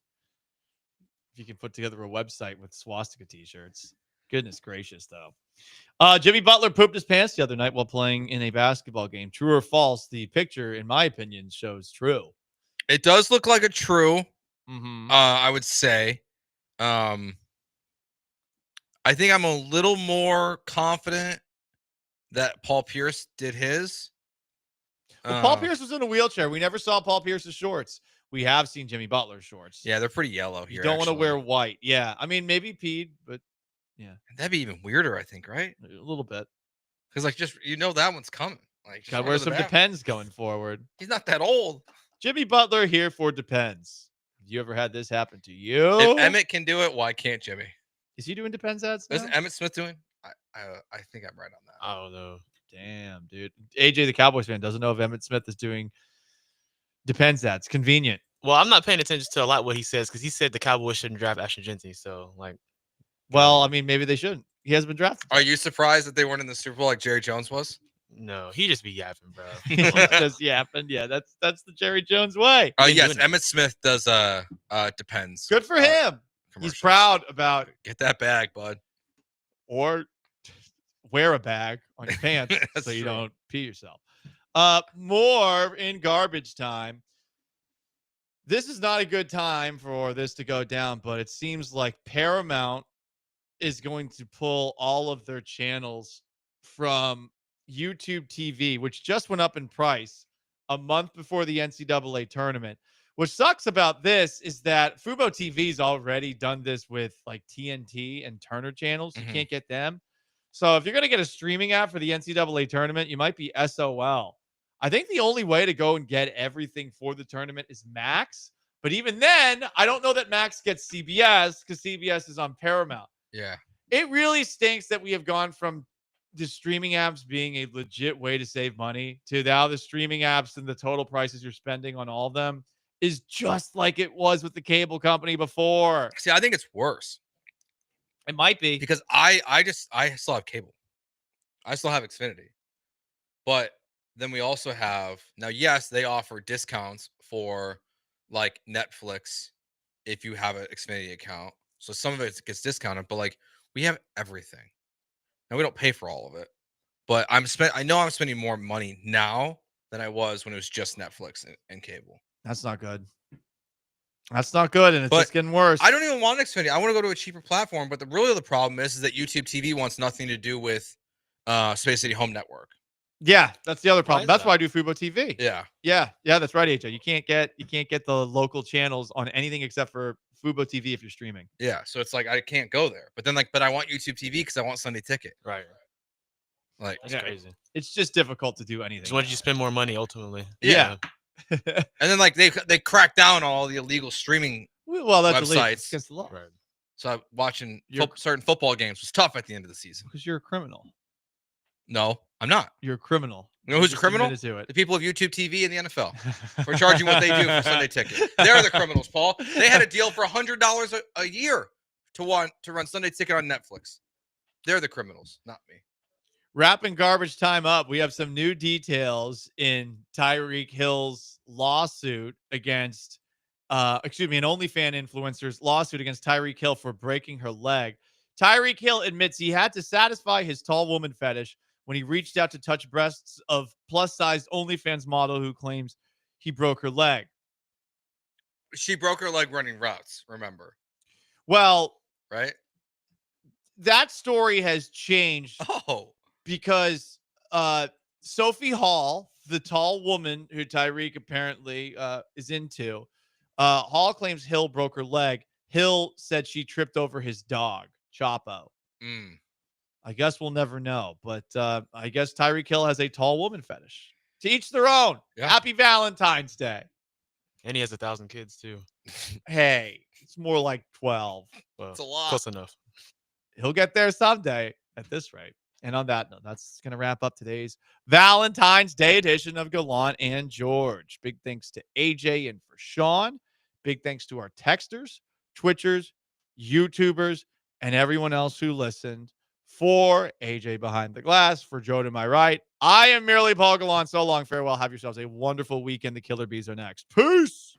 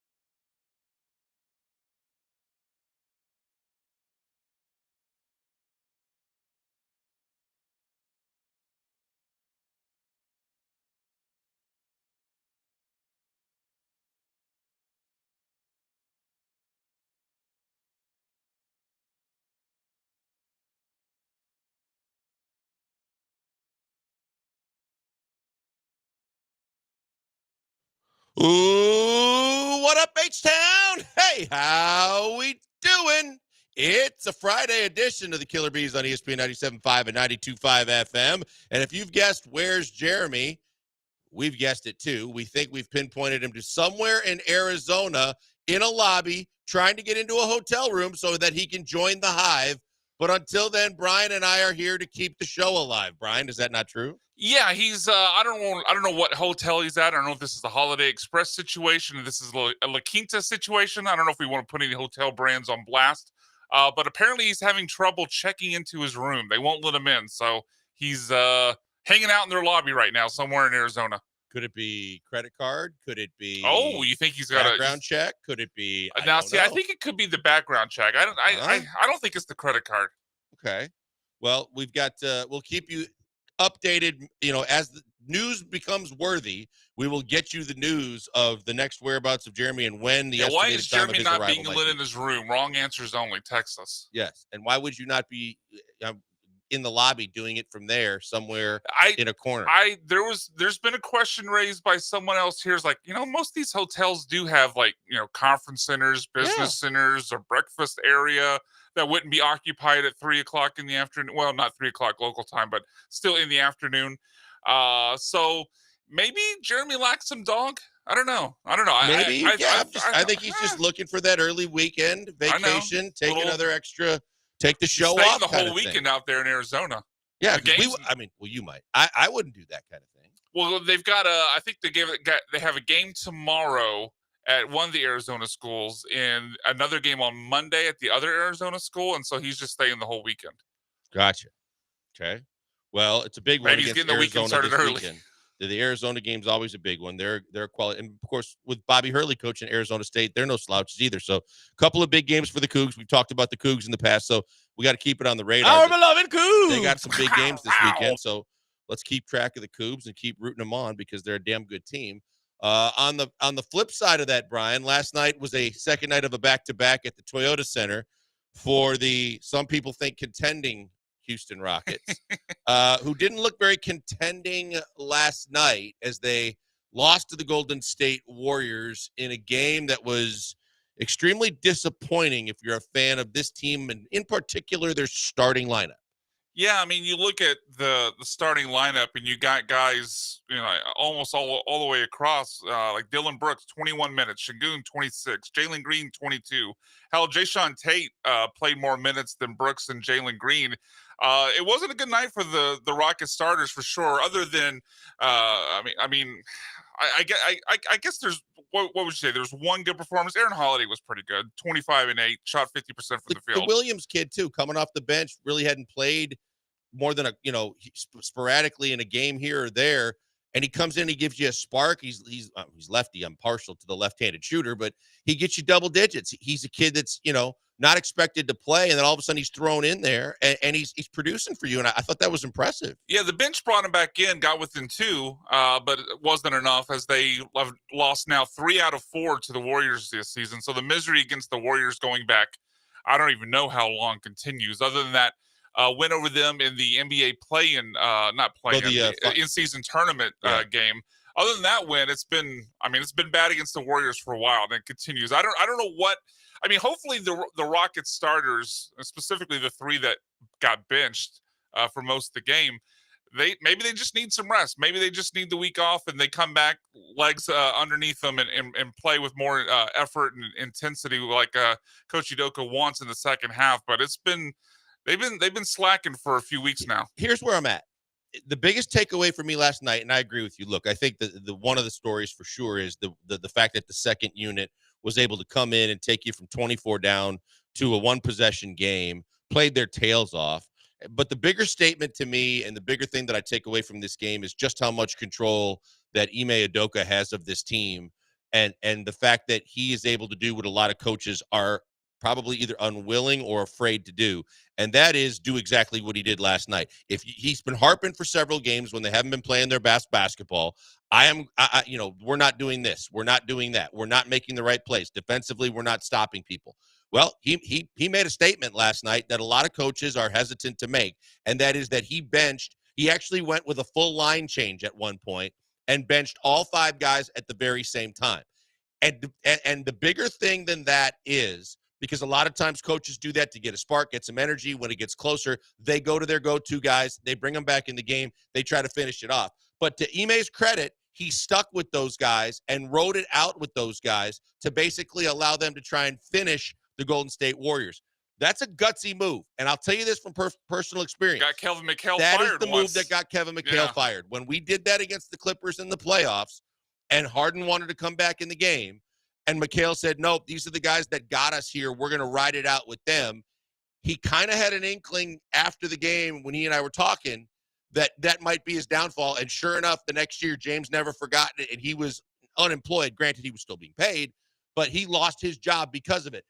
Udoka don't have to worry about that. No, none of these guys have enough stroke to be able to pull off what Harden did and basically show up fat and to get Kevin McHale fired. I don't even remember how many games into the season it was that year. It was like maybe 10, 15, but it wasn't. They were up 20 against Boston at home, lost by 20 in the second half.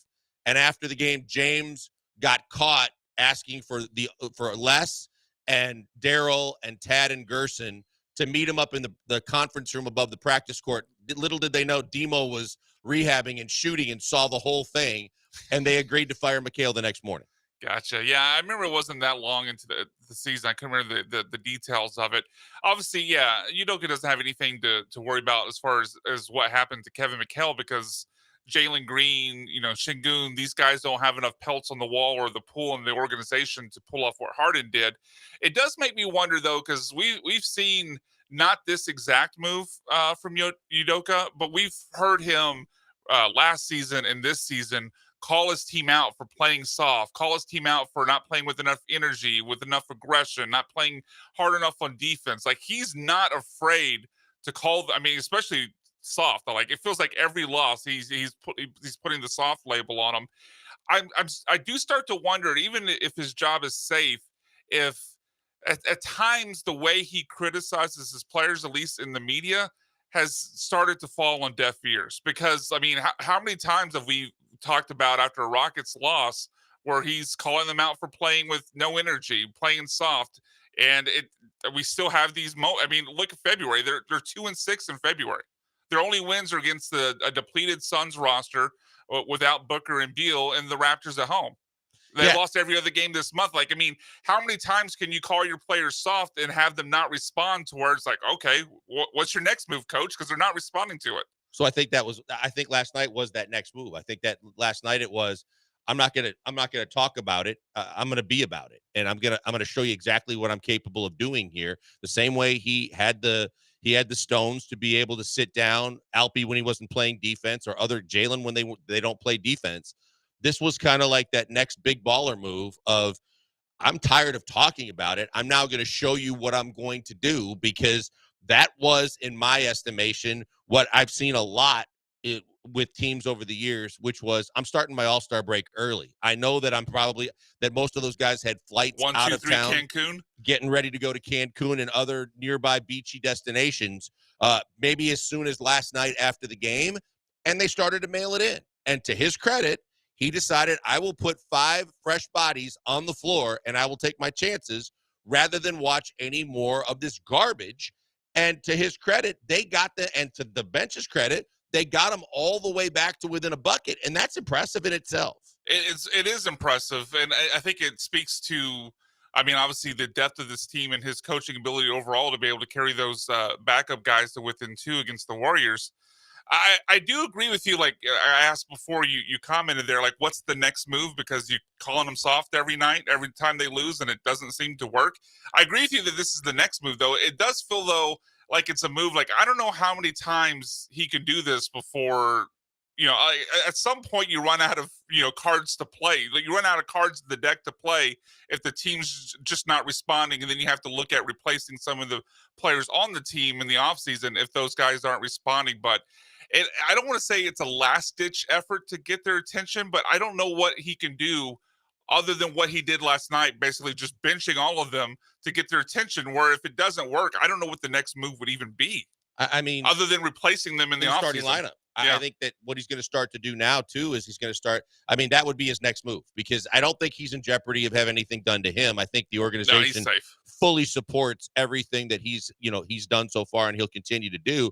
And I think that if it gets worse, which I'm not sure and I don't think that it will, and hopefully they'll come back, get Fred after the All-Star break, and they'll recharge the batteries and they'll be ready to go. But I think that to answer your question, after doing something like this, and he may be able to do that one more time or a couple of guys, in one fall swoop in a game if they're not playing well. But I think after that, he's going to have to make an even tougher statement, which would be, hey, so-and-so, I'm pulling you out of the starting lineup or the rotation until further notice because you are still not doing. And that's going to be a tougher call, but that's one that he's capable of making because he has the security and backing of the organization at this point. I kind of wish that what the move he pulled last night wasn't right before a break. Because now, especially if these guys are all going on vacation, maybe they're getting out of the country. I mean, maybe obviously they need the break to rest their legs. They probably need the mental break as well. But I don't know. I wish a coaching moment like last night was followed by a chance to then see if it works instead of going away for 6-7 days, especially since coming. I mean, we'll find out if it works because coming out of the break, I don't know if you've looked at the rest of their February schedule. They do have one soft touch against the Jazz, but other than that, they've got the Timberwolves, the Bucks, and the Spurs. I know Spurs don't have a great record, but obviously a better team now with De'Aaron Fox. It's I mean, especially Timberwolves right out of the break on ESPN, a game everyone's going to be watching. That's a tough way to come back into the start of the second half of the season if they don't have their heads on straight and maybe haven't learned their lesson from what Udoka was trying to coach them. Minnesota's sending a message to the league, beating Oklahoma City. They're coming back, trying to get full strength. They had a lot of guys out last night. Anthony Edwards did play. They got a win. Now they're going to probably try and kick it in gear to try to clock because, look, everything is within reach for probably the top 8 or 9 teams in the Western Conference. And I think 4 games separates 9-10 from the Rockets right now, currently half game up on 4. So there are teams that are going to try, and Dallas is going to keep getting healthier. They're going to probably kick it into another year, and they're playing good basketball even without all their bigs seemingly out with injuries. As these teams get healthy, as these other teams kind of refocus, Golden State's won 3 of 4 since they got Jimmy Butler, and so they're going to try and make a push. That's what the Rockets have to be very, very cognizant of. It's not just what's going on internally and what we just talked about and what Udoka can do to motivate them. The standings should motivate them. They should be looking at the standings and going, just as easily as right now, we can kind of win a couple games and kind of go to solidifying our place in the top 4. If we don't, and to your point about the schedule, we could fall right into that play-in situation. Yeah, right. Like you said, they're 4th right now, only a half game up on the Lakers for that last home court spot, 3.5 up on the 7 seed as far as avoiding the play-in. So, but on the other side of that, they're only a game and a half out of or 2.5 behind the Grizzlies for the 2 seed, which is where they started this month. So there's a lot of wiggle room on either side as far as they can make up ground or lose ground pretty quickly. It all depends on how they come out in the second half. It's just, I don't know. I wish, I mean, this is probably anecdotal. So I don't know if it actually matters, but it just feels like I'd rather be able to follow up a big coaching moment like Udoka used last night against the Warriors with coming up and following that up with another game to play. But obviously you can't help that with the All-Star break. Yeah, no, it's going to be really, really interesting to keep an eye on because as much as it was a fun conversation that a lot of Rockets fans were spirited about at the time we started about them being contenders. Even I said, look, I think that they've built such a cushion that I didn't think that they were going to fall out of the top 6. But right now, with less than 30 games to play in the season coming out of the All-Star break, to your point, whether Udoka motivates them or not, they have to be hyper-focused because this whole thing could slip away from them and all the work that they did to get to this point and at one point be one of the top 2 teams in the West, they could go right into being a play-in team by the end of the season, and that would be a severe disappointment. No matter what we've talked about Udoka's first year, they improved by 22 games. Last year, the fact that they continued to win and get better and we saw improvement. You're looking at all these different things and saying, hey, I don't need 22 more games of improvement, but if I can be a top 4 seed or I can be a playoff team, that's the next level of improvement for me. But it would be almost a throwaway season if they would end up in the play-in or worse based on where they were this year. I don't think I would call it a throwaway season because, I mean, getting any sort of playoff experience, I think, is a bonus for this roster, but it certainly would be a disappointment.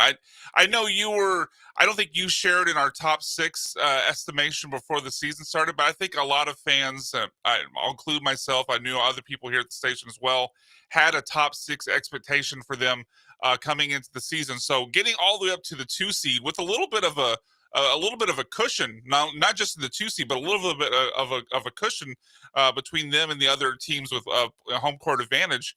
It would certainly be disappointing for them to see that, to see them give that away and then wind up like 7 seed or 8 seed in the play-in part of the bracket. Let us know what you think. 713-780-3776. Call us, text us. We are on Twitch. We are on Twitter. We are on YouTube TV, and we'd love to hear your comments as we continue to roll on. Rockets are in a tough situation. Look, what would constitute for you a disappointing season? And from where they were at one point, one of the top 2 seeds in the West, to me and to Brian's point, I did not have them in the top 6. I had them as a play-in team. So if they got to be a play-in team, I guess that's still technically an improvement. But It to is me, an from improvement, but I think from where they were and how high they were to not be a top 6 seed at the end of the season, I think that's extremely disappointing. It is extreme, and we'll hit more of this on the other side. I think in order for us, and maybe this is the question we kick around and give to the Hive, like what do they actually have to do for it to feel like a step forward in a successful season? I think they can slip to the play-in part of the bracket and it still be a successful season if they advance out of that play-in part of the bracket. They have to be in like what would normally be in years past the regular 8-team bracket in order for it to be a success in my opinion. All right, let us know what you think. 713-780-3776. As I said, hit us up, text, tweets, messages, or call in. We'd love to have you be a part of the show as we continue to go. Busy show today. Lots to talk about. Did Scott Boras screw Breggy? Or did he, at the end of the day, do what he was supposed to do for Alex Bregman? We can talk about that. Lance McCullers spoke at length, and we can talk about what Lance had to say and where he sees himself with the Astros as opposed to where others have thought he would be as well. And it always involves you. We'd love to have you as part of the Hive. We'll be back with a whole lot more. It's the Killer Bees on ESPN 97.5 and 92.5 FM.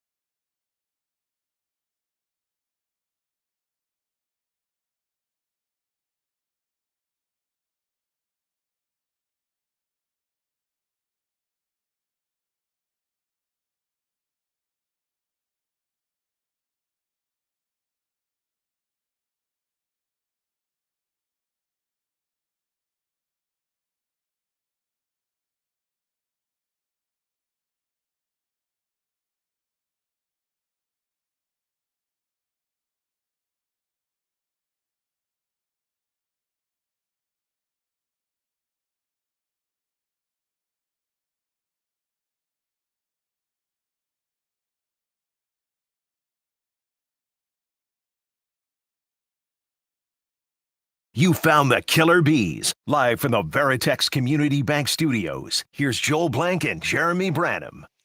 Branham out as wrong answers only, why he's not in his hotel room and why he is not currently joining us for the Friday edition of the Killer Bees. Probably just lazy. Chris says Jeremy can't get into his room because Mike Stanton's locked in there messaging Twitter models. Yikes! Yeah, we will. You'll get to that later in the show, I right? will. I do have that bookmarked for later in the show, but that was extremely well played. Todd the Show says, and Brian, kind of to your point about as we get back to the Rockets, Oklahoma City, Golden State, the Clippers, LA, Denver is a tough way to close the season for the Rockets. I mean, again, the thing that's big for me, Brian, in the discussion we had last segment is you've put in all this work to do what a lot of people didn't think you were ready to do yet, and that is be a top 4 seed, be a top 2 team in the West. Look like at the play-in, I mean, at the midseason tournament that you were playing OKC for like the top dog status in the West. And now here we are watching kind of a free fall. And I'm not as adamant about this stuff as Jeremy is. I'm not going to sit there and say, I told you so. But in a long season, I kept saying when the people were, Feels really like you're kind of saying I told you so. Well, right now I'm going to, yes, because to a certain degree. Okay. I was warning people, as good as it's been to this point, it's a long season, and the roller coaster ride means there's going to still be pitfalls. We don't know if it's going to be injury driven, bad play driven, but now here we are where they had lost 6 in a row, got a win or they've 2. They've lost 6 out of 8 in February, and now here we are again. So you're sitting there saying to yourself, yes, they had a great start to the season, but it could all be for naught if they can't hang on to like what they built up to this point. Yeah, the texter mentioned the end of the season schedule. As I mentioned last segment, the schedule coming out of the All-Star break, not much softer. Timberwolves are your first game out, get a soft touch against the Jazz. Bucks and Spurs close out the month, and then to start March, Kings, Thunder, Pacers are the first 3 in March. So, look, it's going to be tough, and I think what people like me and other fans who maybe got a little too optimistic about the teams, especially in January when things were really cooking and they were second in the West, is I think we underestimated just not that we ever forgot how young this team is, especially with the core players. Obviously, there are veterans like Jeff Green and Dylan Brooks on the roster. Fred VanVleet, although he's obviously been hurt during a lot of this bad stretch. But I think we sometimes forget that the path for these young players to get where we want them to go is not this neat little linear path that just goes up all the way. There's going to be some times where they, bottom and some ups and downs and some valleys. And I think that's just what you should expect from young teams where the core players largely are 23, years old and younger. Guys like that. Brian, Amen's in his second season in the league. There's gonna be ups and downs with a team like this. But kind of the counterpoint to that, but also to the topic that you're on, the youngest team, 3977 texts in, how's the team with the youngest legs now the most tired? Because that's what we're hearing. And Ime even said it last night. Maybe they're gassed. Maybe they're tired. Maybe I don't know. But it's not supposed to be that way for a team because Fred's not playing. Like Dylan, that might be part of it though. Like without Fred and without Jabari in the rotation, I'd have to look to see if anyone's minutes actually went up. So maybe this is a moot point. But just kind of like thinking with 2 key pieces of your top 6-7 players on the roster being out for this amount of time with Fred and Jabari, you're gonna ask more. Even if the guys aren't playing more minutes, you're gonna ask more from the other core guys to do more while 2 of your top 6 or 7 players are out. So that could lead to, even with young legs, to guys being tired. But when you think about it, right? So Amen's minutes definitely went up because Amen is the guy that's filling in for both probably did, Jabari and Fred. But Reed Shepherd's getting more minutes now, which means that he's trying to take the load off of excessive minutes for other guys. I get Steven Adams is a guy that you have to watch, and Tari, because of his injury history, you got to watch his injuries. But when you're telling me that Cam Whitmore is always upset when he's not on the floor and now he's getting more minutes, I'm not worried about he shouldn't be tired. I mean, the guy's coming up. Aaron Holiday plays, almost like sporadically at best. And suddenly he had a big game last night. I don't think he should be tired. No, I'm not really worried about guys like Aaron Holiday or Reed Shepherd being tired, just because, like you said, it's not like they've been taxed with 40 minutes a night all season. It'd more specifically be focused, I think, on the men in Jalen Green. The men because has seen a tick up in his minutes from what his role was earlier in the season, and Jalen, not that he's not that he's playing 45 minutes a night, but he's a guy that's played like 180 games in a row or something, whatever the number is that Coach Udoka has praised him for a couple times this season. He's been an Iron Man at least as far as not missing games. So maybe that's this is all speculation because we're grasping for straws trying to figure out what will cause them to lose 6 out of 8 this month. But maybe that might be why a guy like Jalen is a little bit gassed. He hasn't taken a night off. Yeah, I mean, I think Jalen, there's something to that. Dusty Baker would have sat him a couple times this season. Jalen has been, Udoka has been pointing out numerous times, hey, look, he hasn't missed a game. But that it doesn't mean that it's not without the fact that he has been dinged up, he has been hurt, right. He's playing through it. So I think that, because a lot of people are questioning with a team that's supposed to be so deep, why are they playing like this? And what are they doing? But, you have to kind of look at it and say, if Jalen is truly dinged up, you'd like to see him maybe kind of scale back over the course of this weekend and until they play again to try and get right. Because like 2094 says, I don't think it's fair that the team has overachieved to this point. Now we're going to move the goalposts and have an unrealistic expectation of a team who's right where they're supposed to be currently, and injuries have to factor in. Okay. Unrealistic to who? Because once they got off to that start, it was what we were hearing from others that said this is a contender. I think that was unrealistic. That was unrealistic, and I was on your. I don't know. I was on your side when you and Barry were debating that a few weeks ago. Just because our definition of contender was different than Barry's. Like, to me, contender is someone that we can actually see winning the title this year. Mm-hmm. And as high as I got on the Rockets, I never put them in that level of tier. I did move my expectations though from top 6 to top 4. So I mean, we're talking about 2 spots. My preseason expectation was that's big. It is big. I'm just trying to talk it out to kind of think if I would be disappointed depending on where they fall the rest of the season. But my preseason expectation was top 6. Not in one of the play-in games, and then I moved that up to top 4 once things were really rolling in January. So if they were to fall to 7 and then not advance to the regular part of the bracket, I would be disappointed. I think that would be where I would draw the line. If they were to find themselves in the play-in part of the bracket and not advance out of that, then I would be disappointed. Anything more than that, and I'm good. See, and that's where I'm trying to kind of temper my expectations to say I had them as a play-in team at the start of the year. What they've done to this point in the year has been impressive enough for me to consider and reevaluate where I thought they'd be. If because of what they did to this point, they suddenly slip out of the top 6 and have to play to get into the playoffs, that would be a huge disappointment to me, because that shouldn't happen. Even if they advance out of it? Because that's I think the. that if you had an injury that was like season ending to one of your best players, because like 9616 Jabari's said, missed 15 games at this point. He's missed a large amount. I don't think Jabari is a key player for this team. I think that he would help if he's there. I think the key players are. I guess definition of key. I would say he's a top 5 to 6 player in this team. Yeah, but I think your true stars, or the guys that you're going to lean on the most, I'll agree with that, are Şengün, Jalen Green, Amen Thompson, and then maybe Fred right coming after that, because his value has shown and he has been missed since he's been out.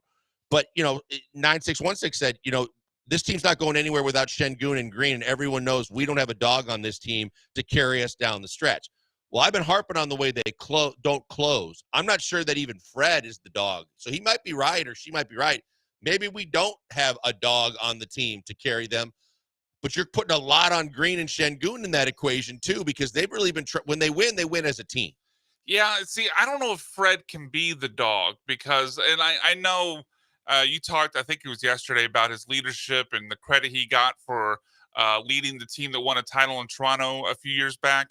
But I mean, obviously he's a very good player, but he's not, an elite scorer. He's not. I don't think he's a go-to guy as far as beating his man one-on-one in clutch time to deliver the big shot, deliver the dagger. So even if he is a dog, I don't know if that necessarily matters for the problem we're talking about as far as closing games. I would never want Fred to be the guy to have the ball in his hands in that moment. He's not that level of offensive player. or He's scorer. supposed to put the ball in the hands of that player. Right, though. exactly. So, like, I mean, Fred can be a dog. He can be a great leader, great. But I don't think that solves the issue of closing games we're talking about. It certainly helps because he's the leader. He plays good defense. Like you said, he puts the ball in the hands of the guys that are supposed to get score the buckets to ice the game. But I don't think that necessarily solves the closing problem that we're talking about. I think it helps simply because of the fact sure. that if Jalen has his hands on the ball, we've seen him turn it over and access in the it final helps. 3 minutes. I just don't think it completely solves it. There's still, whether that's Durant, whether that's whoever in a trade, I still think they're a player away from getting to the next level. Another texter said, what do we really expect from this team? Name someone who you could trade on this team currently for a real star. They don't have him. Still middle of the pack at best. Well, if you're talking about 1-for-1, you're right. The texter's right, but I mean, Amen could bring you a huge piece. I think Amen is untouchable, but if he was, and I think put on the Şengün market, he could bring you somebody. I think Amen and Şengün, along with a sweetener or a contract matcher, could bring you a dog. You could bring you an upper level player. You have enough draft picks that can help you get that deal done. I'm not saying I'd want to move Amen or Şengün, but if you were bound and determined to go trade for the biggest piece possible, I think Amen and Şengün, along with a salary cap matcher and a pick or two, is enough to get one of those moves done. Someone else said, I've been extremely disappointed with Jalen Green during this stretch when you've lost Şengün, Fred, and Jabari. He should have stepped up. I mean, to some degree, I agree with that. Look, he got the money, but overall, we just started talking about it. For me, watching a team that's supposed to have these guys that are capable of closing, take that stretch on the road where it was back-to-back New York and Brooklyn, and Jalen got the ball in his hands in the final 3 minutes, and all he did was miss shots and turn the ball over. That is not going to get it done. Especially that shot he jacked up too quickly right after Reed Shepherd jacked up a shot too quickly. Something you would expect the rookie to do, but not necessarily the guy in his fourth season now. I think it's his fourth season now. It was January where Jalen got really hot again. I think we started to ask the question, like, is this just another Jalen Green hot streak, or is he actually starting to turn the corner to become that guy that we'd hoped he'd be as the number 2 overall pick? And I think the answer was just another hot streak, same as it was last March when Şengün went out and all of a sudden Jalen Green just lit the world on fire, averaging 30 points a game and shooting really well from the field and from 3. I think January was the same thing as last March. It was just the hot streak. And I'm kind of getting to the point now, especially as you see Udoka try to reach them through the media, call them soft. And I'm sure he's tried 1,000 things behind the scenes as well to get through to them, to help Jalen get to that next level. And I know he values them. He's talked about it, but I'm starting to kind of get the feeling, and I don't want to throw in the book because the guy's so young, but I'm kind of starting to get to the point where it's like, okay, Jalen Green's probably not going to get to that level that we'd hope for him. I got something for you here, Brian. This is interesting, and this is something that I didn't expect to see or hear, and I want to get your feedback on the other side. All right. Someone wants to place the blame firmly on someone's shoulders we haven't mentioned yet, and I'll just say right off the top, it isn't one of the players. So that's interesting to me. We'll get to that as soon as we get back from break. We're going to take a quick one, come back with a whole lot more. Join us if you'd like to join the conversation. Again, Twitch, Twitter, YouTube. Hit us up, 713-780-3776. Killer Bees, ESPN 97.5 and 92.5 FM.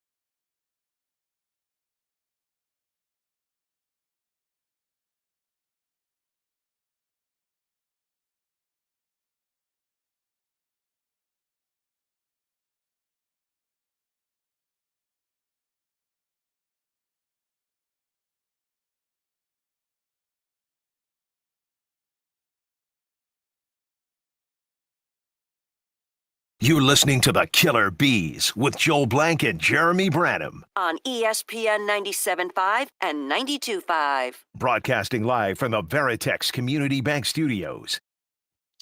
Wrong answers only. Where's Jeremy Branham as we are basically in limbo waiting while he tries to check into his room in Arizona? 5044 says he's gone to cover Bregman in training camp. I would say he's gone to boo Bregman. Yeah, I think he would training be camp. booing Bregman. That in might training be the camp. more appropriate answer. We're over an hour now, by the way, since you and I first got the text message from him. That was at 2:20. We're now here at 3:40. So he's been sitting there for at least, well, it's been an hour 20 since that text, but he had to have been sitting there for a while before he decided to text us. And did you say that check-in was scheduled at 3, so he should get in then? Yeah, that's what he said. Like, he said there was no rooms, they're still cleaning them, and that their normal check time is 3. So maybe that was part of the delay. I don't know if that necessarily means he gets a room at 3, because I've shown up, after check-in time at a hotel, and they've told me, our rooms aren't ready. So it's not completely uncommon, but yeah, hopefully he's in by, at least 4 o'clock. Let's hope. 6482 says he's currently being investigated by ICE. We're not going to read that on the air.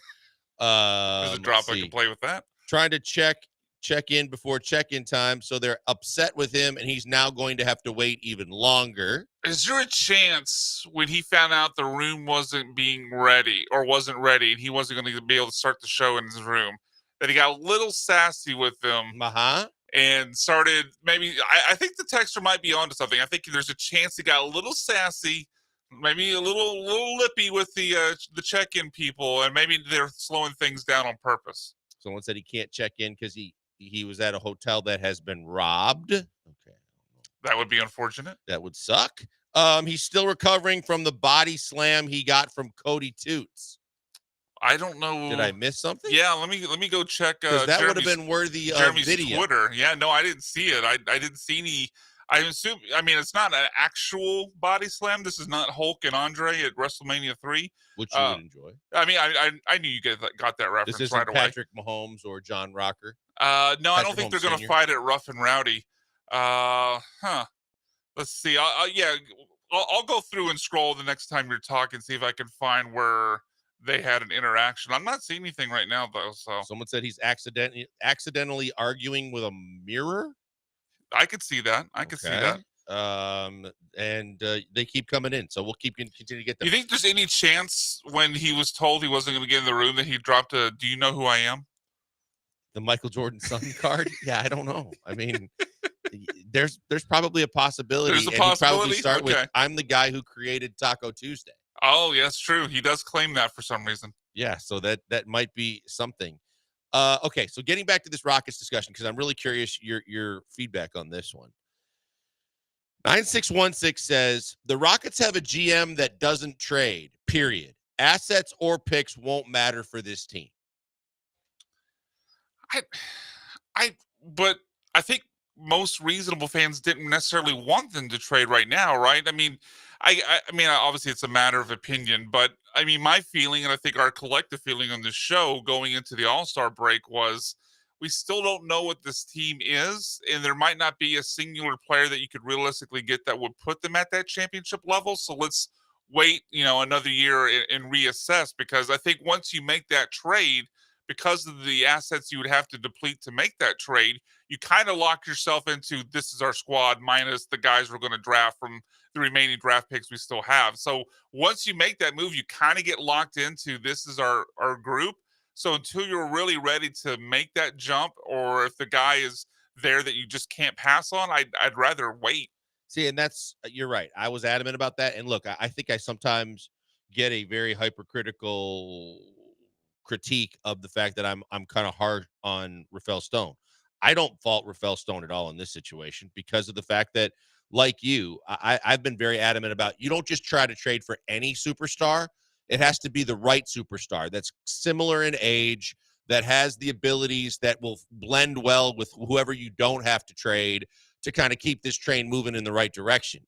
That's why yesterday I was not a big fan of Kevin Durant. He's 35 years old.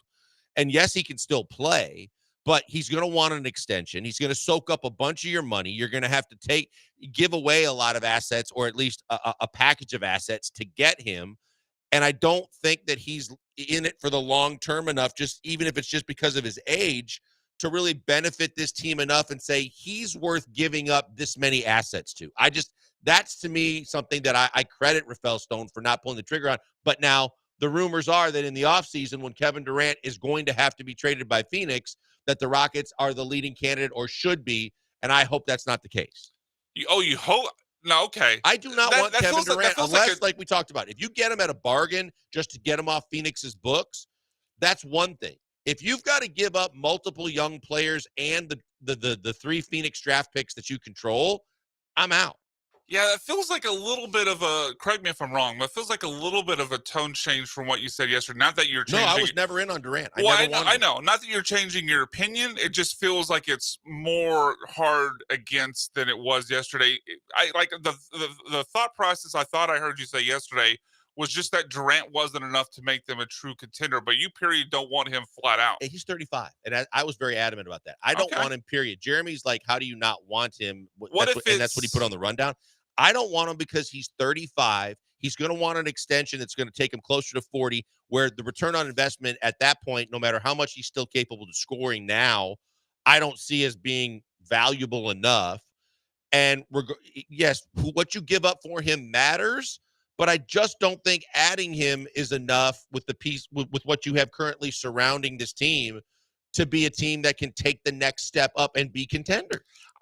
I view him as someone staying or being capable of still being a high-level scorer for 3 more seasons. So I'd be in on it if the price is right. I think that's obviously pretty obvious. But what if the price is something? Because I agree with you. Like I would say Min's untouchable, Şengün's untouchable. I wouldn't move those guys in a deal for Durant. But what if the move is something like Tari, Jabari in 2 of the Phoenix first? I'm good with that. Okay, but and you might have to throw in Dylan to make the contracts work. I'd have him pull up the NBA trade machine, but I think that's kind of what I'd be looking at, where I would draw my line in the sand that you can have. Because those 2 guys are still, rotational core guys for your team, still guys that are valuable to your team.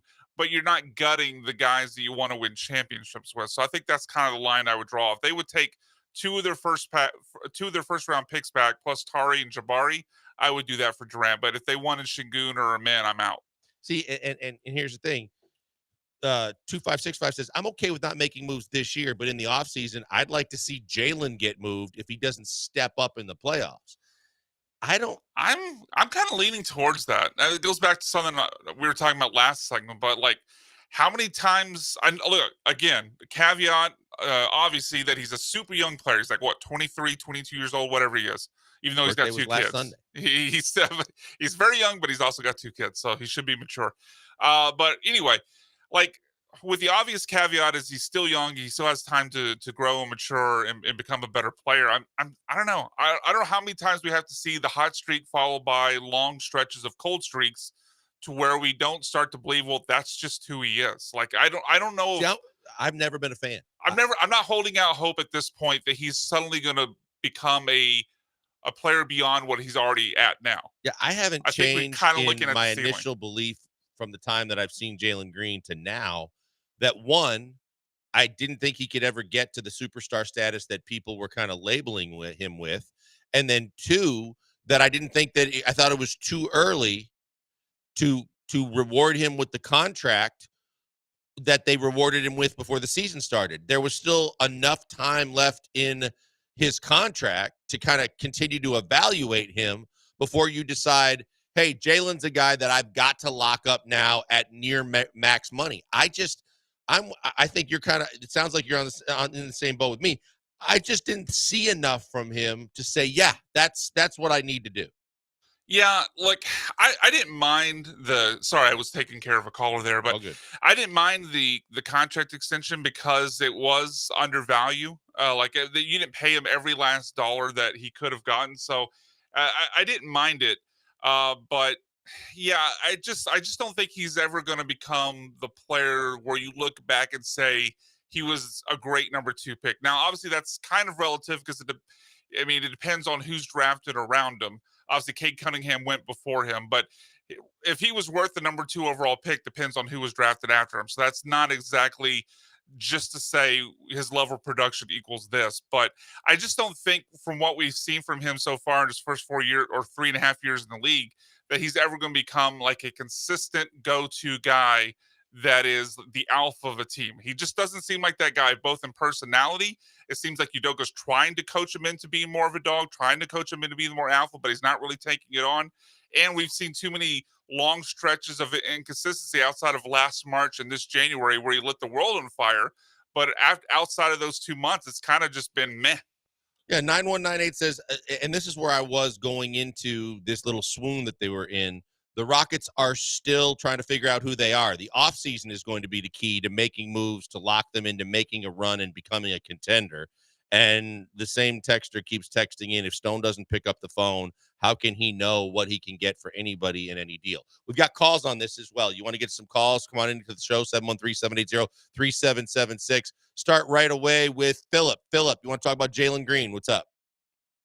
Yeah, hey guys, just watching what Amin's done since Jabari's gone down, it made me realize, okay, well, what happens if we're dealing all this young talent, if we're giving up that opportunity to maximize their value because they have not been playing and showing their full ability necessarily. So as an example, let's say Jalen Green goes down for 6 weeks, which happens all the time in the NBA. Guys go down for a month, 6 weeks. We've already seen multiple guys on our team miss extended stretches.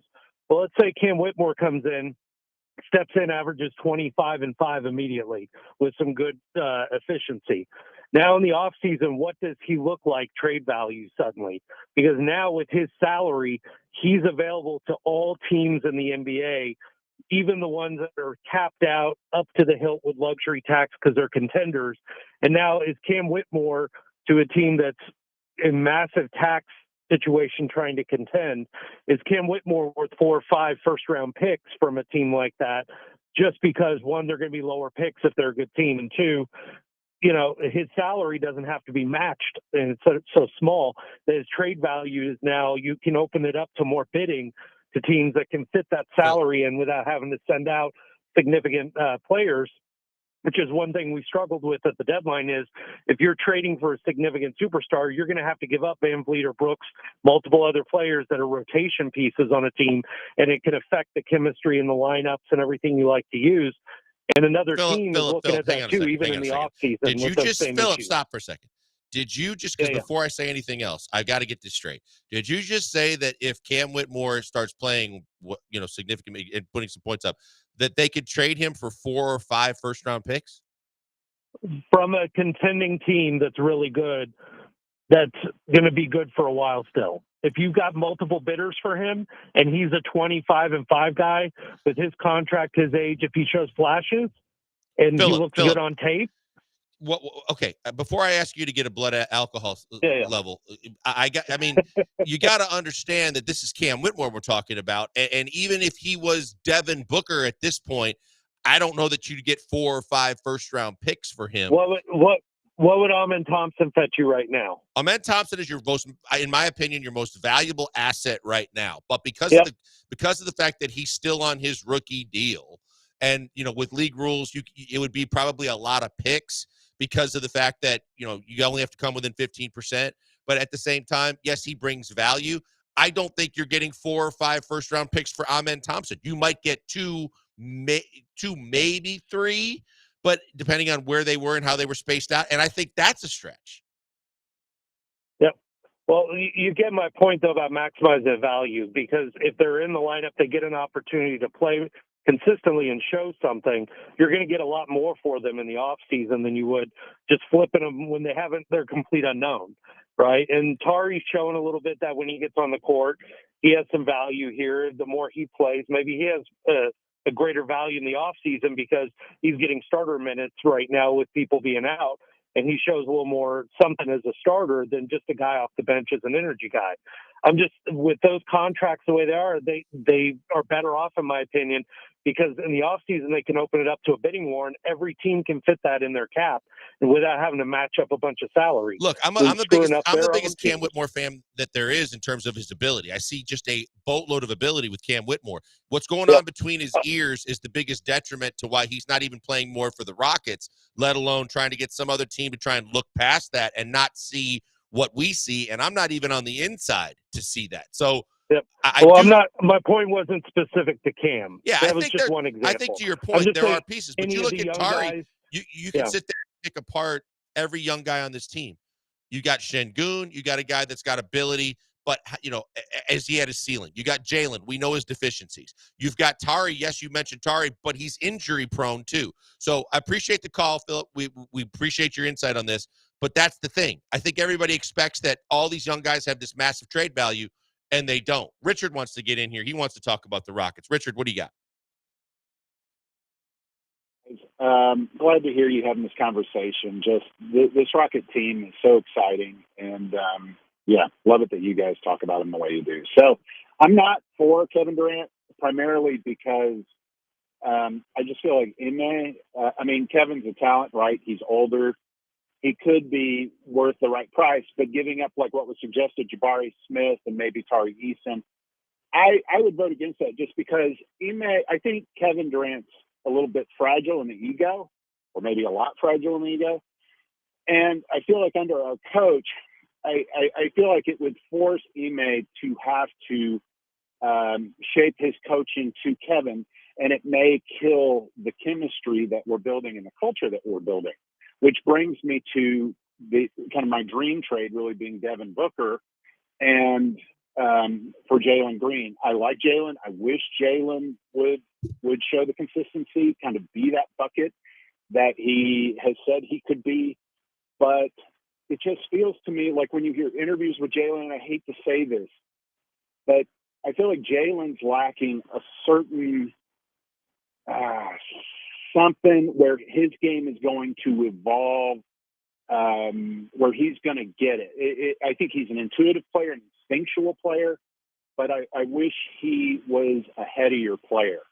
And I feel like you look at all the great two guards in the NBA, the really great ones, the SGAs, that class, Devin Booker, you listen to those guys talk, and those are heady players. Like, they understand the game. They're coaches on the court, and they see defenses very quickly, and they know where to attack. And I just feel like Booker has the ego strength and the dog in him that would fit in well with this culture. And so I say we stay with what we've got. We let the young guys mature, and then we try to send off some first rounds and Jalen Green for Devin Booker. That's my vote. Appreciate the call, Richard. Look, I think that, right, at least for the time being, the Suns have said that Booker wants to stay. They want him to stay. He's their franchise. They're not going to trade him. That could change. Phoenix might just implode and go full rebuild, and maybe it changes in the offseason, and maybe that's a better path to take. But until he's available, that's the biggest thing. You don't know until you find guys that are available who you could possibly trade for. Just like when James Harden unexpectedly became available one year. Daryl happened to be the first voicemail on Sam Presti's recorder, and the next thing you know, they were able to trade. So before we get to the top of the hour where Jeremy is scheduled to join us, let's get Keith in here on the Rockets. Keith, what's going on? Hey, guys, great Rockets conversation. I think Rockets fans, and you guys especially, are undervaluing Jalen Green. He's got over 150 consecutive starts. He's really, really reliable. He's only 23. I think he's a good piece to keep. And my hypothetical trade for you guys is, if you had the chance to acquire Kevin Durant, but it meant that you had to take on Bradley Beal's contract, would you do it? See, that's a lot, because those are two max contracts that you're suddenly absorbing. And the other thing that, Keith, you have to take into consideration is that because the Rockets have enough salary on their roster as well, you do have to come within 15%. So when you have to come within 15%, if those two guys are coming your way, that's $60+ million you got to come up with. That means Fred VanVleet and Devin Booker. I mean, why am I blanking on the other veteran that they have? Brooks. So Dylan Brooks, Fred VanVleet, and of course they're going to want a ton of your young. They want all their 3 picks back. They also want probably a couple of your young guys. That's going to be a blockbuster. But now you've turned yourself into one of the best young teams in this league that's still ascending to a veteran team with 2 guys that are going to weight you down for the next 3-4 years, assuming that the extensions, at least from the case of Kevin Durant, are going to be on the table. And I'm not sure how much better that gets you and how long it's sustainable. And from a Jalen Green perspective, because someone just texted this in as you were talking about it, they said check Green's numbers the last 14 games. Check out his first 32 games. He's had 8 insane great games, and that's it in his career. Now, I think it's a little better than that, but Yeah, because overall, last March still. right. But it goes to the overall, point there's we were more making. stinkers than there are really good ones. Yeah, that goes to the point I was making when we were having the Jalen Green conversation last segment or whenever it was. Like, really, you look at, because obviously you don't really penalize anyone for a rookie year unless it's horrific. But, post rookie year, you're looking at last March was where when Shingu went out, he was insane. It was like 30 points a game, shot like 50% for three. It was crazy. And then he did the same thing for most of January, where he scored a ton of points per game and shot really well from the field. But outside of that, it's not that he's been bad outside of those 2 months, last March and this January, but it's been not the caliber of play, I would say, if you think he could become the number one player on a team like you would have hoped when you took him number 2 overall. Like I'm not completely dismissing that as a possibility because, again, like the texter said, like Keith said, he's only 23. But I'm beginning to become doubtful that's in his profile going forward. I agree with you. I totally agree with you. I think that, look, I mean, I've been pretty consistent. I've been really consistent since Jalen Green came into this league that I think he was overvalued and I think that he was overrated.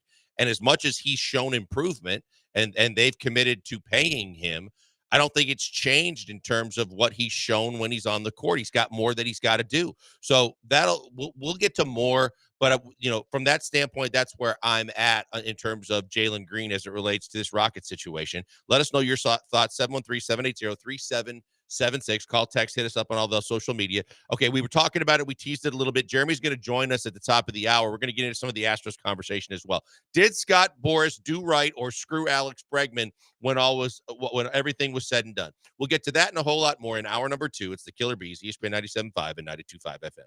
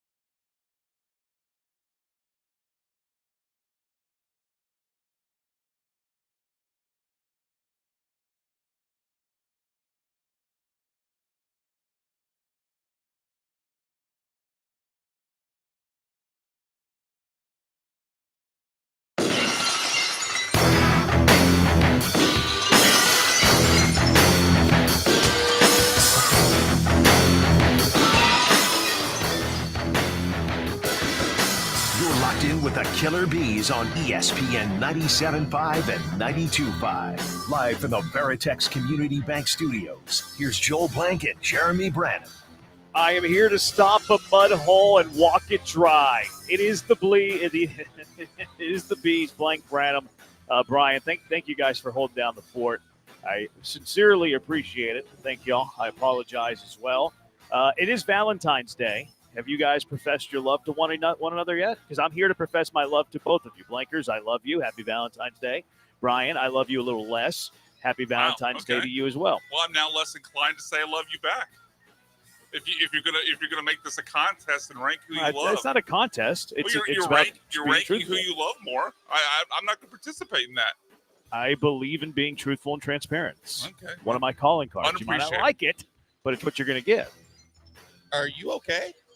Like, what do you mean? What kind of hotel are you staying at that you had to go I'm staying through in a all nice that? hotel. It's just a nice hotel. I mean, I'm traveling with the team. It's a nice hotel. It's a hotel I've stayed at many times that always accommodate my needs. How many times has this happened? First time. That's crazy. That the whole team had to go through that. No. I traveled ahead of them. that's They're not here yet. Yeah. They're not here yet. They'll be here in about 30, 40 minutes, I guess. I just had to wait. I had to wait. They didn't call me back though. I am a little bit sassy about that. They said they were going to call me as soon as it was ready, and they didn't do that. It took me going to the front desk again, like, hey, how about that room? And like, oh yeah, it's ready now. Oh, okay. Where was that phone call? Oh, must have forgot. Okay, all right. You're busy. It's no big deal. But nobody cares about my travel woes. You Thank must you not guys let them sincerely. know you're the voice Appreciate it. of the Cougs. Like a little, do you know who I am? Like Marcus Jordan style. Maybe you got in the room quicker. Do you think that I'm that kind of guy? Do you know who I am? Yeah, you're right. that? I am that kind Do you of want guy. us to answer that? I am definitely that. I'm not that kind of guy. What you get on the air is not who I am in my personal life. Meh. What have you guys been doing? Several listeners want to know if you got lobby coffee. No, I didn't. I didn't get lobby coffee. I got airline coffee, which is always terrible. Oh, that is not good. Yeah, Is lobby it's coffee always bad. notoriously bad? Because The I'm not lobby a coffee coffee's normally drinker. pretty decent. Okay. 'Cause No, I'm it's not a usually pretty coffee good. drinker, so I have no idea. A lot of times it's like a Starbucks brew. Yeah. Yep. Yeah. No, it's fine. It's fine. No, I didn't have any lobby coffee. I don't put it past me though. I definitely would. I mean, I had airplane coffee. You know that I would. What have you guys been talking about? A lot of people very participatory on this Rockets conversation on multiple fronts, but just from what happened last night to what they should do in the offseason to Jalen Green to who's to blame to a lot of people chiming in on their opinions. A lot of people down on, and I actually defended him, but a lot of people, or not a lot of people, but had one person that wanted to say that this was Rafael Stone's fault because he doesn't want to trade. See, watching that game yesterday, did it make you want Kevin Durant a little bit more? No, because They were that was running more out on the starters not wanting to play. They're running out Nate Williams, and you're like, yeah, this is good. We don't need Kevin Durant. We got Nate Williams. We're all good. He didn't play bad though. He didn't play bad. No, he did. I'm kidding. Yeah. Kidding. He did play good. I did see in your run. I did want to take a little bit of. I did want to push back. So I'm a little sad that I missed the first hour. So like fast forward, compress 1 hour together times 5 speed. I see your note here. It says credit to the coach for riding and dying with his second unit. Yeah. And I agree for the most part. And I might even agree bigger picture, but for that singular game, and like I understand the starters were lousy, I felt like he rode that second unit a little too long. I think it was more a statement for the big picture because when we were talking about it, I referred to the game 6 against the Clippers in the playoffs where Mikal lost his job because he inevitably wouldn't do kind of what the same way Udoka did last night, where he wanted to reward the guys that got him back in the game, let him finish. Harden was pissed. Harden never forgot it. And then Harden got him fired. I think to me, it was more impressive last night that Udoka, who is in complete control from a franchise standpoint, just basically said, look, I've been talking about this in post games.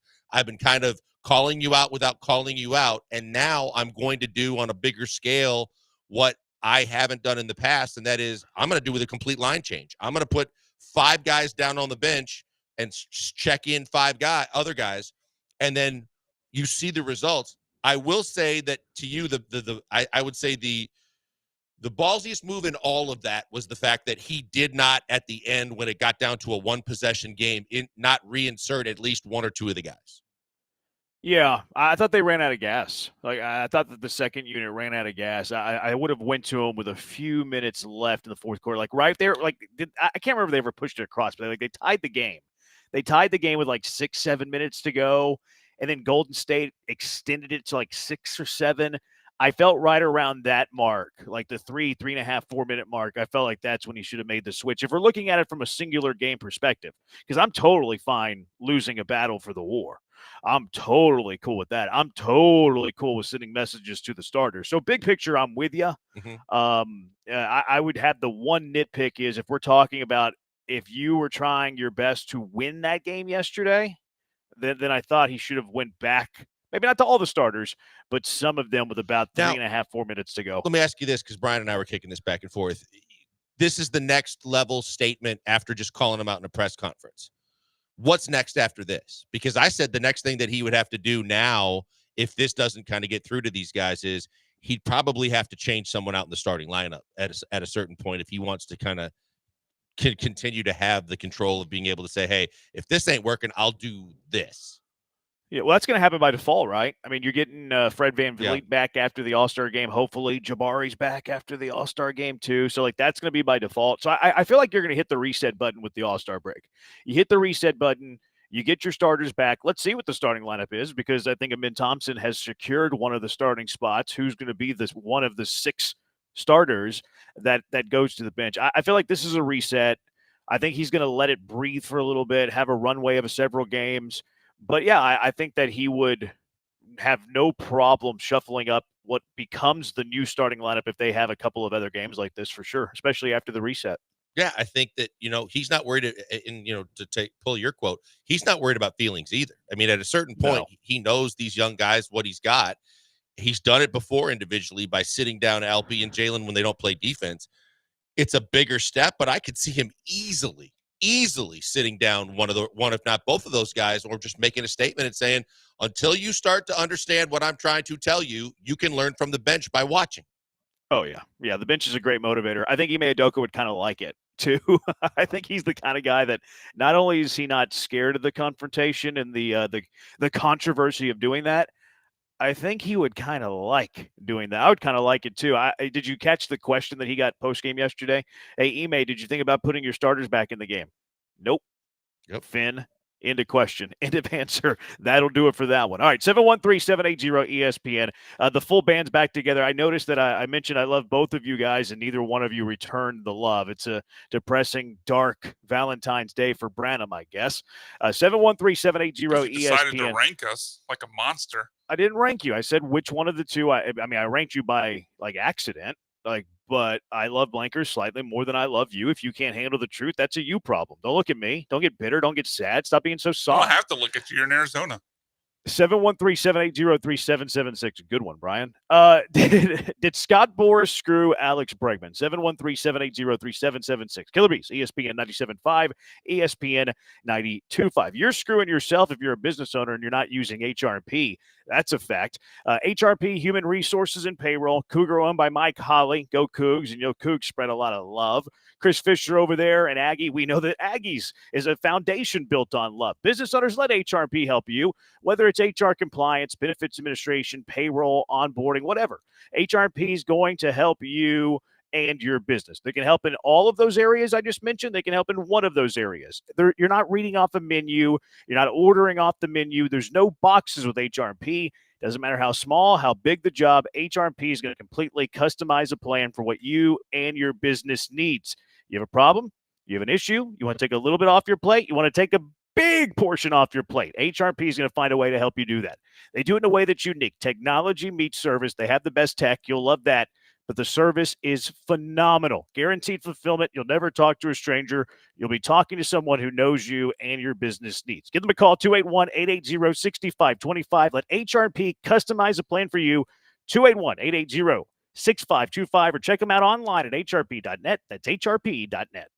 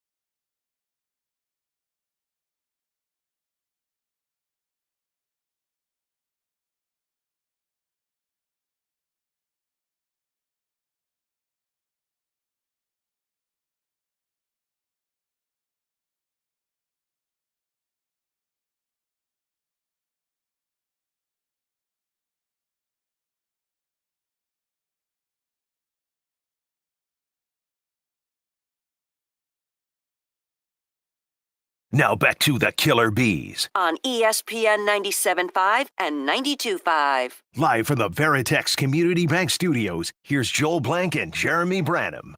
Is this your thing today, Brian? You're playing Valentine songs? Well, it wasn't a thing, but it could certainly be a thing. Is this Nirvana? I kind of like it. It is Nirvana. Like some subtle, because I mean, this you wouldn't think this is a Valentine song, but no, but it's called about a girl, so you could stretch it and make it one. Yeah, kind of like some subtle Valentine bangers. All right, Brian. Can I just tell you how annoying that right. is? What? I was not familiar with your game. Went on satellite radio, that regular, just, playing a variety of different music. Even like, my daughter's on, I forget what it's called now, but it's like the most current pop music stations. They do there for 2 days, all Valentine themed music. At a certain point, maybe we don't want to all hear nothing. So you're going to really love a Valentine's theme bump rotation. Hold on a second.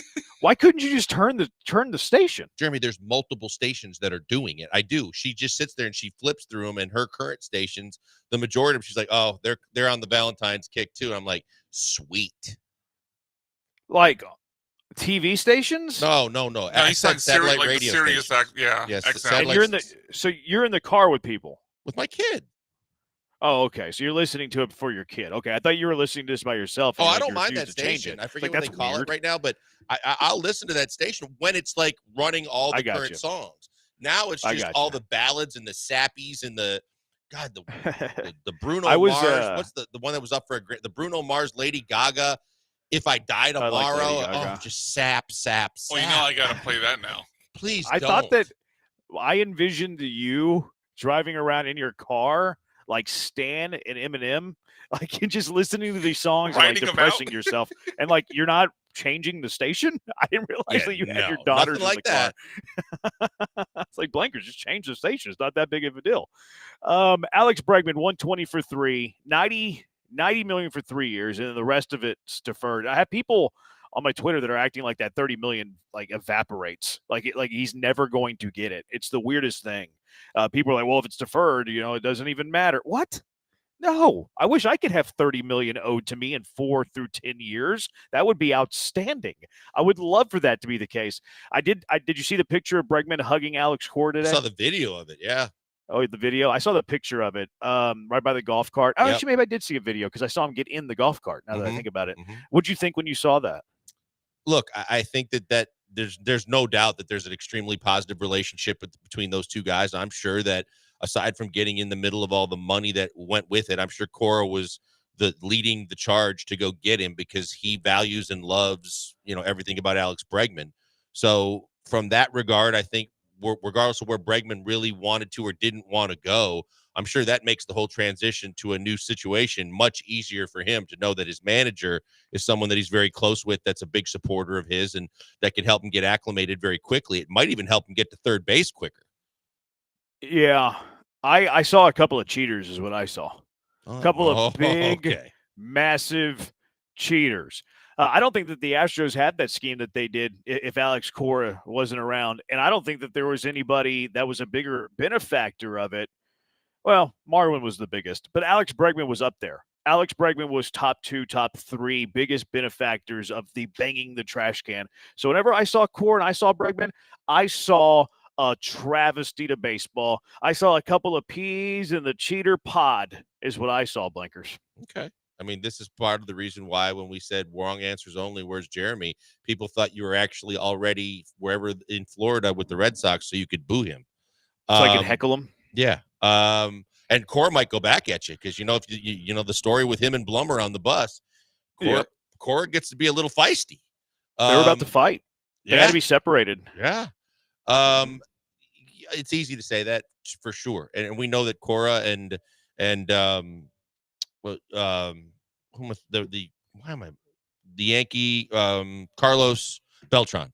Those are the two guys that were the ringleaders. Those were the two guys that should get a lot of the blame. But yeah, I mean, look, the one guy that it really annoys me. And I still have friends that are just hell bent on the fact that Altuve is a cheater when everybody has basically said he didn't do it.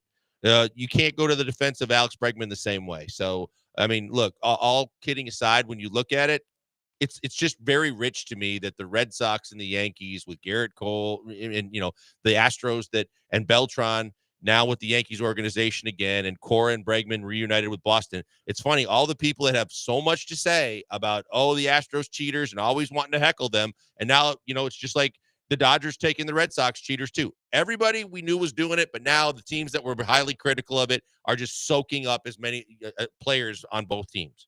I think the Astros are the good guys in baseball now. There's 0 cheaters left on this team. Altuve was not cheating. People think he was, but he was not. A.J. Hinch is a Tiger. Detroit, bunch of cheaters. Alex Cora, Alex Bregman, a couple of cheating Alexes there in the at Fenway, bunch of cheaters. Mookie Betts cheated his tail off. In 2018. I want the numbers of Mookie Betts whenever JT Watkins is his running mate and whenever he's not his running mate. I bet you it's a night and day difference between those two guys. Yeah, so I saw some cheaters there.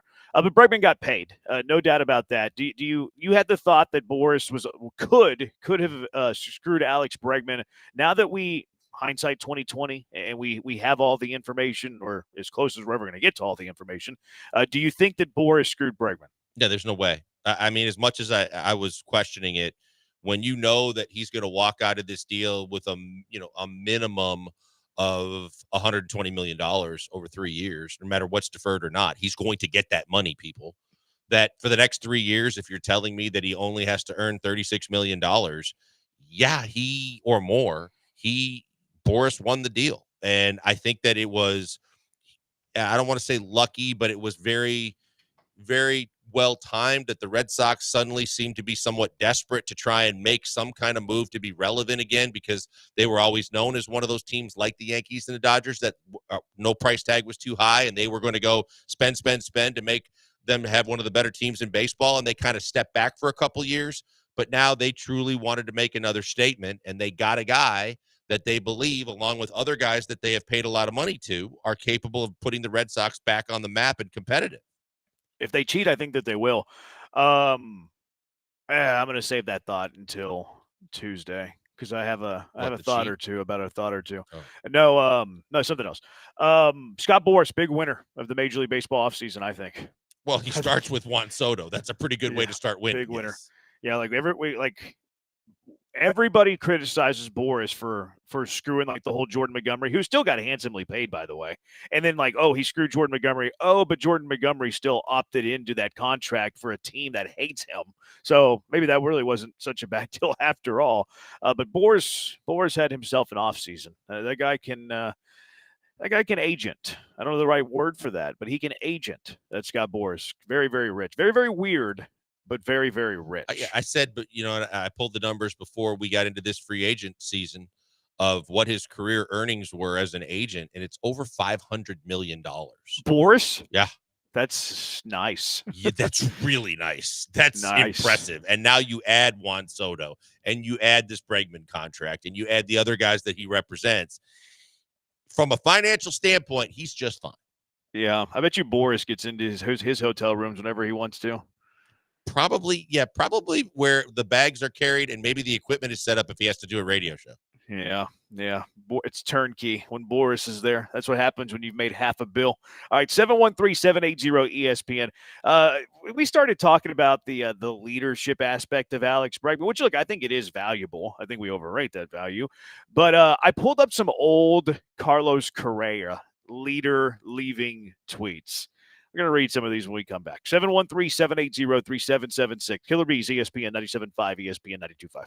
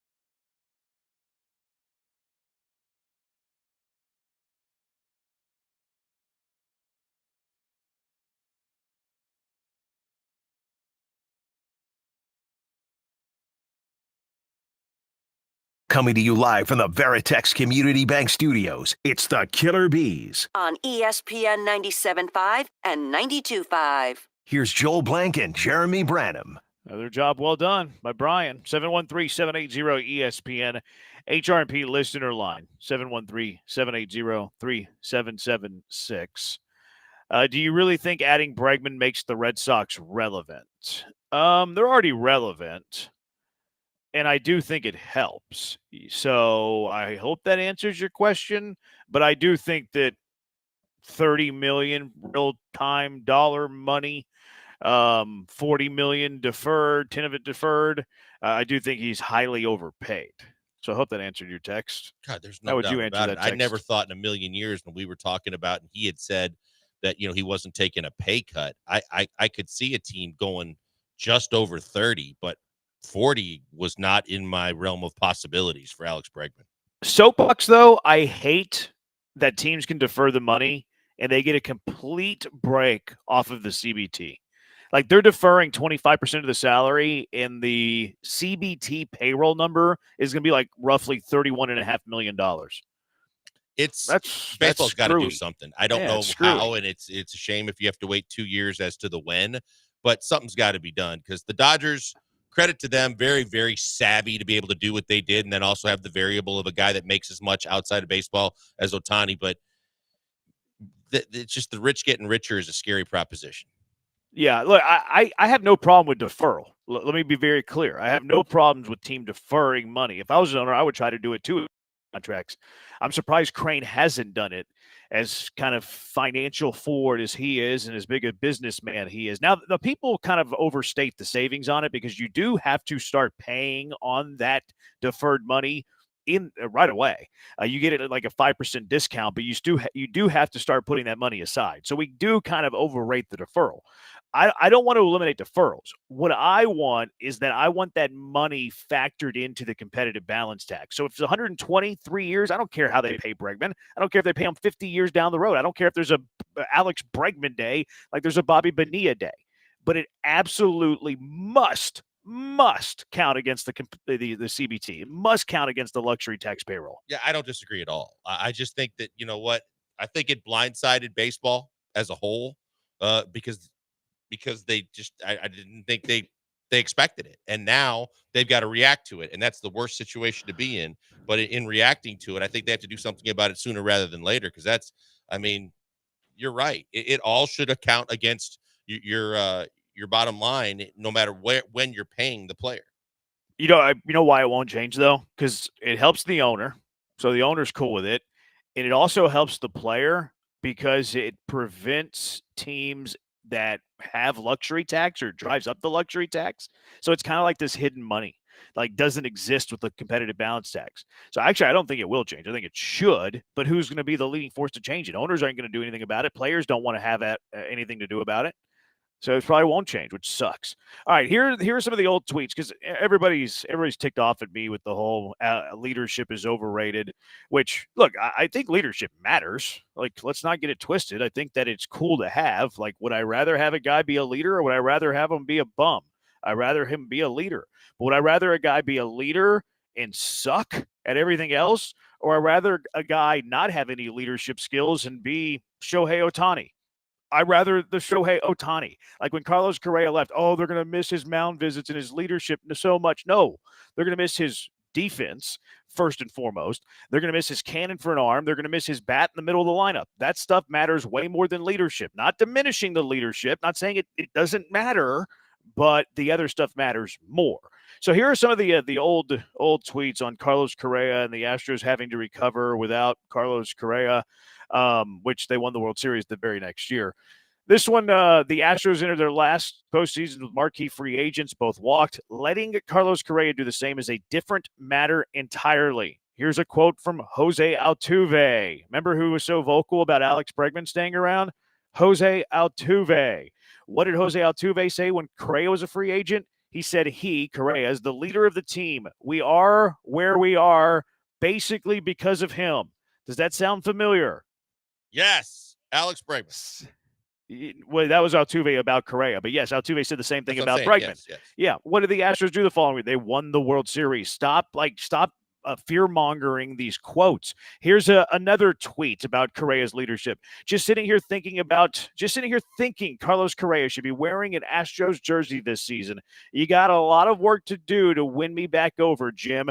Not sure it's possible after letting your leader leave without even revisiting when he fell back into your lap. Because remember, he was also available late into the offseason, and the Astros thought that they might go after him one final time and then fell short. Like, how does that read in hindsight? Like, this is the same exact stuff. This was late March 2022. It's the same stuff with Alex Bregman. No, it really is. And I think that you're right. I mean, the biggest of the big picture is ideally whoever you're going to pay a lot of money to is not only a hell of a player, but also has leadership capabilities. And if we don't have to, even if we don't see them like we did in the contract years of those two guys, you do realize it's helpful to have your highest paid players set a standard. This goes back to the old Bagwell and Biggio days where they said they didn't really need a manager because those guys were in charge of everything and disciplining and policing everything. It's the extra kind of icing on the cake when you have a all-star tech caliber player that also has leadership skills. It's just funny. Like, this guy was coming at me. He was like, "Oh, you're so wrong about leadership." I was like, "Okay, do you want Tim Bogar with incredible leadership skills, or you want Carlos Correa with no leadership skills? Which do you pick? Who's picking Bogar? Yeah, no one. Look, it's one of the players that you are a big fan of, but Barry Bonds was never going to be considered a leader. Barry Bonds was a guy that was going to keep to himself. He didn't like to be bothered. He wasn't that kind of guy. He just wanted to do what he does best, which is hit the hell out of a baseball and win baseball games. He was known as a guy that wasn't, trying to be that guy that goes and like helps the young guys and supports and picks up the veteran guys. He just hit the crap out of the baseball and was one of the best of his era. No doubt. You want Kevin Millar or you want Barry Bonds? Leadership is overrated. Right. Leadership. This is the point that I'm making. You're overrating leadership. If you're saying that leadership is on par with the other actual skills of helping you win a baseball game, not saying leadership doesn't, then you would pick Kevin Millar over Barry Bonds. Like, listen to how silly that sounds. More of these Correa tweets. Superstars come and go, but Correa is unique in that. In his in-limbo situation, he said all the right things, didn't alienate the fan base. He was a leader and stayed a leader. Hashtag intangibles. He didn't go crying on his way out. Hashtag pay Correa. Hashtag for the H. Hashtag Astros. Astros won the World Series the next year. Springer is my favorite player of this era of Astros baseball. While before 2020, I was very critical of Correa. Just 1 year later, I take Carlos over George, and that is something I never would have said. I'll always be grateful for Springer, but Correa is the leader of this team. It's funny how a leader always pops up on teams. You ever notice that? Mm-hmm. A leader always emerges. Yeah, I mean, always emerges, which also states it's the fact that it's overrated because one always emerges. Yeah, it's inevitable, right? No matter what teams, I maybe some people didn't set out to be the leader or didn't say that that's something that I want to be this year. It's just inevitable. By the end of the season, you're going to look back and say so-and-so and or these two or three people were the leaders of our squad. I never thought I'd see the day where Carlos Correa would become the de facto leader of the Astros. Always was under the impression that Springer was that guy. No more. Funny. Also, it's funny how Boris clients start making mound visits in their final year. Just saying. Correa is the most important piece to the Astros' success, and he proved it last year. He's the leader of this team and the clutchest hitter we have. It'd be a total mistake trading him. Why aren't we trying to extend him? Astros won the World Series when he left. Astros really need to re-sign Correa. He's really emerged as a leader and mentor these last two seasons. He's always first to cheer. My goodness. He's always first to cheer on and congratulate guys, settle guys, ground guys. He's the glue. Re-sign him, Astros. Astros won the World Series the next year. A leader. Pay this man. Hashtag Correa. Hashtag Astros. Correa is more than a great defensive shortstop. He's the first to defend his team and step up as a leader to help the new guys. Him and Altuve are like brothers. And he's a major part of the winning foundation of who the Astros are today. For the H, hashtag extend Correa. That one I kind of agree with. Cool. Now we can focus on a real leader and star. Astros, it's time to sign Correa! Exclamation point. My biggest concern with the Astros losing Correa, the dude was the undisputed leader. alpha, led from within his own authentic personality. When Springer bounced, he stepped up and the team responded. Astros won the World Series next year. Got to sign Correa to a long-term deal. Dude is the leader of this team. This is one of my favorite moments in 2020 when he yelled at Frommer, which was a cool moment. And also the second I realized that Correa is the leader we need long-term. Hashtag extend Correa. All right, I'm done. I mean, and I think a lot of this too was the Joe Kelly and the Bellinger stuff too, right? Like people they wanted someone to kind of be the voice of the entire franchise and the people. And when Correa dropped the F-bomb and Correa was the one being vocal about that too, that solidified it. Then it was, I mean, he's the leader of all leaders. But before that, you could probably name 5 guys on that team that were leaders. Key from LA. Okay, we get it. Yeah, I'm a good teacher, Key. Texter says, terrible segment. You were probably a Correa fanboy, and I probably read one of those tweets you just said where you're like, hashtag pay the man. Texter, those are horrible comparisons. Leadership matters, and in an equal player situation, you'd pick the leader. Sure, but that's moving the goalpost. Like, people were putting leadership ahead of other very important attributes that outweigh leadership. That's why leadership is overrated. Not saying it doesn't matter. It's overrated. Wasn't Maldonado a leader? Time for Altuve to be the leader. You'd be mistaken if you don't think Altuve's a leader. Altuve's voice carries a lot of weight, and Altuve's not afraid to use it. He might do it publicly because he thinks it's undressing his teammates, but he's also been able to do that from time to time. He has. Remember the time that McCullers showed up Yuli because of a botched ground ball, and Altuve didn't want to do it on the field, didn't want to do it, took him to the corner of the dugout and into the clubhouse tunnel, but damn sure made a point that that's never going to happen again. Phillips 68 World Series winners next year confirmed by Branham. I sure hope so. That'd be great. And then Texter says we have Christian Walker now. I have heard that Christian Walker is a great leader. You know what? Do you want? I'm not trying to poo-poo on Walker's leadership. Hopefully he is a great leader, and they don't miss a beat in the leadership front. Do you want 35 dongs, or do you want a leader? Yeah, I want a Gold Glove and a hell of a year offensively, and I'll take my chances that someone else could be the guy that steps up to be the leader of this team. Let's assume Christian Walker is a great leader, okay? And I've heard that he is. So Christian Walker's a great leader. That's one of his attributes. You mentioned a couple of his other ones, Blakers. You mentioned that Gold Glove for 3 straight years. You mentioned, he's capable. He's hit 30 or more home runs in 2 of the last 3 years. He would have done it last year, but he only played in 130 games. Do you want 30 dongs? Do you want Gold Glove defense? Do you want leadership? Where does leadership fall in those 3? Last. There we go. Leadership's overrated. It matters. No one's saying it doesn't exist. It's not important. It's just distantly behind those others. It's overrated.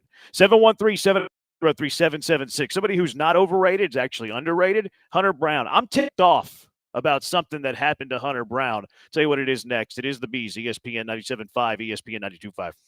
Guys, right now I want to tell you about my good friend Doc Linville. Doc Linville, best in the business at the NeoGraft procedure, PRP treatments, and getting your hair back.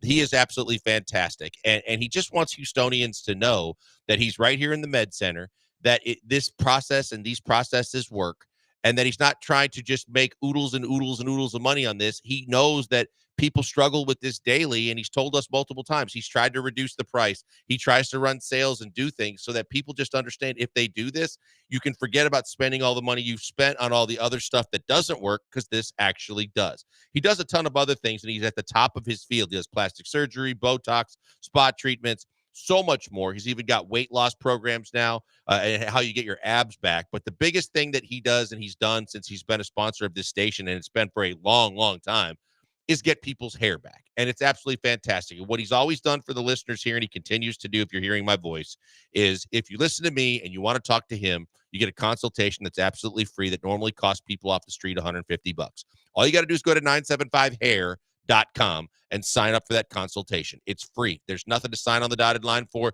No money out of your pocket, no commitment to be made. You just go in and they explain to you, hey, look, we're going to show you before and after pictures of people, maybe even mine. They're going to show you the fact that this is how the process works. Let you ask questions, give you the answers, see if it's something you might be considering. If you consider it, they're going to take care of you every step of the way. The processes are top-notch, cutting edge, and they work, and you're going to see your own hair back. Truth of the matter is, you're never going to lose the hair on the sides and the back of your head, no matter how bald you go in other areas. So he takes some of that in the NeoGraft procedure, puts it where you need it most, and maybe all of a sudden, like me, your hairline is back, or maybe that bald spot on top goes away, but the results are there and they speak for themselves. Tell him I sent you by. He's the best in the business. Get that free consultation today. Go to 975hair.com.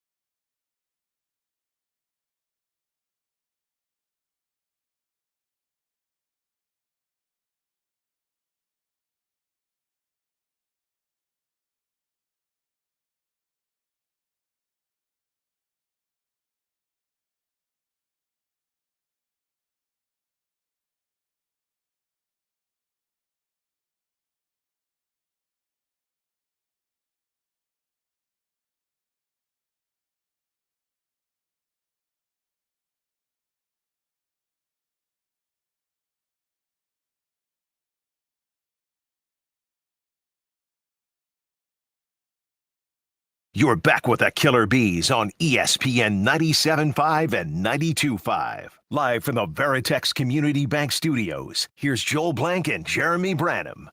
Let the good times roll. Take the day off work. Play a fun round of golf with your favorite sports station at the ESPN 97.5, 92.5. Occasional invitational benefiting Kids Mills. This year's tournament will take place on Fat Tuesday, March 4th at 10:30 a.m. at Wildcat Golf Club. Each golfer will receive beverages from Carbach Brewing Company, lunch from Brown Bag Deli, dinner from Valencia's Tex-Mex Garage, and 18 holes of golf. Fun golf. Register now at ESPN975.com under the promotions tab and use code EARLYBIRD for a $97.50 registration for a limited time. A lot of people on the text line are getting on to me for a synonym that I use for home runs. You guys grow up. Don't act brand new. Don't act like you've never heard that before. Texter, where was Correa's leadership when a masseuse broke his rib? I mean, he could be a leader and also made of glass. Both things can be true. Dude is fragile. Yeah, he had his issues, and there's always been the question of exactly how he got hurt. But yeah, whether it was the masseuse or other rumors and innuendo, he might. He look. I mean, he had all the offers lined up supposedly for that big money, and then all of the medicals started saying, "Beware of a couple of different things, including his ankle." Yeah. Yeah, he's done well for himself, but yeah, that was a fiasco of that time. I think it was the second time, right? Because he signed with Minnesota, and then it was the second time whenever he signed with San Francisco and the Mets. Right. Yep. Yeah, and then they felt physicals on both, and then ultimately landed back with Minnesota. Look, I loved Correa. Correa was my favorite player. I still really enjoy Correa. I liked Correa more than Bregman. I'll admit that. But dude can't stay on the field. He played 86 games last year. He was good last year when he played, but he can't stay on the field.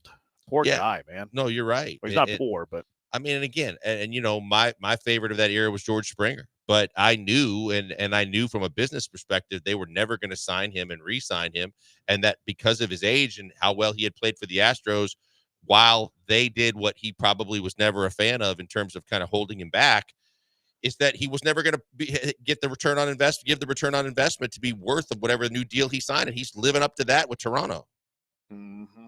Texture, why are people freaking out? I look at Bregman leaving and freeing up that money as a positive. Let's go get more pitching and an outfielder, please.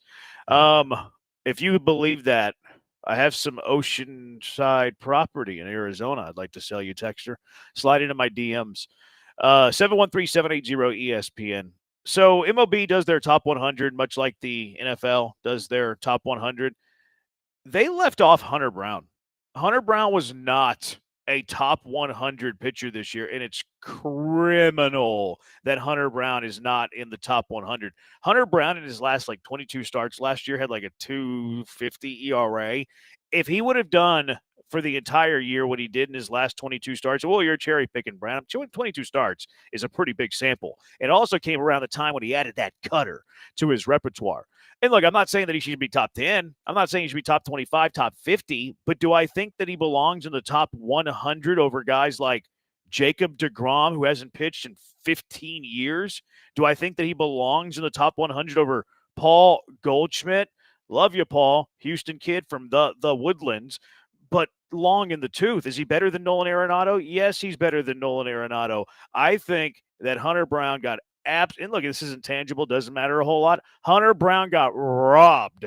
Yeah, I mean, when you start mentioning some of the other guys on the list, if they're still on the top 100, especially at this stage in Paul Goldschmidt's career, and you can't see what Hunter Brown's did, then maybe that's either biased against the Astros or you just don't follow the game close enough, because that's ridiculous. Because this is, I mean, this is supposed to be a list of right now. Not your baseball reference, page for your Hall of Fame baseball card. Yeah, exactly. Back of your baseball card. The back of his baseball card. Pause there for the drop. But like you mentioned a few names, because the conversation you have to have if you say Hunter Brown should be on is who are you pulling off? And I agree with Paul Goldschmidt should be taken off, Jacob deGrom should be taken off. I'd add Dansby Swanson to that list. I mean, he's obviously had several really highly quality years, all-star years, but last year's OPS plus was under 100. So I mean, Hunter Brown, since I think it was May 5th when he added that cutter, was one of the best pitchers in the American League. So he should be on this list and instead of some of the guys we've named, including, I mean, I know Roki Sasaki is supposed to be the truth, but he hasn't pitched the game yet. Hadn't pitched a game.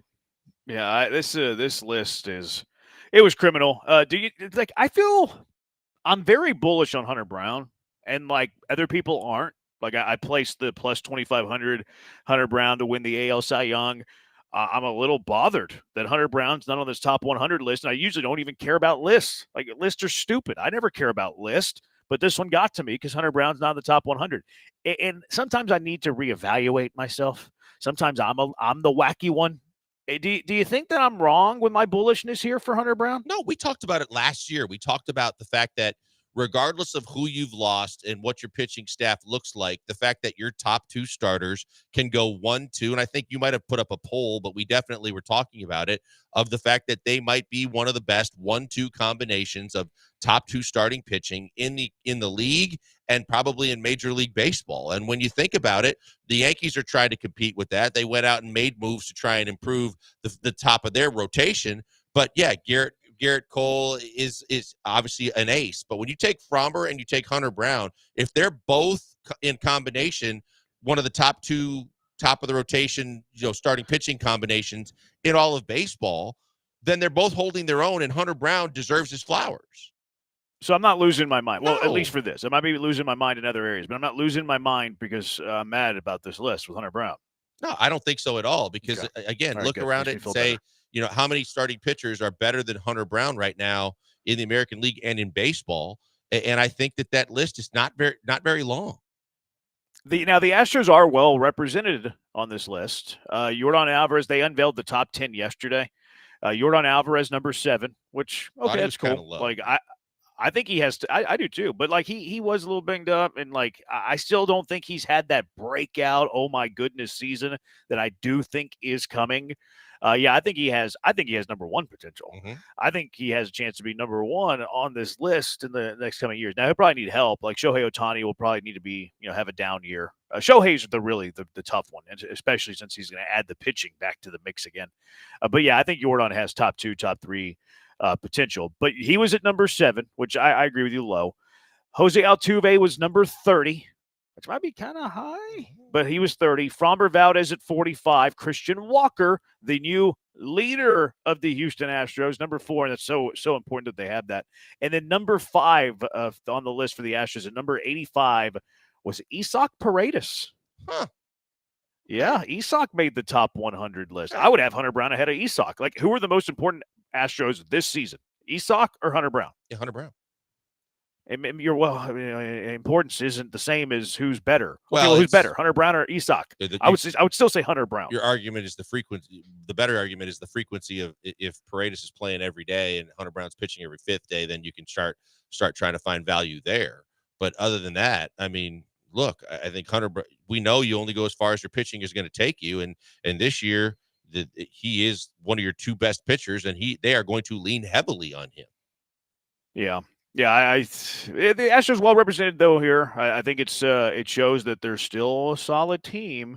Alex Bregman, for those that are scoring at home, he was number 35 on this list. Okay. So that's what that 35 on this list is what 40 million gets you these days. Actually, 37. My bad, 37. It depends on which Alex Bregman you get, right? Like second half of Alex Bregman, probably around 37. First half of Alex Bregman, not top 100. Yeah, and I mean they play the full season, so we'll see what he does this year. But yeah, I think 37 to me seems a little high for the entire body of work last year. Yeah, no, I would agree. I would agree. I think what's happening here. You know what's happening with Bregman being as high as 37. East Coast bias. East Coast bias.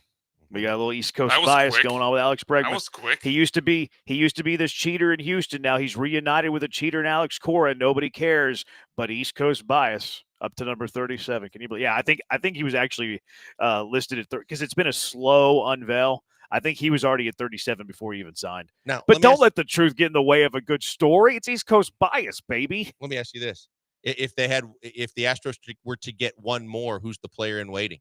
Because I was wondering how Hunter far. Brown. I mean, well, yeah, that's right. But if it's not Hunter Brown, because to me, it's like, how far off is Yiner? Yeah, he would need to put together a good year. Yeah. He would need to put together a good year. Like, he's probably not close to top 100 currently. Do I think he has the potential to be top 100? I think he could be a top 100 next season. That's why I said, how far off is he? I don't think he's in the top 100. A year away? Yeah, maybe. Like, if he hit, I mean, he had for a bunch of power his rookie year that kind of disappeared last year. Yeah. If he can put the best of 2 worlds together, and look, maybe this is him needing to make adjustments and, maybe being a pro. You would think with good leadership of Alex Bregman, he would have been able to do that. But he had 23 home runs and 377 plate appearances his rookie year. Last year in 619 plate appearances, he hit 16. So, like, the power kind of disappeared for him, but he hit 299.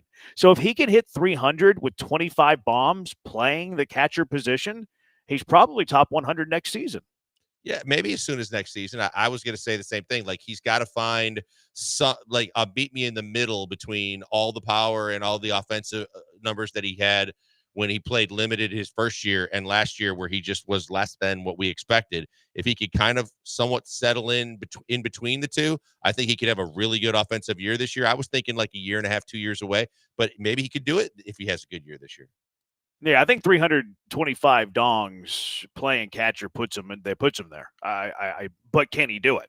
Right. All right. 713-780 ESPN. Killer Bees have been rolling, and I still don't like this game. But who said it? Coming up next, it is the Bees on ESPN 97.5 and ESPN 92.5.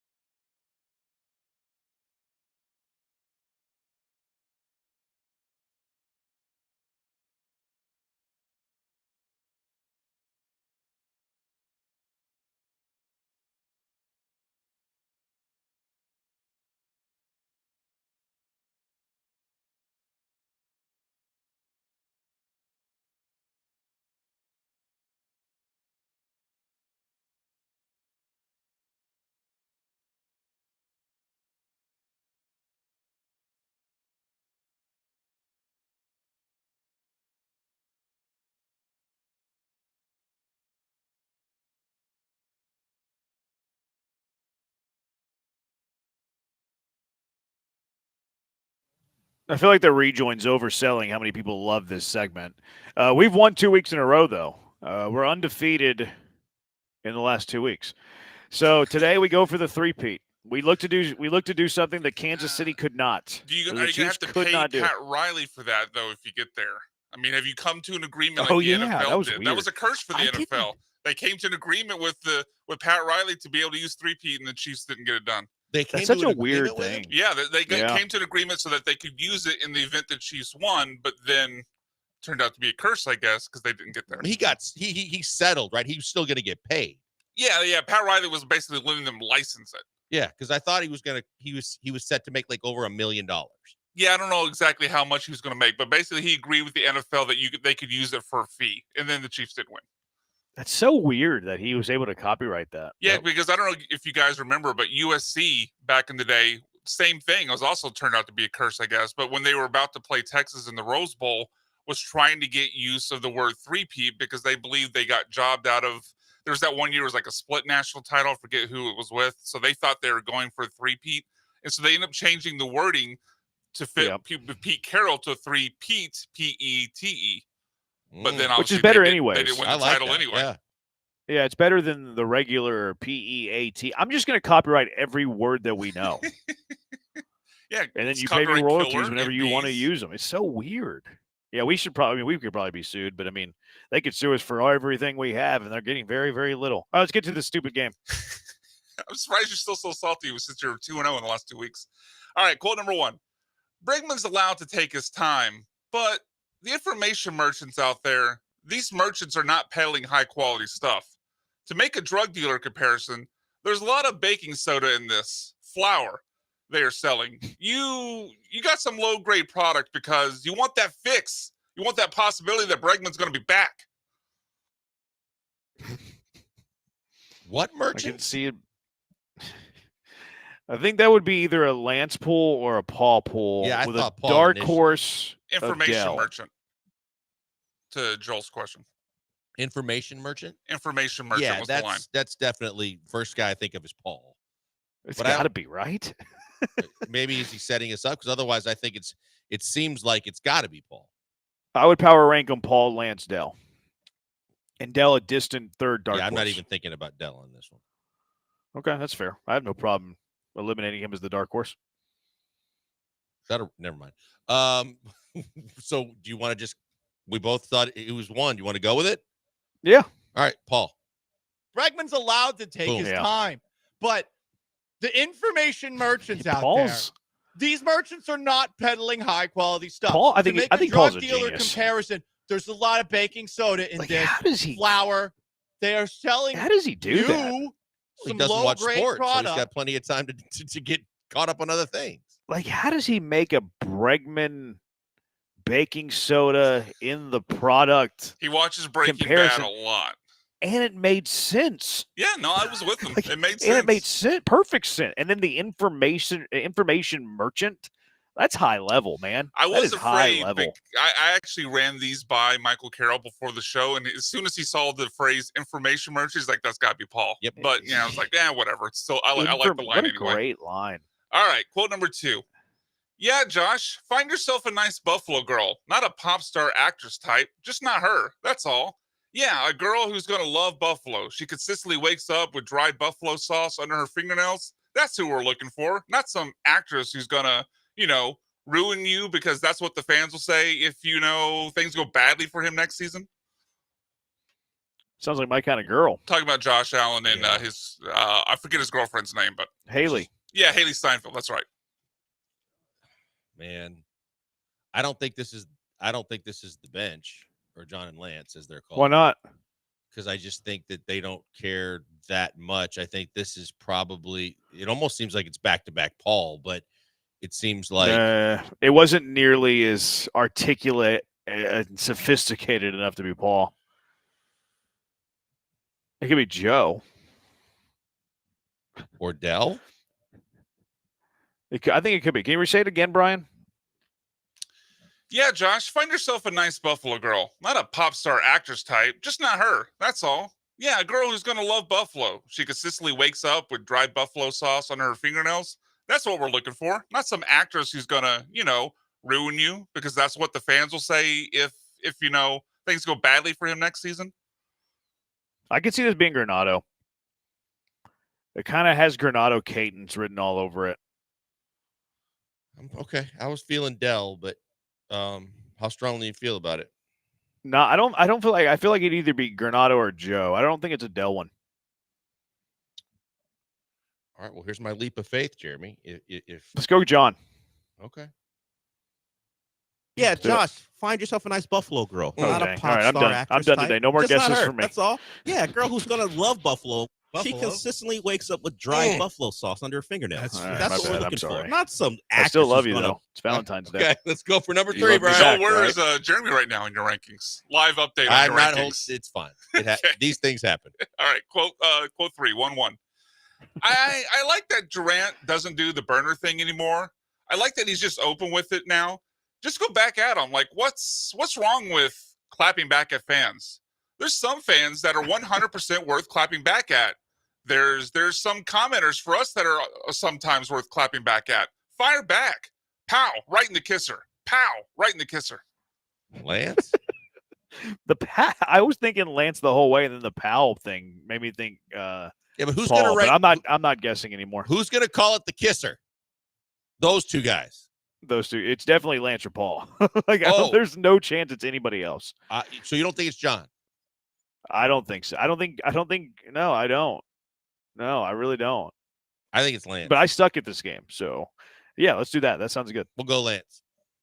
I like that Durant doesn't do Thank you, the Paul. thing You had that anymore. one. I like that he's just The open with it. Just I was go thinking back Lance at the him. whole What's- way until he what's goes to wrong pow with pow, because I bet you he does it in a clapping very back high at pitched, quick way. fans? There's some fans that are 100% worth clapping back at. There's some commenters for us that are sometimes worth clapping back. Yeah, fire back. Yeah, pow, right in the kisser. Pow, right in the kisser. He's a little reserved, pal. It's a weak pal. I Well, thought I the expected more. commenter line might give it away with Paul and having a notable fight with a commenter, but I guess that one slipped by. I don't think that was intentional. You don't think so? No, I don't think he was taking a shot at Texans commenter there. No, I don't. Okay. Yeah, I don't think I don't. so either. All right, agree to No, disagree, but we'll never know. You think he did? Yeah, I mean, we could know that. It would be very easy to find out, Brian. Yeah, we could text Paul. That's true. I mean, I guess quote What do you- Granado. There's no way to know if I'm going Like, we full will Granado. we'll But I never don't know. go the true stories with Bregman's contract. We can literally ask Paul. No, there's we no way could to know. find out. But no, Paul's not shy about still taking shots from time to time, just in passing, little quick drive-bys. But I don't know. Maybe I'm wrong. That would be well done if it was. If it was, I'll give him a lot of props on that. I'll send a text after the show's over. We'll see if we can get an answer. All right, That would be well quote done. number 4. We got to get these. Yep. All right, yeah, you're 1 and 2 right now. Okay, quote 4. I don't care if you're religious or not. It doesn't matter. You need to want that man. You can be an atheist and say, man, I need CJ. If you're an atheist, but you're a Texans fan and you want good quarterback play, and if Jesus makes him right, then you better hope and pray he's with Jesus. So we start getting some completed out routes and gets rid of the ball a little quicker. Oh, wow. Who is sacrilegious? You got to start there. Rank your sacrilegious host. I think this is Lance. Okay. Yeah, I heard Lance there. Yeah, I think it's Lance. Let's do it then. I don't care if you're religious or Atta not. It boy. doesn't matter. You need Atta to want that boy. man. All right, we got a You shot. could be an Pick me atheist up. and say, man, I need Pick me CJ. up. If you're an atheist, but you're a Texans fan, you want good quarterback play, and if Jesus makes him right, then you better hope and pray he's with Jesus. I had to use that one. That was pretty funny. All right, 2-2 comes down to the quote number 5 here. But that's stupid because Valentine's Day dies once you get married. I take my wife out enough to dinner that I don't need to take her out on Valentine's. We're in a relationship. She owes me one anyway. So Dell and Paul are out. Read it again. But that's stupid because Valentine's Day dies once you get married. I take my wife out enough to dinner that I don't need to take her out on Valentine's. Okay. We're in a relationship. She owes me one anyway.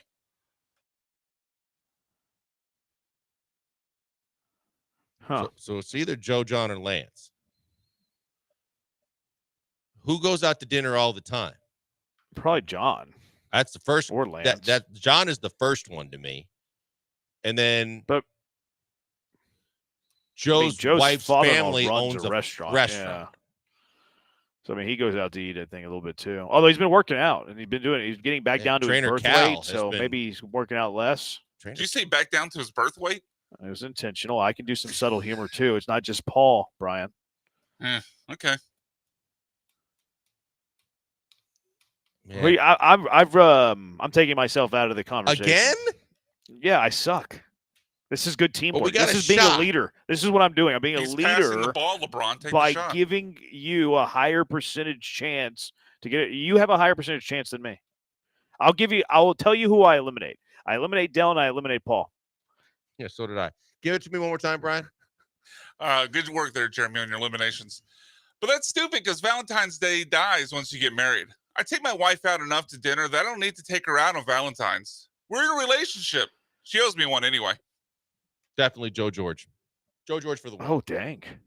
But that's stupid because Valentine's Day Atta dies boy. once you get married. I take my wife out enough to dinner that I don't need to take her out on Valentine's. You're in a relationship. Yeah. So But how'd you don't get want there? The end.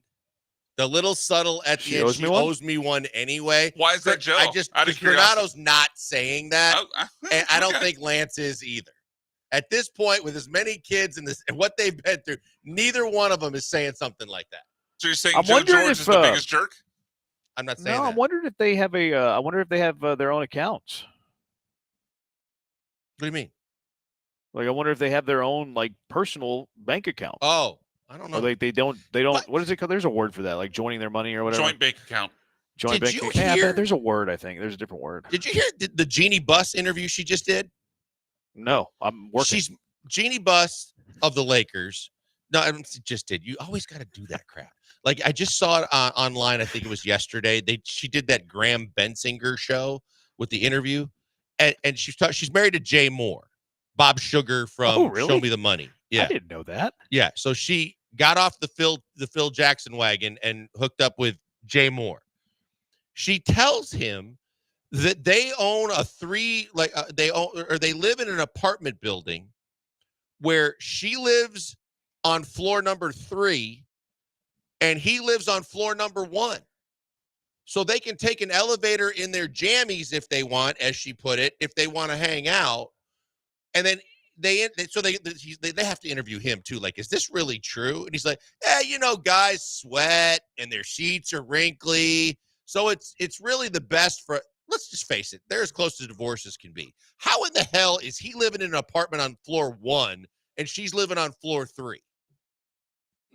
I mean, people have weird relationships, especially in Los Angeles. That is bizarre. I don't think Yeah, we have maybe- to worry about that with Joe. I don't know if he's got separate floor money. No.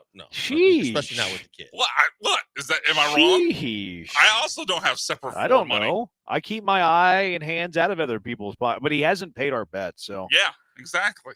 But he's going Yeah. to buy a separate floor for himself. that's a good point.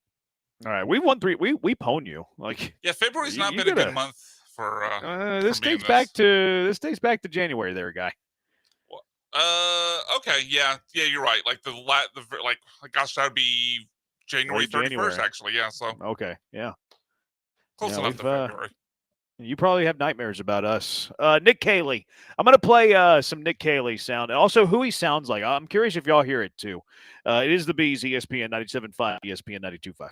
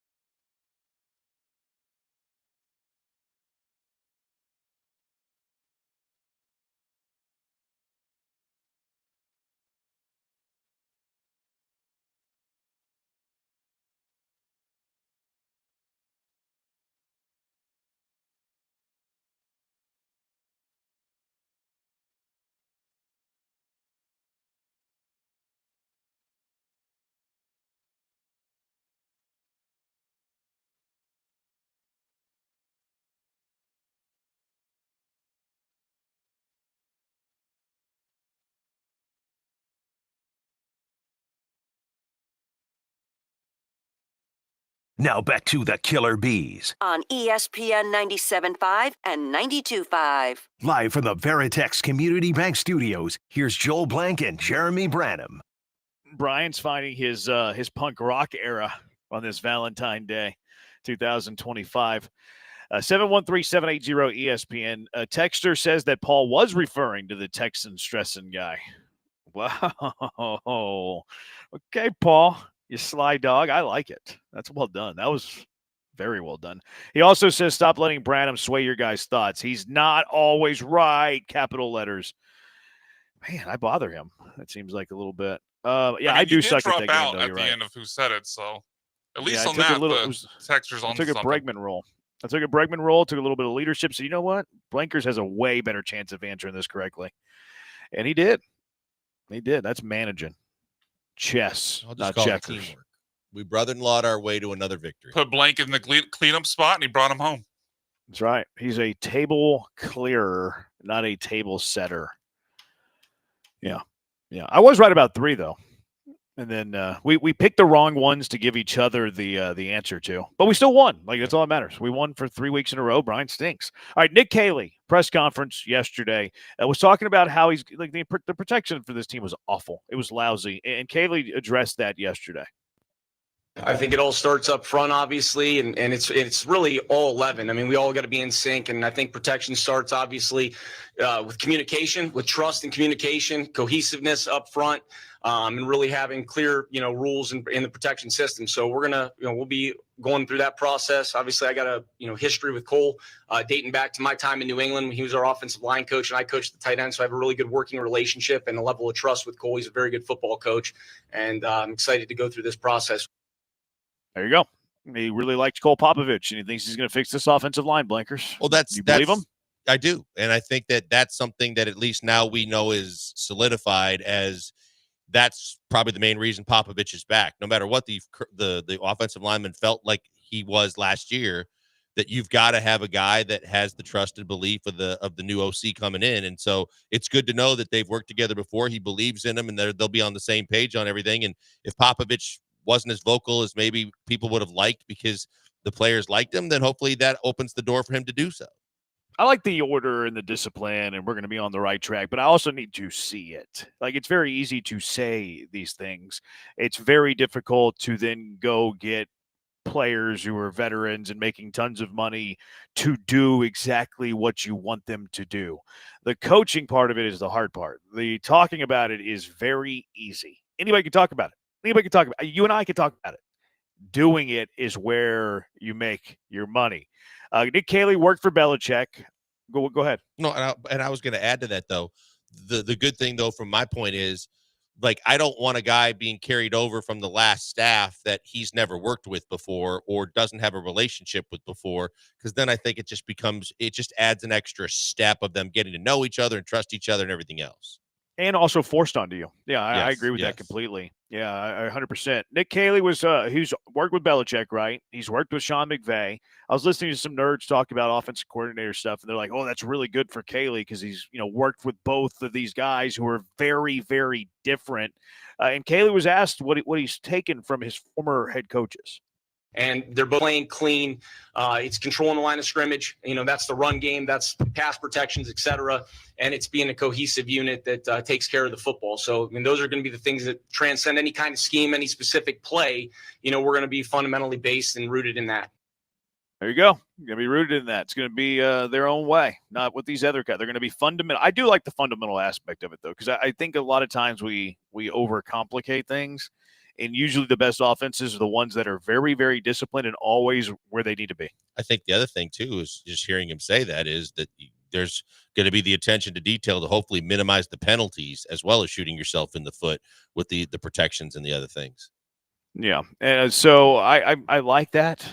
Again, talk is cheap. Now, is he as fast as you remembered him talking yesterday? Good Lord, he's fast. He's very fast. So he's a cross between like McVay and this brilliantly dumb guy on social media. I think it's like Rob does sports as well. I think he also does that, like a podcast, I believe. Here's brilliantly dumb. So Nick Caley, we just heard him. I hear he talks slower. Brilliantly dumb's cadence is slower, but it's the voice that sounds similar to me. I just got back from Scottsdale. Waste management. What a horrific city. After a day or two. First couple days, time of your life. After that, you hearing it? I was A little bit. willing to I hear walk I hear home. the voice. Obviously not the same When you cadence. see me with the Chili's hat on, just know I do I'm hear in the a voice. bad way. Not an ad. Wish it was. Always do. Chili's, if you're watching. How All right, are that's you? enough of that guy, But, Brian. Thank you very much. I believe it. Here's Nick Caley now, so we can compare and contrast again. Because of the people, starting from ownership to Coach Ryans to Nick to the people to the players to the staff that we have here. I feel really convicted in that, and I think you got to get the right people on the bus, and we have the right people on the bus, and I'm really excited about that. You got the That was button Nick Caley, by the way, on why he wanted to wait for the perfect spot, but they sound alike. I was gonna say, if you got the button that you guys taught me about yesterday, only on reverse to slow it down. If you slowed it down, I think.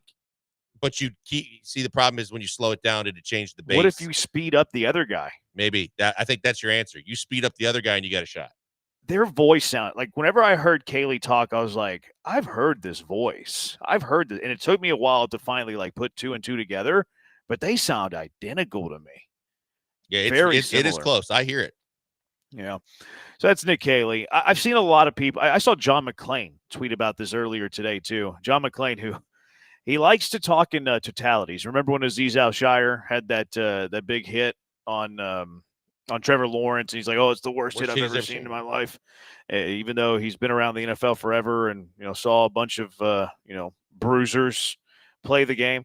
He was talking about Caley earlier today. Let me find the tweet. I don't want to do him any disjustice here for the general, the Hall of Famer, John McClain. But he had the whole "we won the press conference" thing. And I don't think anything makes me sicker than press conference winning. Yeah, here it is. McClain.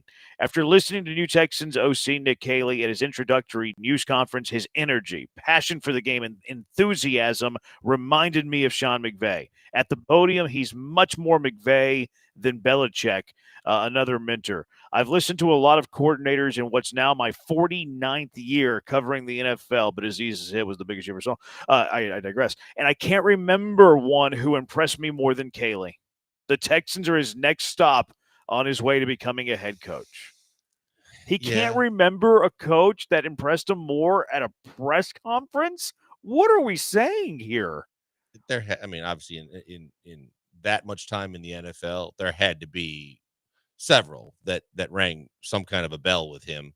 But, he is kind of getting more comfortable in his retirement years. So maybe his memory is slipping a little bit.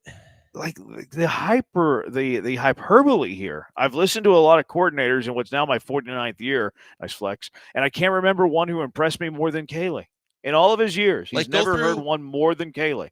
Shanahan, Gary Kubiak, because you got to believe he was big on the Kubiak bandwagon coming from here. There's got to be guys in his career that impressed him with their first press conferences. I think he's, what I think he's doing here? You know what I think John's doing? Creating I think he's posturing. I think he's trying to show out to most of his Twitter following is from Houston. I think he's doing it for click here, Brankers. Just throw the crap out there to get clicks. Let's This is also the not best forget who he works for. ever heard.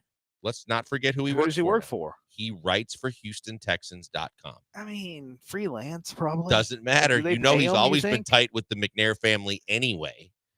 The greatest press conference ever. Like what? Sure, but it doesn't. He doesn't lose anything in the process except for a few people like us that really caught it. I think the more important thing is he's probably getting a lot of love internally. That John's their guy. They need to put me in the Hall of Fame. It's McClain's 49th year covering the NFL, and he's coming up with takes that Nick Caley is the most impressive offensive coordinator he's heard at a press conference. Meanwhile, Branham over here is comparing him to Brilliantly Dumb. Give me Brilliantly Dumb over that sort of hyperbole. Come on, McClain. That's crazy talk. I hope he's right. I hope that Nick Caley's the greatest OC we've ever seen. But it makes me sick, the whole won the press conference stuff. Lovie Smith won the press conference a few years ago. People were having the same take. Well, Lovie won the presser. He brings professionalism to the position. And then he won fewer games than David Culley. Yeah, I mean, I was curious, and I mentioned it to Brian the other day, like, what are people going to be looking for that is going to make them feel really good about Kaylee? But, whether you win the press conference or not, there's people that are like John McClain that are looking to hang on to every word the man says and just give them that little nugget that says, we got the right guy. Yeah, I mean, I liked what I heard too, but I thought Jack Easterby also talked good. People talk. Talking's easy. One like fish, two doing fish, it red is what's fish, hard. blue fish. See, there you go. I mean, look at that sort. Look at that. He's Shout like a out to the linguist. fish. Look at that. Look at Jack Easterby talking. It sounds like he's funny. He's engaging. He's enthusiastic. He's got all the riz in the world, Jack Easterby. Like, he sounded good and was terrible at his job. Yeah. Yes, you're right. He also ghosted BMAC. Oh, that's right. We had to use Todd just to try and get some kind of contact. I sent some follow-up text, no response. But I did notice his text bubble changed from blue to green, so I don't know what's going on there. Ooh, but, man, times are tough. for Yeah, Jack. yeah. I guess that next job didn't work out for him. I don't know. That's tough. Texture says that man, being McClain, is glazing to the max. Are you up with that word, Blankers? No, not at all. It just means like I think talking highly of. Yeah, it means in a very exactly nice way. I think it means exactly what you would think it would mean. Yeah, it just means you're talking very highly of an individual. Let's just leave it at that. Let's go with that. There's a Randy Marsh There might be gift that kids would explain listening. it. There might be kids listening. You guys want to rank Valentine on your holiday power ranking, or do you want to talk Texans or McCullers? Huh? Do you want to talk McCullers? Do you want to talk Valentine power ranking, or do you want to talk Houston Texans? Your call, man. We're in the final half Brian, hour of the show. give it a It's call. fine. Valentine's power ranking. Let's do the Valentine Day power ranking. Where does it rank in your holidays? Is it even a holiday? 713-780-3776. Killer Bees, ESPN 97.5, ESPN 92.5. You're trying to do film study like you're Jeremy Branham. You're No, trying to make but, everybody like, think that you know ball.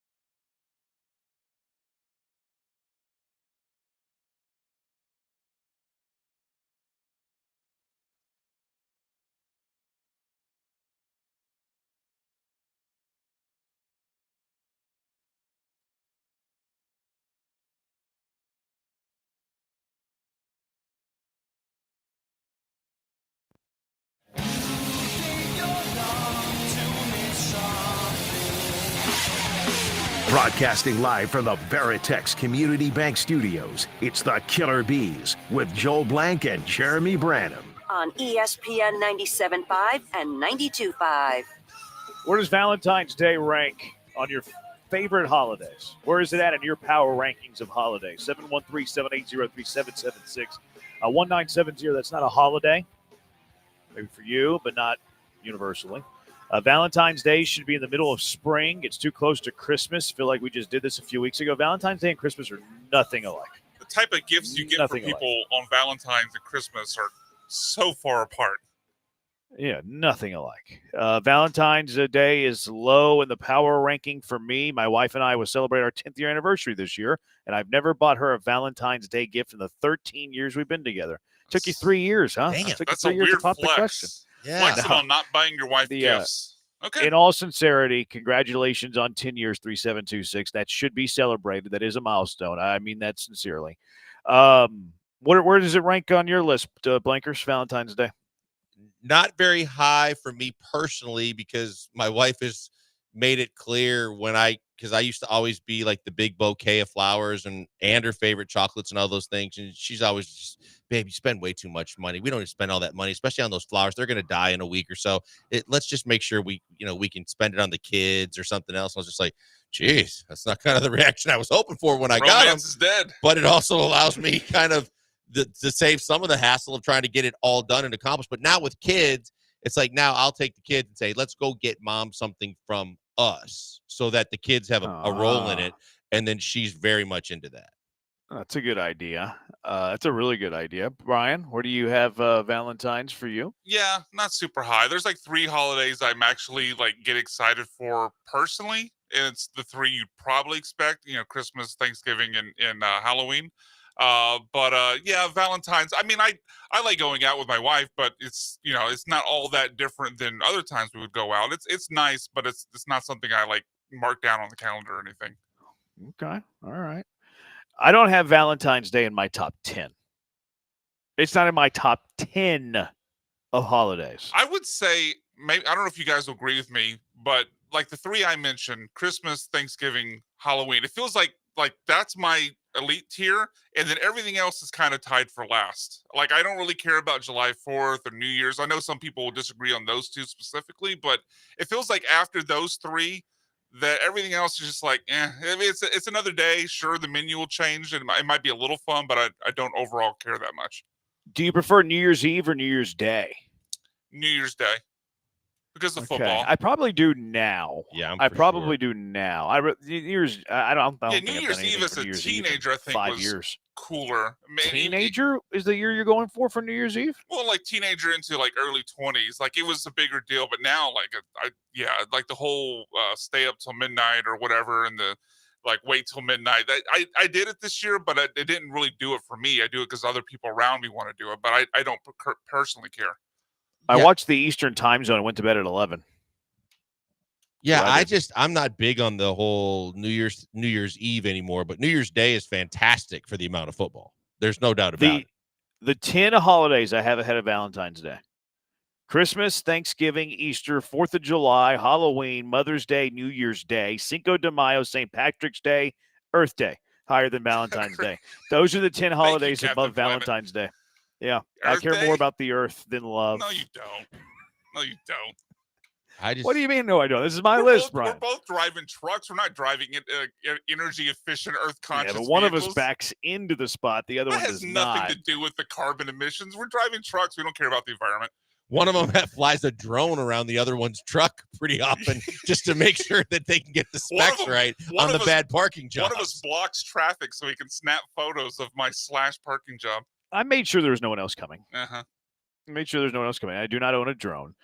Texter 30 years this year, and we have never celebrated Valentine's Day or bought each other gifts on this date. That's good. That's a good rule, I think, for any good marriage. I think it's pretty. Whoa! This texter just said Cinco de Mayo is not a holiday. You're not allowed to text this show again until Cinco de Mayo has passed. That is your banishment. And I'm Mexican. For suggesting such a thing. Absolutely, it's a holiday. I think What are you talking Father's about? Day has to be in your top Jeremy 10. didn't have Father's Yeah, Day. but I'm not a selfish guy. I'm not a selfish It's guy. not Like, always I about don't, you, Jeremy. It's about honoring It other is now. fathers. It is now with the kids. You say it is now, but you're not selfish. It is all about me now, but I'm not selfish. I'm not. I'm not. Like I But don't. it's all about you, though. With kids, yes, it becomes more about you. If you're the head of a household and you're the father, that day does kind of revolve but around also you. consider Yes. whether you want.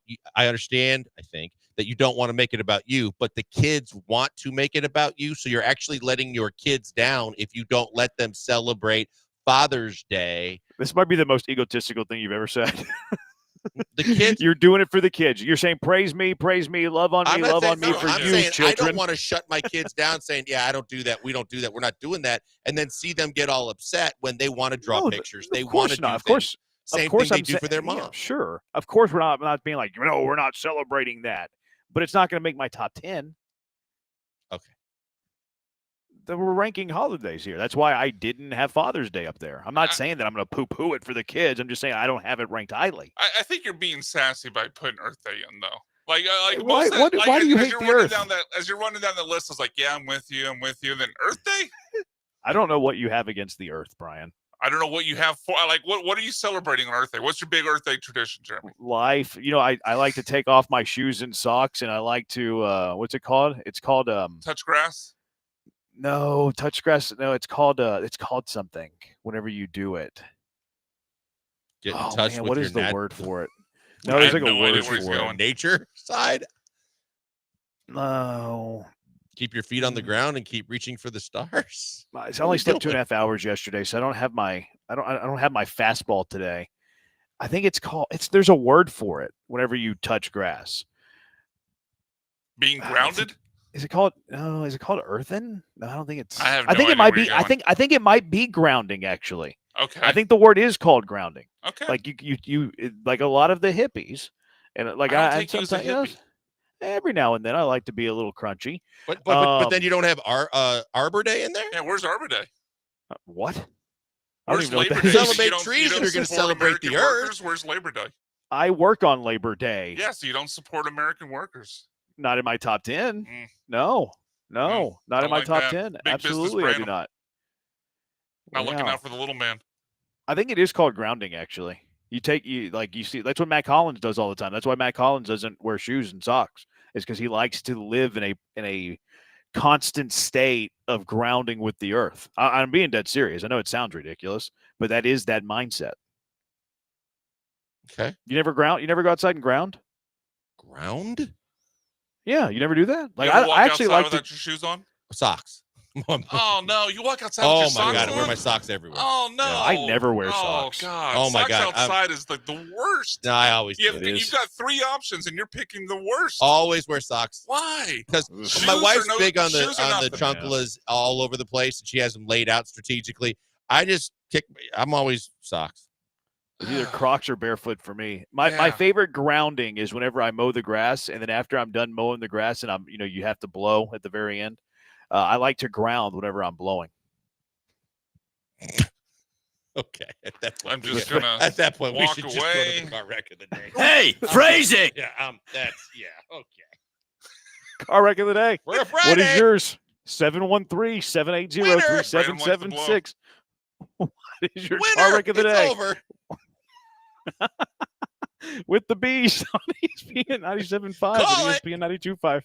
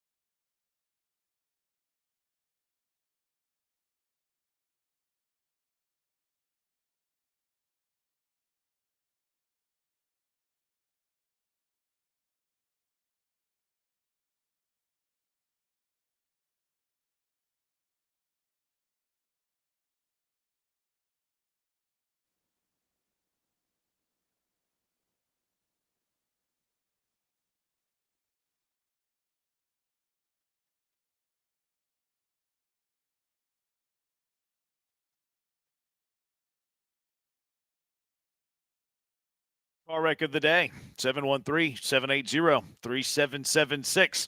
Blankers, what is your car wreck of the day? Jeremy, you were traveling. I know that you are very savvy with your electronics. Did you happen to see Mike Stanton participate in X or Twitter, and maybe X in this case, in the last 24 hours? Yeah, he was at the top of my list. Yeah, mine too. Now he's trying to say, so if you missed it, there was a very scantily clad female bending over in the supermarket, and she said, if you want nudies of me, respond hi. And the first response I saw under the picture that was visible for all to see was none other than the Shins Mike Stanton with hi in all capital letters, in which later in the day he responded, not sure what happened there, looking into it. My bad. Yeah. Don't know what happened there, right, Mike? You thought you were DMing and it was actually public is what happened. You think that's what happened? I don't think he was DMing. I think he thought he was DMing. I just don't think he was thinking with the appropriate. Sure. No, there's no way. He wasn't thinking with the brain at the top of his body. Yeah.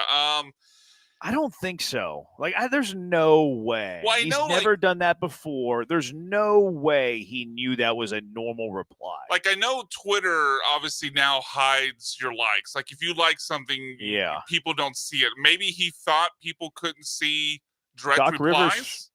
Rivers. I don't know. I'm trying to think of what would get him there. I'm looking at his Twitter right now, and I'm looking at. Did you see this from Mike? Blankers, or did you see people talking about it from Mike? Because I saw people talking about, Mike Stanton, Mike from Stanton. Mike. I copied it, I put it on a searched link, it, and then Brian went to use the link, and it was gone. So you saw it before you were tipped off that other people were talking about it. Correct. I heard other people. I didn't hear. I read other people talking about it, and then I searched for it and found it. Yes. No, but he has other replies, Brian. Like, he has replies to people in his Twitter replies. Like, he had to have. Well, he can't have said he was either hacked. He was not at him. Hacked. Yeah, I'm just throwing out options here. I'm saying he's either hacked. He was drunk or whatever, or he thought it was a DM. Yeah, I think I'd put the odds favorite at drunk. I hope he was hacked. He's got a wife and kids. Hacked would be like 1%. I think it's probably like drunk is like 60%, 39% is he thought it was a DM, and then 1% is hacked. What about he thought it was just a funny joke and he didn't understand the reaction it was going to get? Only if he was also drunk. Like, I'm not buying that if he was also drunk. I don't buy that. Yeah, I wouldn't buy it if he was sober. What a bad look. Wonder how the Shin felt about it. Maybe they were coaching him on how to respond to it. It took a while to take it down. It did. Man, that's not a good look. Not a good look at all. I'm actually a little disappointed in it.